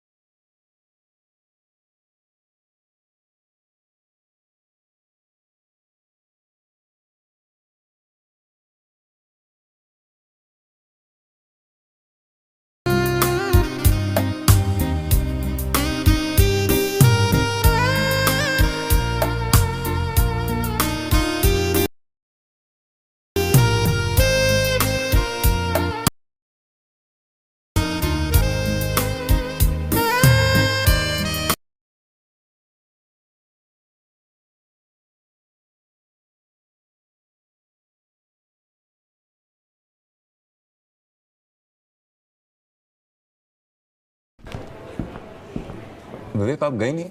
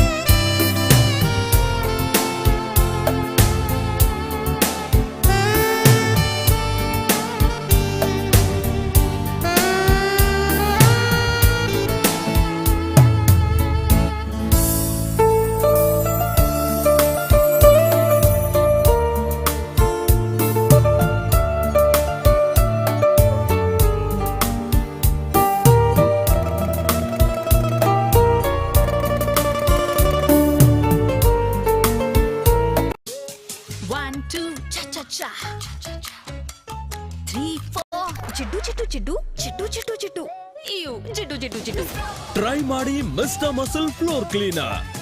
ಇದರ micro lift action ಮನೆಯ ಪ್ರತಿಯೊಂದು floor ಅಷ್ಟೇ ಅಲ್ಲ, kitchen ನ ಜಿಡ್ಡಿನ floor ಅನ್ನು ಕೂಡ ಸ್ವಚ್ಛಗೊಳಿಸುತ್ತದೆ ಸುಲಭವಾಗಿ. ಮಿಸ್ಟರ್ ಮಸಲ್ ಫ್ಲೋರ್ ಕ್ಲೀನರ್, ಜಿಡ್ಡಿನಿಂದ ಸ್ವಚ್ಛ ಹೊಳಪು.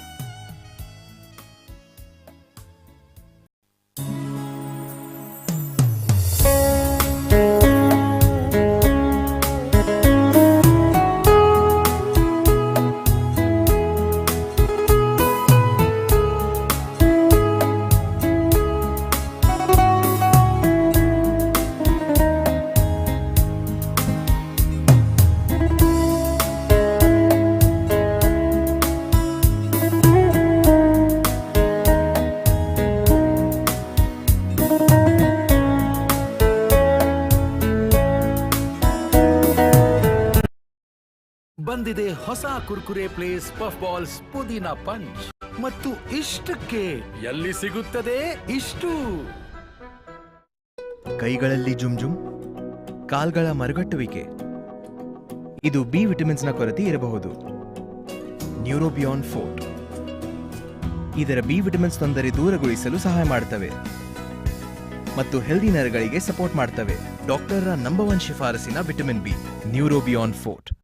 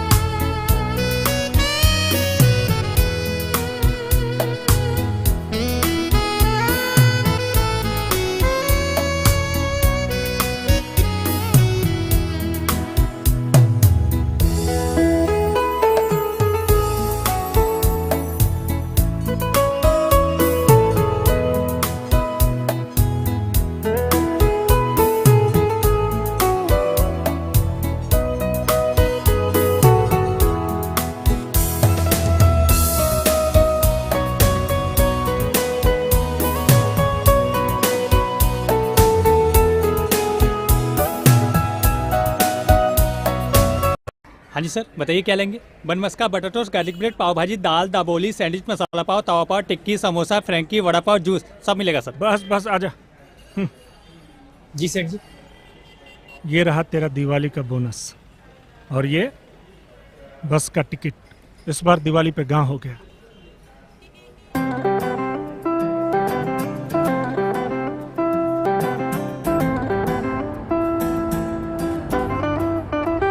तुझसे शुरू हो ये सिलसिला जो चेहरों पे खुशियां लाए, तेरी परवाहें जो बटती जाए, काफिला बनता जाए, चला नहीं है चलता जाए, चला नहीं है चलता जाए, चला नहीं है चलता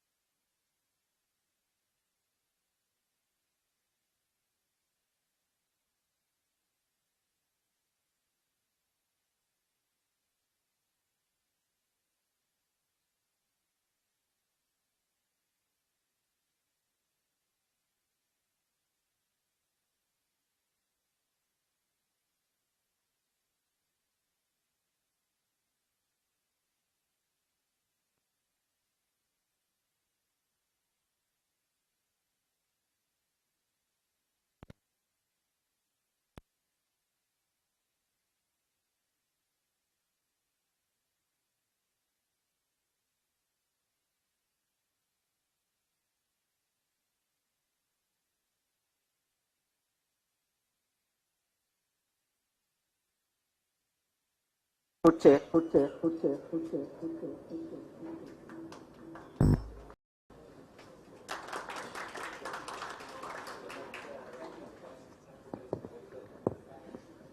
coordinator, please upload these presentations, please.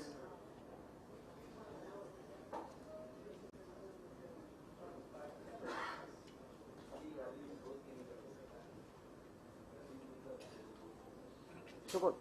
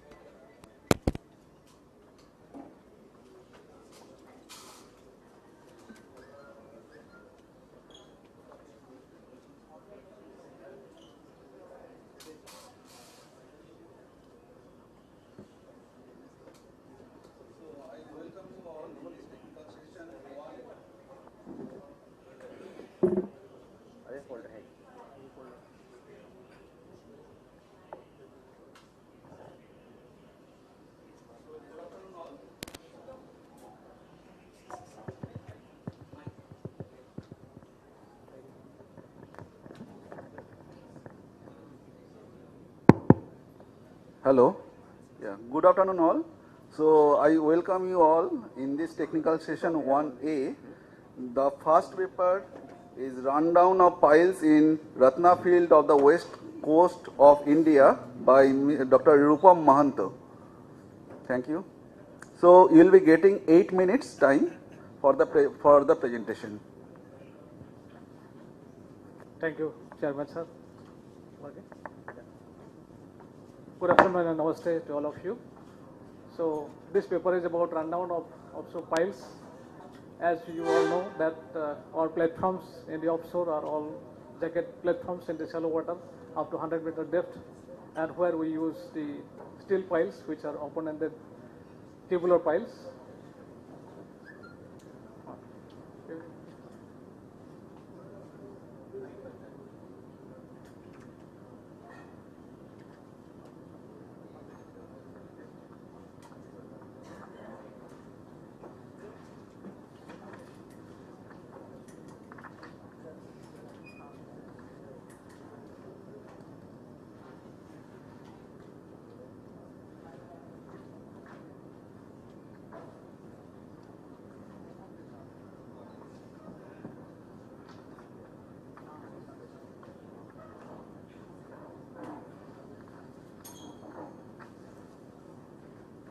Thank you. Sorry for the inconvenience. So rundown is one of the aspects of installation. Before installation of all the piles, these things are meticulously calculated because offshore time is very, very costly, even costlier than the material. So if any disruption happens in the offshore, it becomes very, very costly and it delays the projects with other implications. Also, safety is a very major issue. So that's why rundown calculation is very important. In one of the cases, the rundown was extremely high in recent years. It was up to 83 meters in self-weight penetration took place. So that was very surprising. So that's why this case was specially analyzed after the installation took place. And we came out with the results, and which is being presented here. So it is a case of 5 platforms which are installed in Ratna field of the west coast of India. Ratna field water depth is 40 to 50 meter, and these were all skirt piles.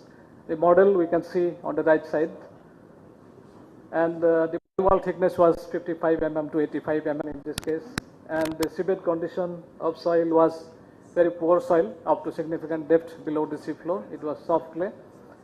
And the pile weight was extremely high. It is 4.6 megaton, that means 460 ton to 500 ton approximately, because in one segment full pile was released actually for rundown because of the water depth and other considerations, stick up considerations. Then hammer is placed after the piles are allowed to freely run down. Then hammer is placed on the top for driving of the piles further downwards to meet the target penetration. So hammer weight also was high, around 100 tons in this case. And the pile rundown depth ranged from 27.8 meter minimum to 82.9 meter below sea floor in this 20 piles. So what is rundown? There may be many students also here. That rundown is the uncontrolled free fall of the pile actually at the initial stage of installation. And by self-weight of pile, it penetrates some distance below the sea floor downward. And then once the hammer is placed, further penetration takes place in soft soil. And if the hammer blow is less than one blow, and then also it penetrates some distance, that is also termed as rundown. So this range of rundown reported includes all these phases. What may happen actually if there is uncontrolled rundown? That means it goes much beyond the estimated range. What can happen actually? It can damage the pile itself. It can damage the platform during installation. And the pile may be totally lost also in worst case. And it disrupts the schedule of installation, which is very costly in all these cases. In one of the cases which I personally witnessed in Mumbai High, one pile rundown happened much more than what was predicted, and then it stopped with huge force on the jacket leg, the main structure of the platform, and one leg was damaged. So it took 1 day to repair it and restore it to the original condition. So 1 day means at that time around 2 crore rupees. So this is the area. The blue arrow shows the area of the 5 platforms. It is on the west coast of India. These are all the oil fields where more than 300 platforms are there, jacket platforms individual. Green colors means oil, and red is gas platform, gas fields. So a brief about the soil conditions which were there in the 5 sites. The first 3 sites, site 1 to 3, the soil condition we can see here. All the seabed are soft soil, that is very soft clay to soft clay, then becoming firm and stiff gradually. And there are a few sand layers, but sand layer thickness is less. So during rundown, some sand layers could not stop the pile. It further penetrated. So the parameters which are essential for the analysis, those have only been displayed here. There are many other parameters in the soil parameters for other designs, like pile, then jack-up penetration, mud mat bearing capacity analysis. Site 4 and 5 also had similar conditions. Very soft clay at the seabed, gradually increasing in strength, and there are intermediate sand layers down bottom. So the criteria, that means for calculation of the rundown, we have to find out the SRD applicability. So SRD means soil static resistance to driving. So how the soil will behave, how the soil will put resistance to penetration of pile and driving of piles through the layers. That is termed through these rules, that in case of clay, because remolding will take place for the clay layers, so 50% of the outer skin friction is assumed as the soil resistance. For internal skin friction, 25% of the static resistance. And for end bearing in both sand and clay, we assume 100%. In case of sand, because there is no remolding, we assumed 100% external skin friction and 50% internal skin friction. With that, SRD was calculated for both plugged and unplugged capacity. That will display with some diagram here, what is plugged and unplugged capacity. And then the analysis was carried out to find out the range of rundown depths of the piles. So this is a simple concept for those who are not familiar with the offshore pile design, because it is open-ended piles. So when we install the pile, the soil coring will be there inside the pile. If it is a full coring, then the soil inside the pile will be at the level of the seabed, and if it is less, then it will be below the sea floor. So the resistance components to be considered to term a pile as plugged and unplugged is shown here. To external skin friction and the end bearing of the pile annular area is constant, and a comparison is made between the internal skin friction and the end bearing of the soil plug. Whichever is lesser, that is considered. So in the rundown analysis, both this unplugged and plugged capacities are to be considered. These are the SRD versus depth graphs for the 5 locations. On the left side, it is the plug capacity, and on the right side, it is the unplugged capacity, which were compared with the static load of the pile and the energy equilibrium method, and the range was determined. There are three methods specified by 1GC specifications actually to calculate the rundown. One is static method. The weight of the pile is considered with the capacity of the soil. Where it will stop, that will be determined by balancing this both weights, resistance and weight of pile. Another is energy equilibrium. That means the work done by the pile, moving pile, and the potential energy of the pile, that should be balanced. That means soil resistance will dissipate, cause the dissipation of energy of the moving pile. So wherever depth that balance is achieved, that is termed as the rundown depth. Other is that GRLWIP software, which is commercially used widely in the offshore industry for pile drivability analysis based on one-dimensional wave equation. That also gives the range of rundown, but that never gives the rundown depth which is determined from energy equilibrium. So that gives far lesser. So that's why that is not there, not done in this particular case, because it will be within that range which is already calculated by the other two methods. So these are the explanation of the methods. In the first case, that static equilibrium approach is done. Second case. Time. Over. Okay. Shortly. So these are the important results. Final results is like this. So we can see all the 5 sites. The calculated range of rundown depths showed that the actual rundown was almost within the range. If we calculate with these two methods, we can find out the range of rundown. And in site 3, it was the maximum rundown, which was 82.9, approximately 83 meters. And the results show which method shows how much rundown actually. Static method shows the lower bound limits, and the energy equilibrium shows the upper bound rundown depths. So finally, it is observed that by calculating the rundown with these methods, we get the range of rundown compared to actual rundown within -20% to +18%. So in case of soil with a lot of uncertainty, being a natural material, that is considered a reasonable estimation of the rundown. And both these methods should be used with plugged and unplugged conditions. Rundown depths may be relatively high in case of similar soil conditions like we have encountered in the Ratna field, where soft soil is existing below the sea floor up to a significant depth below the sea floor. And one needs to be aware of the risk of very high rundown.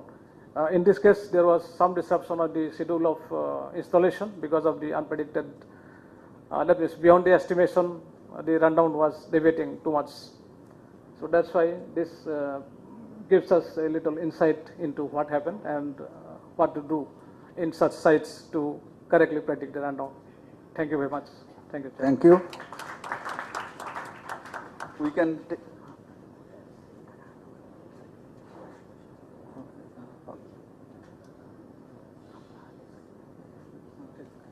so we can take one or two small questions on this presentation if you have any query.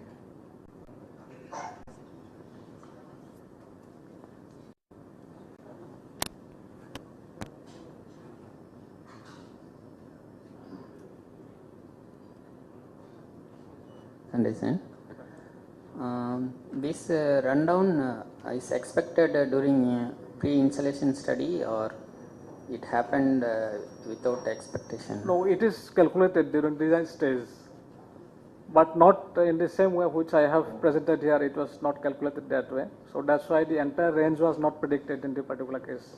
Estimation was less, and rundown happened in the site was much more than that. Yeah, this similar cases was in international water also. Completely one monopile gone down below sea level, but maybe it came in paper also. Paper means in the news, but that is a different case. In this case, I just want to understand the basic reason for the rundown. Suppose your axial sulfate penetration is less than the predicted sulfate penetration, then you did hammering, then you run down, or in the beginning itself will run down. What is it? In the beginning, with the self-weight of the pile, there will be rundown. That means no hammer blow. No hammer initially, yes. Then this should be predicted in the beginning itself. Then No. There are, you can see the ranges of rundown predicted by the analysis. There's a lot of differences. So that's why the range has to be predicted. If the penetration is less, there may be stick-up issues. That is, pile will be sticking up very long pieces, and then hammer is to be placed. The pile should bear the stress of the hammer and the pile installation condition. That's why in both cases, if it is very less, there may be different issue. If it is too high, there will be different issues. Okay, anyway, just sharing our work. We done pack analysis after rundown. Yeah. Static equilibrium never tell and never indicate the rundown. Which side? Which offshore area? Pardon? Which offshore area you have done for? I am telling about Taiwan project. But the energy equilibrium will give certain indication. Yeah. But one more approach we done momentum equilibrium. Pardon? Momentum. Okay. Momentum equilibrium. Momentum, Yeah. yes. If you do that, that will give a very close match. Okay. In type. Thank you. Okay. Nice information. Yeah. In this simple calculation, damping of the soil is not accounted definitely. Yeah. Thank you. Okay, thank you, Dr. Mahanta. So our next presentation will be drivability assessment of pipe piles in North Sea dense sand. Dr. Mahanta, please, the certificate is here.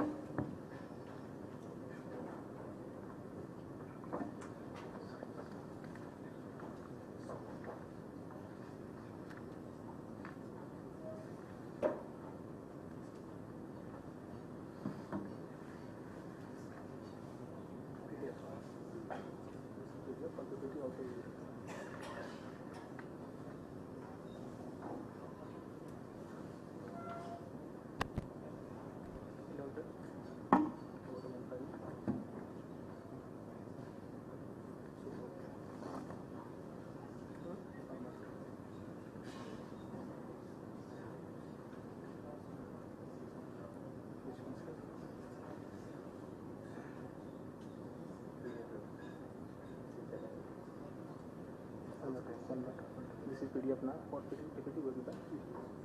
PPT only.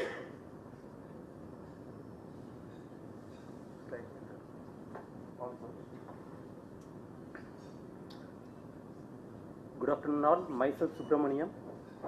I am working as a principal geotechnical engineer at McDermott Chennai office. Together with me, Mr. Sande also wrote this paper, and the paper is on the drivability assessment of pipe piles in the North Sea dense sand, and it's a case study.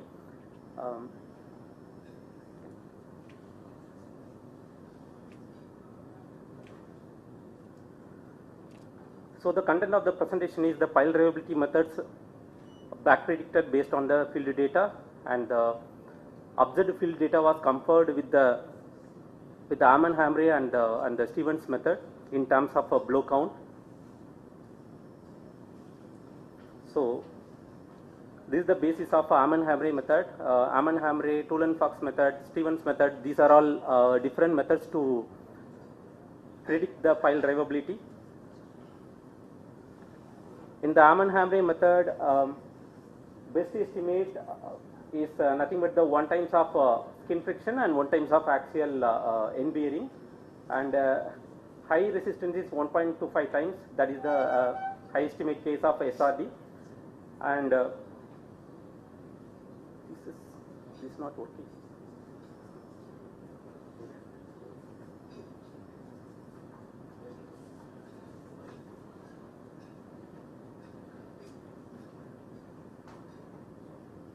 So in the Ammann-Hamre method, one of the two critical parameters is CPT resistance as well as the friction angle. So interface friction angle usually we don't get.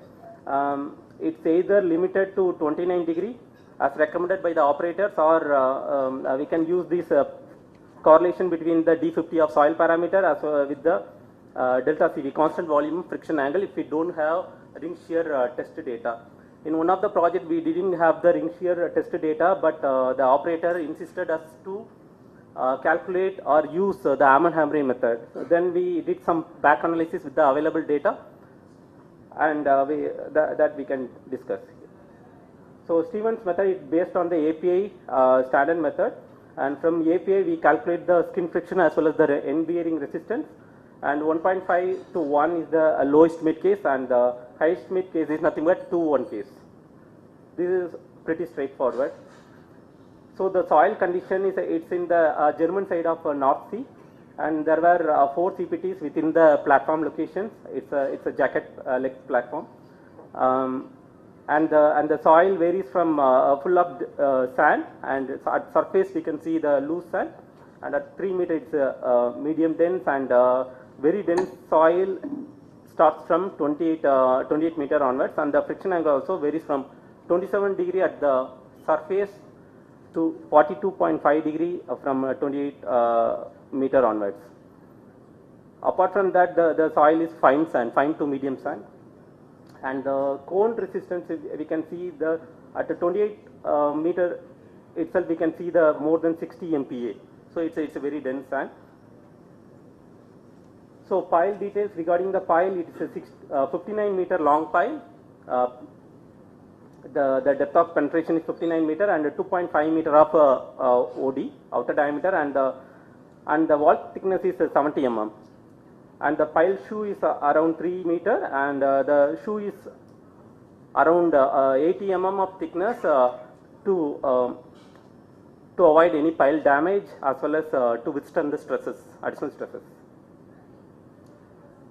So using the Stevens method as well as the Ammann-Hamre method, the SRD has been calculated, and the back calculation has been performed using the observed energy. So observed energy, field observed energy, we transferred in terms of stoke height in the GRL deep software, and we matched the energy. And here I show only the blow counts, how the blow counts matches. We can see here the Stevens method as well as the Ammann-Hamre method, and the Ammann-Hamre method predicts very closer to the field observation, especially at very shallow depth, up to 30 to 40 meter. It's very good observation, and Stevens method under predict the blow counts. And when we go below, means beyond 55 meter, you can see here, especially the high estimate case. We usually, the pile driving, we usually go for high estimate case. High estimate case, the Ammann-Hamre method shoots up. It starts to shoots up, and the pile is at 59 meter. If we do the same exercise with 65 meter pile or 68 meter pile, even the prediction will be even it over predicts the data, field data. Here I present just the one case. So we did some comparison, because what led to this comparison is you can see this the graph, you can the Jardines the suggestion at 0.1 mm we can see the delta CV, constant volume friction angle, varies from 29 to 33 degree almost. So we also wanted to understand the consequences for the same CPT data, and we just changed the friction angle, constant volume friction angle to 29 degree, 31 degree and 33 degree, and you can see here how it suits up beyond 58 meter for the same CPT. And so the Ammann-Hamre method predicts well at very shallow depth, 30 meter or 40 meter. At a deeper depth, we can go for the Stevens method. That was our conclusion from this study. So summarizing, we have done a case study on the pile drivability in sandy strata, and we compared the blow count with actually measured and the estimated one. And the Ammann-Hamre predicts well at a shallow depth, but not at the deeper depth, especially at 58 meter and more than that. And one more challenge is in the North Sea area, we have to control the pile driving duration. That is 110 minutes. Within 110 minutes, we have to complete the pile driving operations. even if we put the curtain bubble. Otherwise, we have to increase the number of piles. So that is the one issue. So when we received the bulletin, the method was we have to follow the Amman-Hamre method. Then we did this back analysis and went back and convinced the client it's okay, well established for up to 50-55 meters. But if we go beyond that level, then the prediction may go wrong. Yeah, that's all. Thank you. Thank you, Mr. Subramaniam. Any query? Small query we can take up?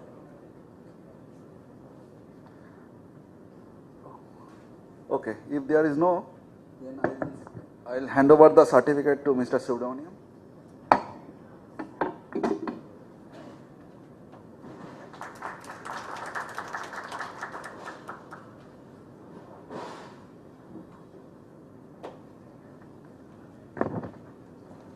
So the next paper presentation will be on paper titled Geochemical Stabilization of Coastal Subgrade Soil with Geopolymer Slag and Rice Husk Ash for Offshore Pavement Applications. The authors are Arun Kumar Bhatt, Shivram Marathe and Srinath Sethi.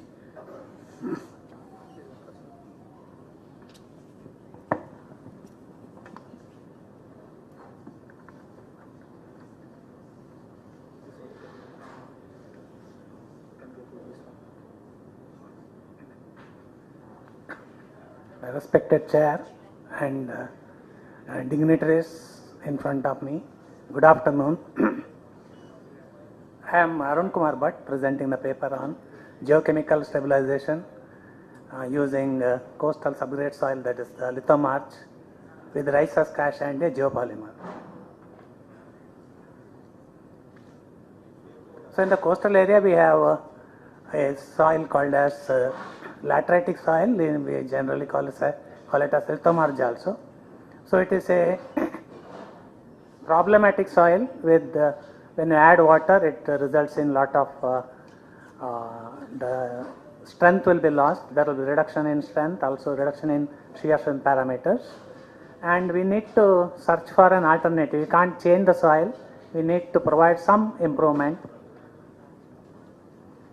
So we thought we'll add some agricultural waste.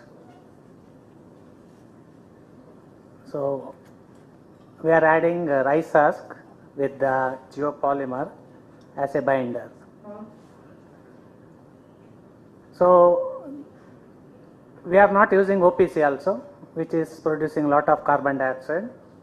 We are using a geopolymer.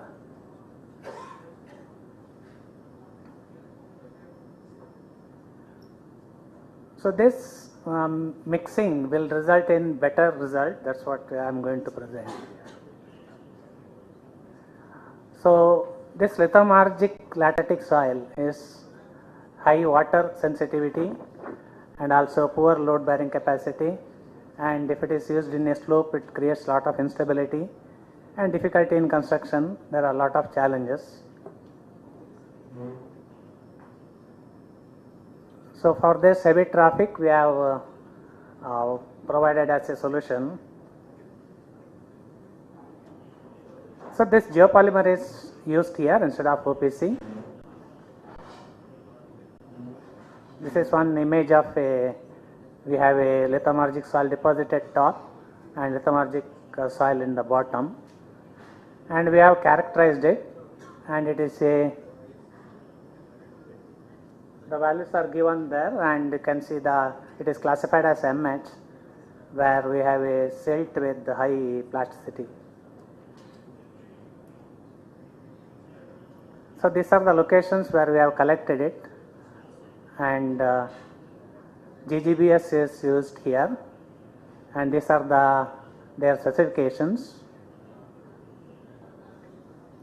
Here we have maintained activator modulus as 0.25, that is the liquid to solid ratio. This is taken from the literature, and geopolymer binder is used, and GGBS is used, rice husk is used, And in the rice husk, we have varied percentage from 10 to 30 with the increment of 5%.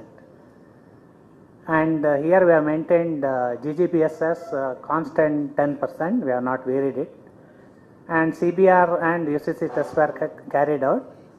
And we have designed a pavement for the offshore construction where salt intrusion is there using IRC SP62 and SP72.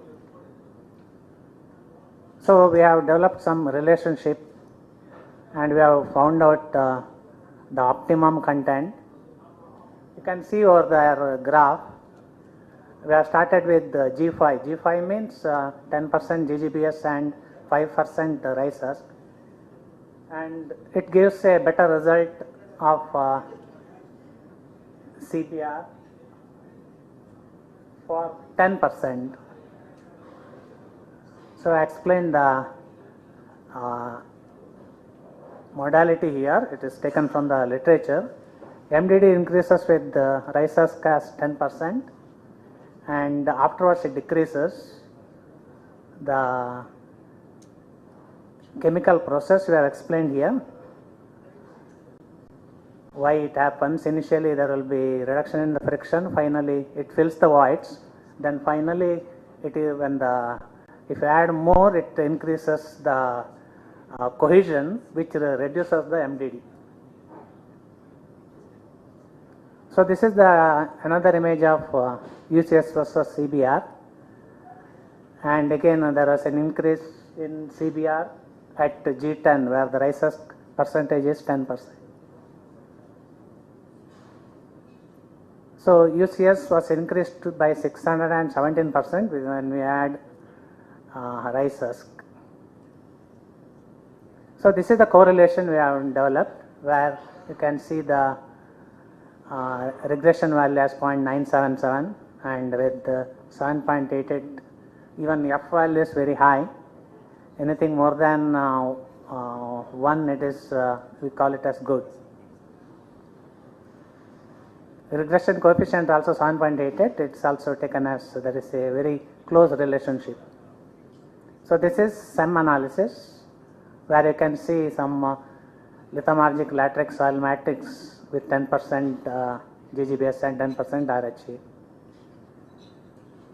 So flake-like structures are visible, which is indicates robust aluminosilicate matrix, and there are some dense structure with less number of voids. So we have designed a this is modulus of subgrade reaction is obtained from numerical methods, and it has been increased from 21 to 140 MPa, which is a very high increase in K value. Automatically when the K value is increased, we get a lesser thickness of pavement. We are designed for two, one without rice husk, that is without additive and with the additive, and you can see without additive we have got a total thickness of 795 mm, and with the admixture the rice husk, and it was only 660 mm. So the 1.5 million standard axles are taken as per T9 category, and the reduction in thickness was around 17%, and we have done the cost analysis also. There is a saving of around approximately around 2 lakhs per kilometer. So results are encouraging, especially for offshore structures where we have reducing the dumping of waste, agriculture waste dumping can be minimized, and without much cost, if you can improve the road and if you can reduce the thickness, automatically there will be sustainability as well as economy. So these are the conclusions. With 10% GGBS and 10% rice husk cash, effectively stabilizes lithomargic lateritic soil. There will be very high MDD at 10%, even there is a very high increase in UCS and CBR values. So we can provide some economical as well as sustainable payments for the offshore structures. So durability study has been not done, which can be done as a future. We have designed for a low volume, high volume can be considered. These are the references. Thank you. Thank you, Professor Bhatt. If you have any query, we can take up. Okay, then thank you once again. Thank you. Thank you. And let me give you the certificate.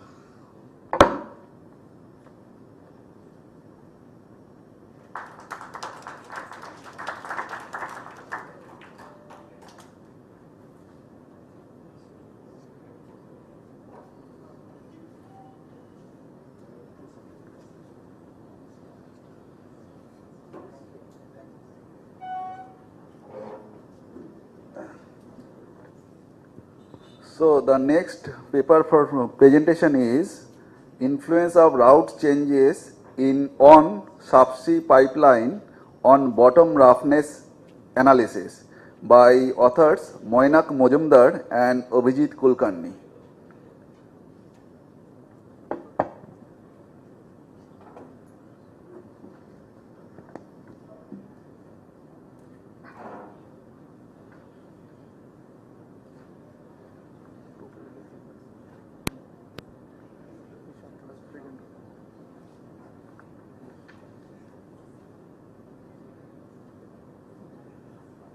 Thank you, Rajiv sir, and good afternoon, everybody present here. So, my presentation topic is influence of route changes on subsea pipeline on bottom roughness analysis. So, this route is very critical point in determining any subsea pipeline project, and it has to be finalized at the different stages of design. So, coming to my presentation layout, like just brief discussion about the routing survey and which site I have considered, and what is the importance of seabed modifications, and then its relevance on the on-bottom roughness analysis. So this is the general outline of the offshore oil and gas system. So this platform to platform and platform to subsea and subsea to shore. So from starting from the riser, spool and the pipeline resting on the seabed, so all component will have complete route. So this is some brief scheme of the pipeline, offshore pipeline system. So when we are going to decide about the pipeline route at the starting of the project, suppose A to B, so there are few philosophy, like we need to, one of the biggest thing is that we need to find out the easiest seabed topography and minimize the obstruction, minimize the existing pipeline crossings and avoid any kind of route hazards. So, and there may be presence of any kind of rig, any kind of seabed, other seabed features. So that will be confirmed by two surveys. Firstly, will be confirmed by pre-engineering geophysical survey, which will give us the details about the existing features, seabed features. Generally, it comprises of three parts. One will be given by MBS or which is multi-beam echo sounder. Sometimes it is done by the single beam echo sounder also. So which will give us the seabed feature, and second of all will give us by the site scanner images, which will give us the existence of any man-made structures. So, and lastly it will be supported by the ROV survey report. So this is the basic scheme of the pipeline routing survey, and it may be observed that there will be some existing pipeline we may have to avoid, and we may have to just like bridge, we have to give some clearance for the pipeline. So this is a site which I am working currently for the NPCC. The site is located in the Abu Dhabi region, which is ZK47 to ZK372. ZK stands for Lower Zakum, and proposed route was initially proposed after the changes and everything 3.089. It has been modified after seabed modifications. So coming to the types of the seabed sediment we have observed, these figures are coming from the Fugro survey report, which is SSS images, that there are two types of sediments, mostly like type 1 sediment is dense cemented sand, and type 2 is cemented sand, which is generic term is we are giving as calcarenite. So if you can see that the existing pipeline has very minimal embedment, pipe is not embedded because of the very stiff nature, because of the cemented nature. So this is a specific feature which I am highlighting in the present paper, that presence of the debris that I will show the SSS images. The debris presented in the kilometer point or 2.780, it's when we propose the initial route, the debris we are crossing. So that debris we might have to avoid because debris or any kind of debris will ultimately seabed will be more undulated. So undulation will create more oscillations and it will ultimately enhance the stresses and bending moment and as well as effective axial forces inside the pipeline. So how we are avoiding these debris and effect of the route changes on the bottom roughness. So this is the debris presented. Different types of debris are existing, like existing debris and the particular KP locations, and there are some other debris also that is already considered in the route. So in terms of the pipeline alignment sheet, we got this is from the geophysical survey where at the this seabed features are located. So when we are trying to model this debris, debris and avoid the debris, we need to find out some easiest way. So this way we will find out from the DTM data, the digital terrain model data, which is ultimately coming from the geophysical survey, like which one component like bathymetric survey. So earlier route was 3.071, now route has increased to 3.089. So this and there were some other changes in the spool part also. So you can see that the presence of that scaffolding debris at those KPs. And these are the different input parameters for the modeling. I'm not going through all the inputs. Just I want to show that this wall thickness we have decided, like for the particular zone 1 locations. These locations in zone 1 will be more critical, like how the class of the zone. Wall thickness is also part of this study. I'm not going deep into that wall thickness determination. Mainly for this kind of Arabian Gulf region, hoop stress govern the wall thickness determination. There are mostly hoop and collapse and propagation buckle. These are the three governing criteria. So in this present study also hoop stress govern the governing criteria. And coming to that, these are the route changes philosophy, which we are trying to see that the bottom roughness analysis. So bottom roughness means like it's just like the unsupported length when pipeline is resting on the undulated seabed, like there's a single span and multiple span. So these undulations will ultimately create like more stresses inside the pipeline, especially in the operating condition. So installation to operating. So this analysis will be performed in 3 stages: installation, then pipeline will be filled with the hydro test, and then it will be operation. Since this pipeline is water injection line, so this operation fluid we have considered the operation fluid content density in terms of content density. So this is the bottom roughness basic philosophy, that that we have to find out where the spans are exceeding. Like predicted span length is greater more than allowable free span length. This allowable free span length is generally calculated based on the DNB proposed sheets, like how we are getting the allowable free span. This is simple VBA based sheet. That results also I will show. And then we have to check with respect to bending moment and effective axial forces. So this is a general procedure of the OBR analysis. This input parameter already earlier slides I have shown. And ultimately, if these spans are not satisfying, then we have to propose some remedial solutions. Dr. Mojandar, please conclude. Yes, I am just forwarding. And these remedial solutions. So coming to the basic modeling parameters, these input parameters and this acceptance criteria. And later we have to check with respect to load control criteria. Coming to the seabed modifications, that what the seabed has been modified to the route. And this is element sensitivity. I am not going through that, how 1 meter element has been finalized that for the effective capturing the actual oscillations. So for the 4 cases, installation, hydro test and operation conditions, we found out that how this effective axial force and lateral displacement are varied. This is the figure for the bottom of the pipe. So this is the allowable free span calculations. Time is up. Yes. Time is up. Just come completing. So these are the results of the 4 cases, and summary is like this: route changes behavior must be taken into the design consideration of the on-bottom roughness to go for the optimum design. Like these are the mitigation methodologies. Like some of them I am not discussed here. So if any questions. Thank you. Thank you. We can take one or two small queries. Okay, anyway, then I must thank Dr. Mujumdar and hand over the certificate.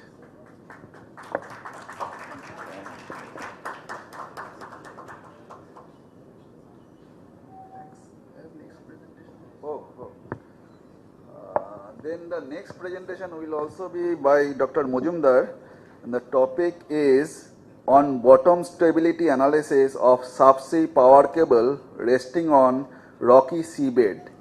The authors are Moinak Mujumdar, Srinivasan Venkatraman and Jafar Bhalli.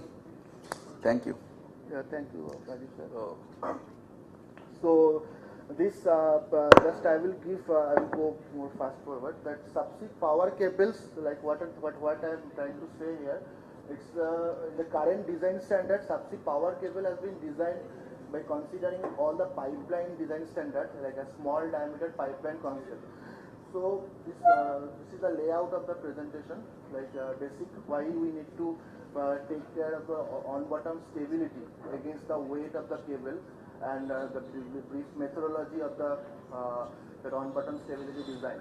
So subsea power cable means here I am trying to say majorly optical fiber cable, composite cables, which are used for the power transmission, telecommunication, and currently like lot of 5G cables are also coming. So sometimes these cables are comes in terms of composite form, which we call umbilical also. These are also same purposes. In the current job market is saying that almost 6.88% CAGR of the power cable market because of the expansion of this different high voltage cable lines. I have shown the market sizes among the continent also, and this is the basic workflow of the subsea power cable. We can see that this on-bottom stability design is very critical. Generally, we do perform all the deliverables, but here I will focus on the on-bottom stability, that with respect to the self weight, how this power cables are very lightweight and it will have the polymeric interfaces and composite interfaces, how we will take into the design consideration that how it will stable. And since my present study is focusing on the rocky seabed, so on the rocky seabed we cannot expect any embedment. So there will be huge lateral displacement of the cable. So to cater the lateral displacement, we need to find out some mitigation measures in terms of secondary stabilization. This is the brief philosophy of the stability requirement. Generally, like this dynamic stability is more important. Earlier absolute stability, which is based on the force equilibrium, and generalized methods have been also considered in terms of DNB sheets. But morely we are focusing on the dynamic stability analysis of this subsea power cables resting on the seabed. And this is again the general philosophy. Free body diagram is showing that friction forces on the seabed is balancing with respect to the drag and the lift force of the hydrodynamic loads. And this weight we need to find out, because when we design pipeline we have option of giving more coating diameter, but in the cable, since it has I will show the cross section, we cannot provide, like we have to increase the weight by providing secondary measures in terms of ballast, in terms of which we call mattresses or more rigid support members. So these are the big concept presentation, that pipeline concept, like when it is a large diameter pipeline to small diameter pipeline, that more critical in terms of the cable is the, since it is staying more to the boundary, so wave forces will be more critical for this cable, and Reynolds number are generally more higher end due to the large diameter sizes. So another important thing is that pipeline is a steel material. Steel is a ductile material. So when we are interacting with the pipeline to the seabed, suppose we are considering seabed as a nonlinear soil, so ductile to soil interaction is completely different with respect to the polymeric interaction with the seabed. So with respect to that, this is the complete cross section of the power cable, that there are cores, and then these cores are multi-cores. It depends on the cores, also types of cable varies. But that overall the sheath, and after that armoring, this material completely SDP power cable, and this PP yearns to seabed friction is playing more critical role. So this is a basic problem statement how we will balance or how we will cater on the rocky seabed, especially these power cables. This is also same site, Lower Zakum areas only in the Arabian Gulf. We have considered the whole study, and this is the site platform from where we considered these site locations.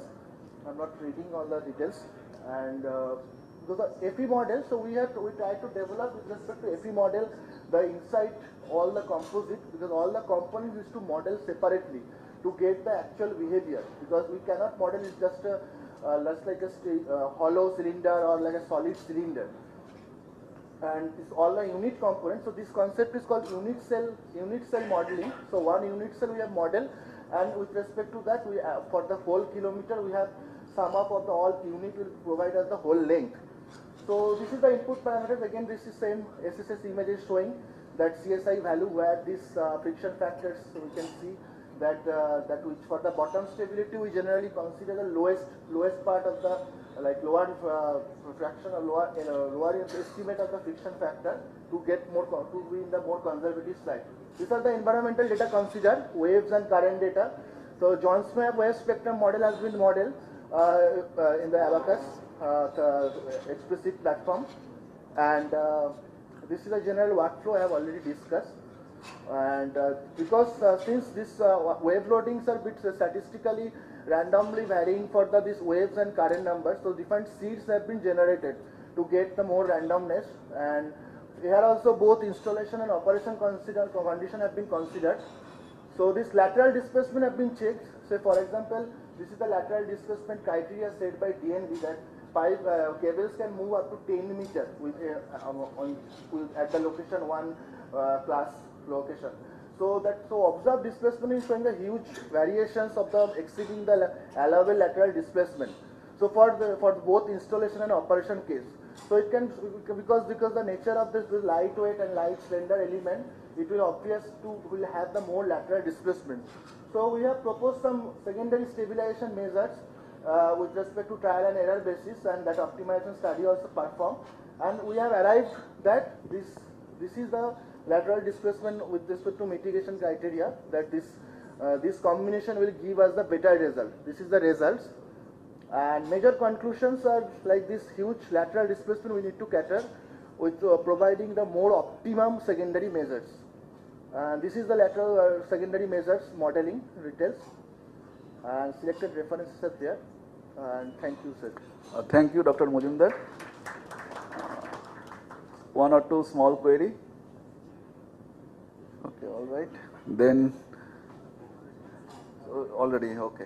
Thank you, Dr. Mujumdar. Thank you. So the next presentation will be on paper titled Mitigation Measures for Coastal Areas Vulnerable to Seawater Intrusion by authors R. Arivagan, K. Dhanasekar, P. K. Suresh, and R. Sundar Badilu and Nilanjan Saha. Are there anyone to present?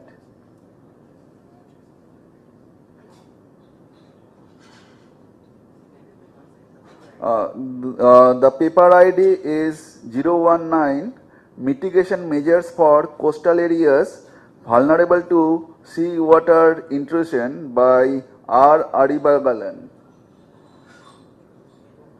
Okay, then let us move to the next paper, paper ID 020. The title is Dynamic Analysis of a Novel Semi-Submersible Floating Wind Turbine Platform Integrated with Oscillating Water Column Wave Energy Converters by Binoy Sebastian, D. Karmakar and Monu Rao. Thank you.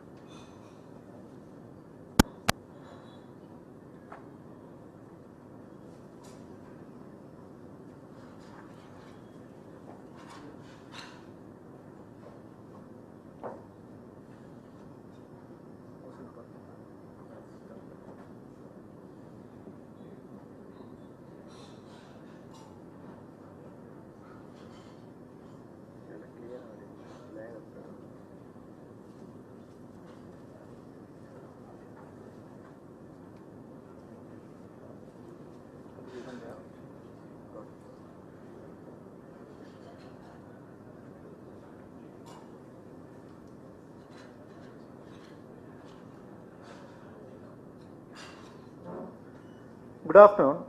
I'll be presenting on the topic dynamic analysis of a novel semi-submersible floating wind turbine platform integrated with oscillating water column wave energy converters. This is a brief overview of the contents I'll be presenting today. We are living in a time where the impact of global warming and climate change are becoming more and more evident each day. The melting of polar ice caps, frequent occurrences of extreme climatic conditions like floods and droughts, phenomena like Atlantification, etc. are all tangible outcomes of global warming and climate change. So one solution to this problem is to shift from conventional fossil fuels to renewable energy sources. Offshore renewable energy is quite promising in this field. So it has several advantages compared to onshore. First of all, it's a green energy with no carbon emissions. It eliminates the problems associated with land consumption, public opposition, noise pollution, visual impact, etc. And moreover, oceans possess high energy dense waves and stronger and consistent winds compared to on-land conditions. Two of the most prominent offshore renewable energy sources are offshore wind and wave energy. So offshore wind turbines are the most advanced sector in marine renewable energy. In fact, wind energy has been utilized by mankind for quite a long time. The first windmills can be dated back to 8th century AD in the Middle East. The wind turbines as we know today to generate electricity was developed only in 1880s in US. The first offshore wind turbine was installed in Sweden in 1990s, and the first floating offshore wind turbine was set to operation in 2017 in Scotland. Compared to wind energy, waves are much more energy dense. But however, in the current state of technology, we do not have the capability to transform this immense potential to useful power. In fact, the first concepts of wave energy converter can be predated to 2 centuries back. In 1799, the first was proposed by French engineer Simon Gigard. The modern wave energy converter was developed only in 1940s by a Japanese naval officer, Yoshio Masuda. In 1970s, there was a global oil crisis, during which time the research on wave energy converters was gaining momentum. But after the crisis got over in the coming decade, the research lost its momentum. It is in the last it is in the last decade that again wave energy converters became a pivotal point of research. This is partly due to the success of offshore wind industry. However, there is no converged technology for wave energy converters, and wave energy converters are still in the developing phase. So to commercialize wave energy converters in the current state of technology, the one possible option is to combine it with existing offshore wind farms, with wind turbine platforms. So this gives rise to combined wind and wave energy platforms or hybrid platforms. So there are many advantages for this concept. This concept is just originated in the past few years. Some of the advantages are it enhances the power production from both wave energy converter and wind turbines.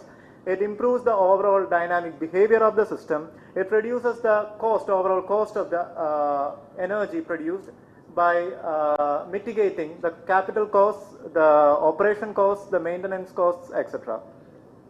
So this can be one strategy to commercialize both offshore wind turbines and wave energy converters in a massive scale in the current state. So these are the motivating factors for choosing this topic. COP27, which is the global summit for climate change, has advocated for immediate phase down and subsequent phase out of fossil fuels and to come up with renewable energy sources. And the prices of offshore renewable energy, especially offshore wind turbines, has been falling rapidly. The cost of energy has become competent with that of the fossil fuels. The Russian invasion of Ukraine, as we know, has led to a power shortage in all over Europe. Countries like Germany are heavily investing on offshore wind turbines to mitigate this. As you know, the recent escalations in Middle East also had a possible threat of increase or halt on the oil prices or oil supply itself. So in such cases, we need to have other reliable sources of energy. So this is a brief overview of the literature survey that I have conducted to arrive at the research gaps. This is the methodology that I have adopted in the present study. First of all, I have modeled the semi-submersible platform using CAD tool Rhino 3D. I have paneled it, meshed it, and generated a geometric data file containing the Cartesian coordinates of the system. This is then transferred to a boundary element method based tool VAMIT. VAMIT is used to analyze the hydrodynamic parameters and determine the added mass and other hydrodynamic coefficients of the platform, the semi-submersible platform. A convergence study is then conducted to identify the optimum mesh size. And the properties determined for the optimum mesh size is then transferred to a next tool, OpenFast. OpenFast is a tool developed to analyze offshore wind turbines specifically. It is capable of analyzing the aerodynamics, hydrodynamics, servodynamics, and overall structural dynamics of the system. And the results obtained from this study are the motion responses, tower-based forces, mooring tensions, etc. So this is the semi-submersible platform that I have designed. This is a novel shape. It comprises of 7 columns. A central middle column is for the wind turbine. The other offset columns, outer columns, are for stabilizing the structure, providing its structural integrity. The 3 bigger columns are used to provide restoring moment to the system to keep the structure intact in place. You can see adjacent figure of the paneled model, which is transferred to VAMIT. These are the environmental conditions that I have chosen for the study. I have taken 3 environmental conditions corresponding to that of North Sea of Atlantic Ocean. You can see the location, it's near to UK. Here is where most of the offshore wind farms are currently in existence. The water depth of the area is around 200 meters, which is a deep water condition. The environmental conditions are defined by significant wave height, peak spectral period, mean wind speed, and turbulence intensity. This is the description of the semi-submersible platform and its dimensions. I can move on to the next slide, I think. These are the basic mass properties and the geometrical properties of the platform that I have considered. 1 minute more. Moving on to the results, response amplitude operators has been plotted. The response amplitude operators of both the semi-submersible platform and the hybrid system that I have considered are found to be less than the existing conventional semi-submersible platforms available. This is a power spectral density curves of the systems. The power spectral density shows that significant motion responses are obtained, visible at the natural frequencies of corresponding motions, and that at the wave excitation zone, that is between 0.05 to 0.2 hertz.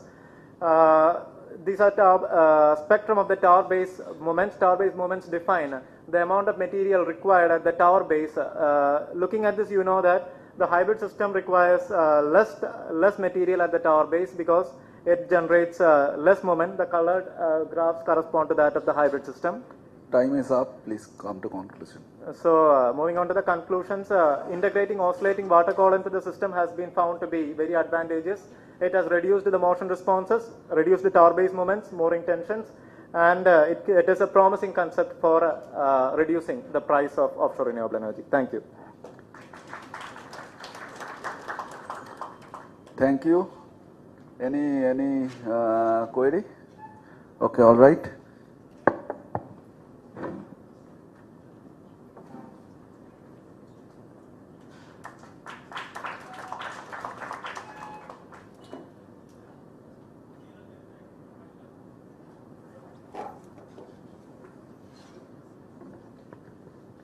So the next presentation is paper ID 021, effect of anchor depth on moment rotation response of bucket foundation, by Ramesh Singaraju, Ahmad M.M. Sabha and Darga Kumar N.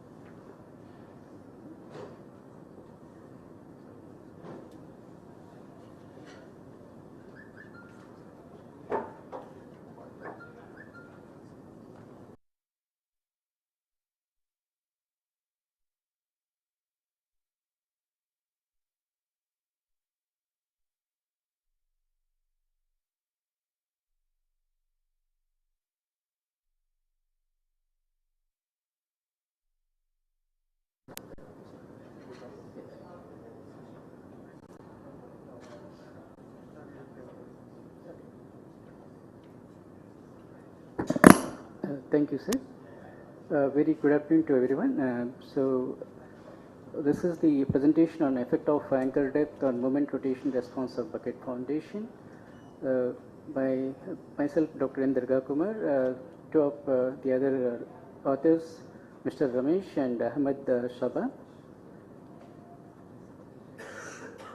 So the overview of this presentation is presented here. This particular picture here, it shows the tripod bucket foundation. This is a recent novel foundation techniques. Even in the morning, Professor Bhattacharya also presented monopile and how the response of the load and moment response. So this particular particular foundation is a novel nowadays, and it's like suction anchor. It can be driven into. It cannot be driven like it's by virtue of sulfate. It goes into the soil to some extent, and later by applying the suction, then the further design depth can be achieved. So this technique, like nowadays, everyone is talking about the offshore wind energy. The anchor foundations can be viable foundation techniques where the depth of water will be around 15 to 30, 45 meters. So some of the review that we have carried out, the Ben et al. And Fizzi, and all these people have said some review about how the anchor can be installed and what water depth it can be done, and how the limit capacity of anchors can be achieved, and different aspects been done already by different researchers. And the objectives of this presentation are like to model the tripod suction bucket by using the Plaxis software, and also calculate the wind load and the water wave pressure based on the literature, the concepts available in the literature, and also to understand the load displacement and moment rotation response of the tripod suction bucket. And this is the flow chart that we have used to model the anchor. And these are the different soil parameters and geometry that we have considered to model the anchor in the software. Like the L by D ratios, the aspect ratio of bucket foundation was taken at 0.51 and 2. The outer diameter of the tripod suction bucket was considered as 6 meters here.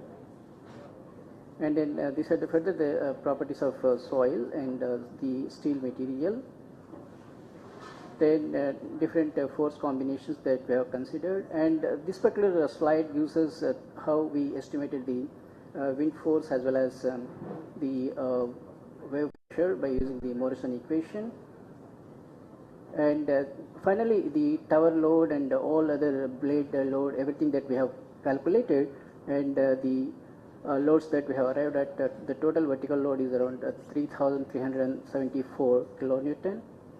And the moment was 1,77,929 kilonewton meter, and this was the modeled bucket foundation tripod, and these are the some geometrical way that the model has been created in the Plaxis. And then so the displacement contours that been shown here. And the load displacement curves are presented here for different embedment aspect ratios of anchor, like L by D equal to 0.51 and 2, wherein we kept the diameter as constant 6 meters. And here typically what we can observe, the L by D 0.5 is and the L by D 2 both are almost same. The load displacement is constant, whereas the L by D equal to 1 is moving up, and with the small displacement itself is failing. And further, this particular slide gives us some information about the load displacement for aspect ratios 0.51 and 2 subjected to wind and wave and dead loads. And further, we also have created some dynamic kind of by assuming the surface load intensity, and typically at 1.5 seconds of the period time period, the peaks can be noticed. Yeah. Typically, the conclusions that as it is estimated loads were applied on that particular model, the model anchor.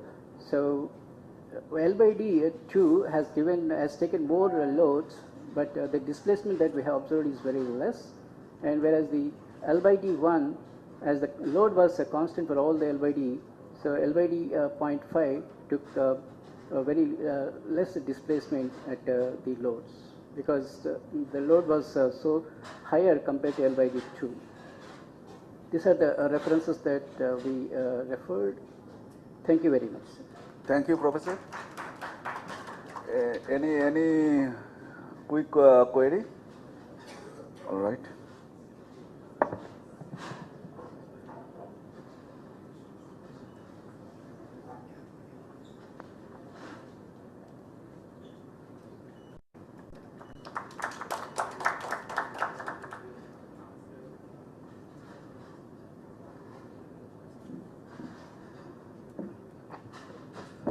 So the next presentation is hydrodynamic analysis of floating UOWC integrated with breakwater under irregular wave conditions by Ronit Muduli and D. Karmakar.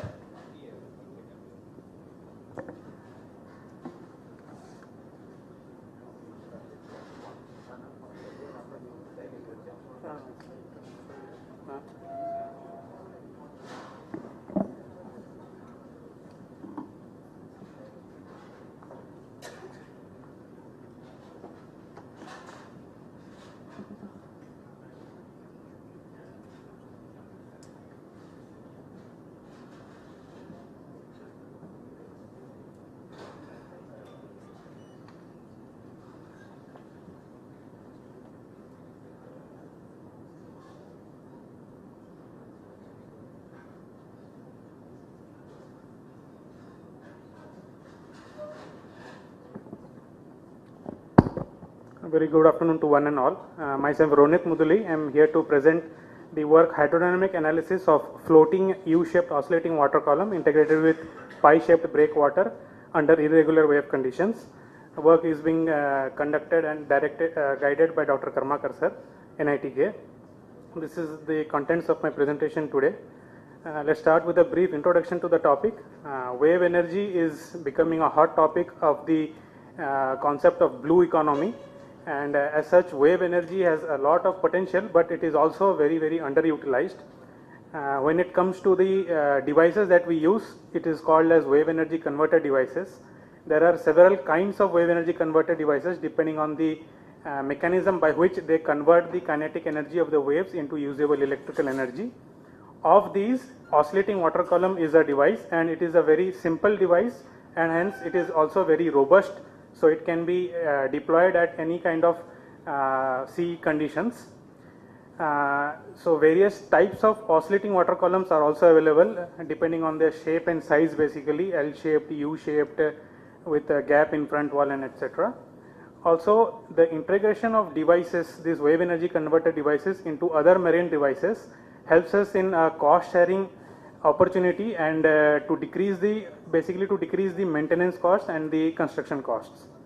So full scale OWC plant is integrated into a breakwater, has been deployed in Italy and also in I think in UK. There are very few plants and it is still under the research phase. So this is the basic working principle of oscillating water column. The wave peaks and troughs enter into the chamber. Inside the chamber, air is trapped, and the oscillating motion of the water column, literally, it compresses and decompresses the air, forces it to flow through a nozzle and to a turbine, which in turn generates electricity. So the turbine used here is a bidirectional one, generally a Wells turbine. Now my problem statement is a floating U-shaped oscillating water column integrated with a pi-shaped breakwater. So this is the problem formulation. So in this, since this is a 2D analysis, the motions considered are sway, heave and roll motions. Also the governing equation here is the Laplace equation in 2 dimensions, and we have several boundary conditions, that is the conditions applied at the seabed and at the structures.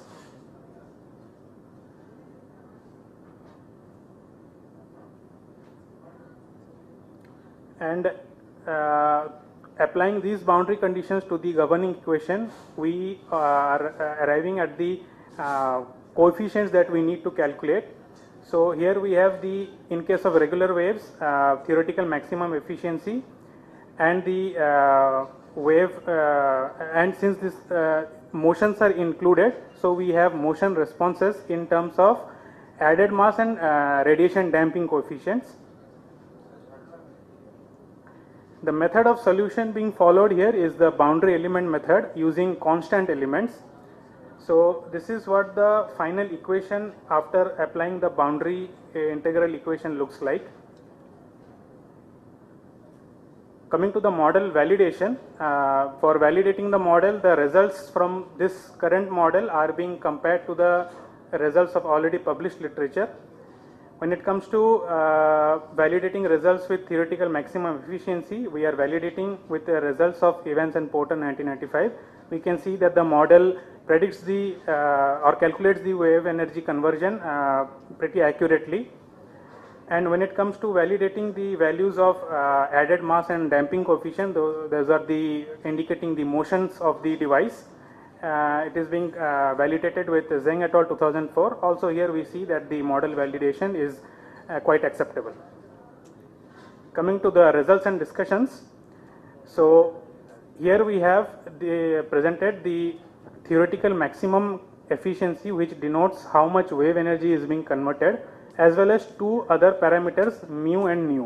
What are mu and nu? Mu and nu are the analogous to the, they represent the energy that is being transferred and energy not transferred into the system.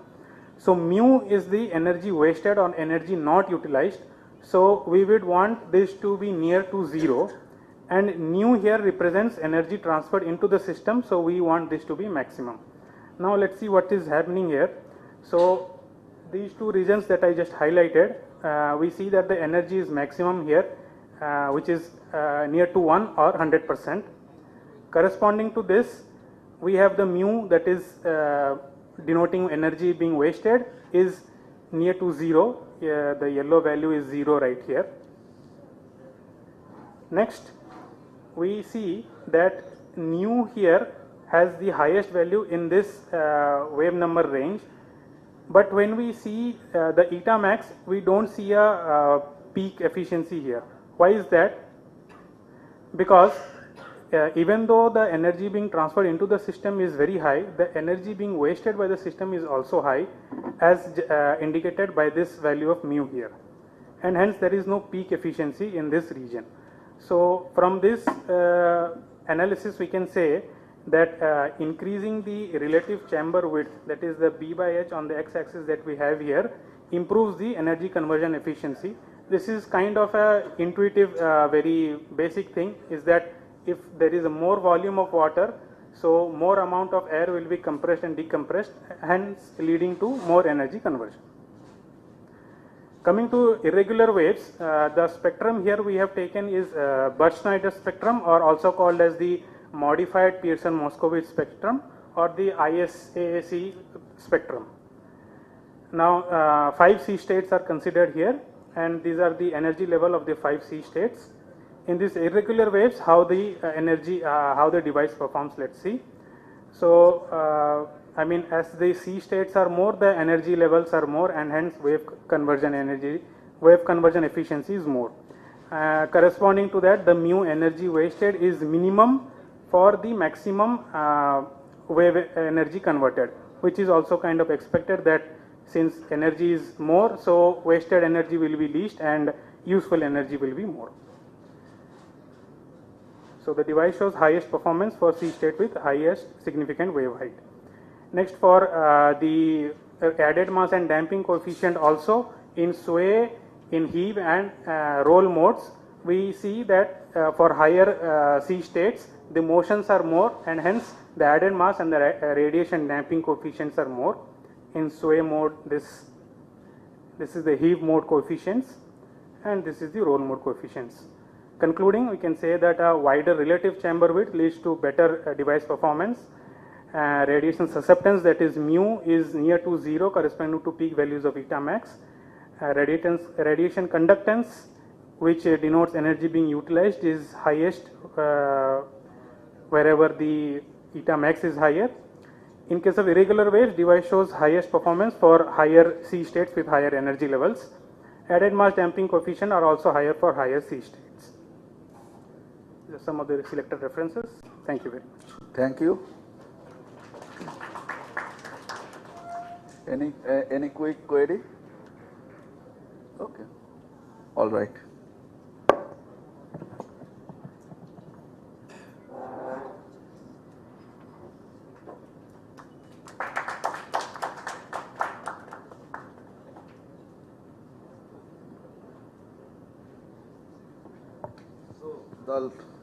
One more. So the last paper for this session is paper ID 025, reduction of wave impact on VLFS in the presence of porous box type breakwater. The authors are S. Hemant and D. Karmakar.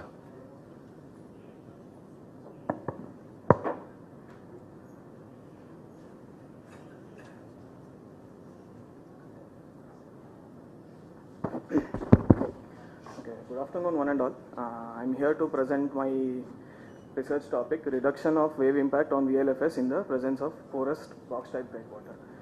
So starting off with the introduction. So as discussed earlier today by the keynote speakers, we are exploring the offshore and onshore aspects of the structures. So what we are doing in our study is we are going for a structure called very large floating structure, herefore referred to as VLFS. So VLFS is basically an artificial structure assembled in the sea, in situ or by casting or by assembling in assembling through precast structures. There are several advantages of VLFS. One is being they are easy to move and carry forward. They can be remodeled, disassembled and carried to other locations. So those are the advantages of VLFS. Also, VLFSs are used for many recreational purposes. They are used for military applications. They are used for storages and bunkers and so applications like that. So coming to my study, we will be integrating VLFS with box type breakwaters. So the method used for our study is boundary element method integrated with finite difference scheme for the structure part. So going for the method of solution, we are using boundary element method for the fluid region and we are using the finite difference scheme for the structure region. So both of these are integrated to get our desired characteristics, the desired parameters. So in boundary element method what is happening, we consider regular boundary elements and each boundary element is mapped with the other boundary elements in the considered structure. Okay, so we will be going with the governing equation, that is Laplace equation, and also we have other equations for the plate equation and our bending moment and shear force conditions. So these equations will be discretized into finite difference schemes and the entire setup will be run in the MATLAB. Okay, so this is the structure which I have considered. The structure you can see on the top is the pictorial representation, and the structure which we can see in the bottom is the way how we are discretizing our boundary and structural equations, structures. Okay. And when we analyze this in MATLAB, we have the results. So here the first graph we can see, it is the reflection coefficient variation with variation in angle of incidence of the waves incident on the structure. So here we can see with the increase in length of the structure and with the increase in angle of incidence, we can see when the maximum contact point for the wave incident on the structure is 45 degrees as we can see. So there we can see the reflection is higher. So that is what is suitable for us. Reflection should be higher and the transmission should be lower. So that enables the structure to be safe. And also when we go to the figure B, we can see with the increase in angle of incidence, the reflection is lowest, transmission is lowest. So it is suitable that higher angle of incidences are chosen to keep the transmission minimum. And coming to the third graph, we can see this is the graph for wave force coefficients on the breakwater, incident on the breakwater. So here also we can see the maximum contact point for the wave on the structure is 45 degrees. So we can see in the central junction, the wave force coefficients are very much higher compared to the wave forces on either sides. So we have to avoid placing the structure at this particular angle so as to minimize the wave forces acting on the structure. And the last one is the graph for surface deflections on the elastic structure. So here, as we can see, when the height of the breakwater which we have chosen is lower, free passage is enabled for the water waves to pass through. So when the passage is free, the intensity of the waves, primary waves hitting the secondary waves is not obstructed. Hence the surface deflection on the elastic structures are higher. So we go about choosing the breakwater dimension which is much higher. So here we are avoiding higher surface deflections which is suitable for longevity of the structure. Then going to the irregular wave analysis. So these are the sea states which we are adopting in our analysis, and we are using Brett-Schneider spectrum for the analysis of the waves. Okay, so here what we can see, in collectively all the graphs, we can see that the useful frequency for our analysis is starting from 0.5 and somewhere between 1.5. It is significant. After that the results are not that significant. So what we can see is corresponding to the frequency that is in the x-axis, we have the energy that is in the y-axis. So in figure B, this is the spectrum for reflected waves. So what we need is higher reflection for our structure. So we can see from frequency 0.5 to 1.5, we can see the peaks are attained for our structure. So the energy is, we can tap the energy suitable with the, matching with the frequency of the structure. And coming to the figure C, which is transmission. So we have to avoid the peak energy region, and we have to place the structure in such a way or choose the pattern in such a way that the transmission is minimum. And coming to the figure D, this is for the wave force coefficients on the structure. Here again wave force coefficients, it is favorable if the wave force coefficients are less to avoid damage on the structure. So we are choosing away from the peak frequencies. And also it applies the same for deflection of the structure. Our spectrum, we choose the pattern in such a way the deflection is minimal in the structure. Okay. So again, conclusions. Coming to the conclusions, we have to select a higher breakwater dimension for our structure to enable less surface deflections in our elastic structure, and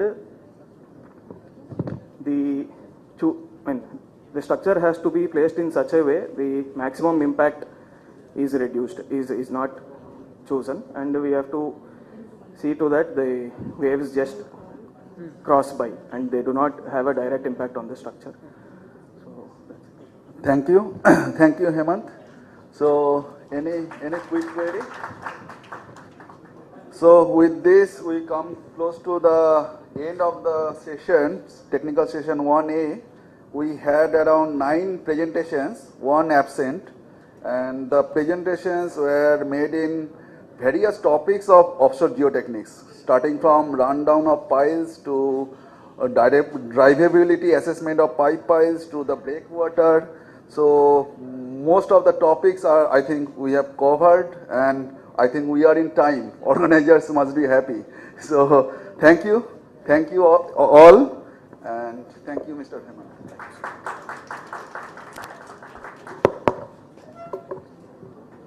So, over to organizers. Thank you, sir. I invite Dr. Lohit Kumar to give a token of appreciation to the session chair, Dr. Rajiv Sarkar.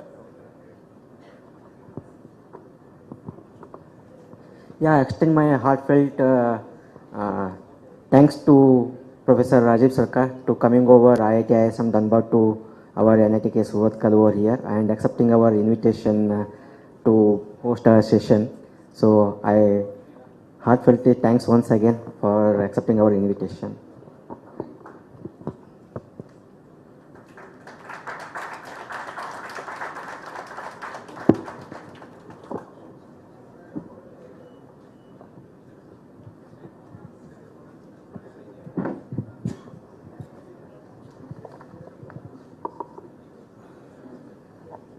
Yeah, with this we conclude up this particular technical session 1A, and we are having a tea break right now. So you need to assemble back by 4 p.m. So which will be followed by the plenary session 2 for the keynote lectures. And I request all the participants to have a look around these exhibitions over there. And also the tea will be served at this end. And please try to assemble back by 4 p.m.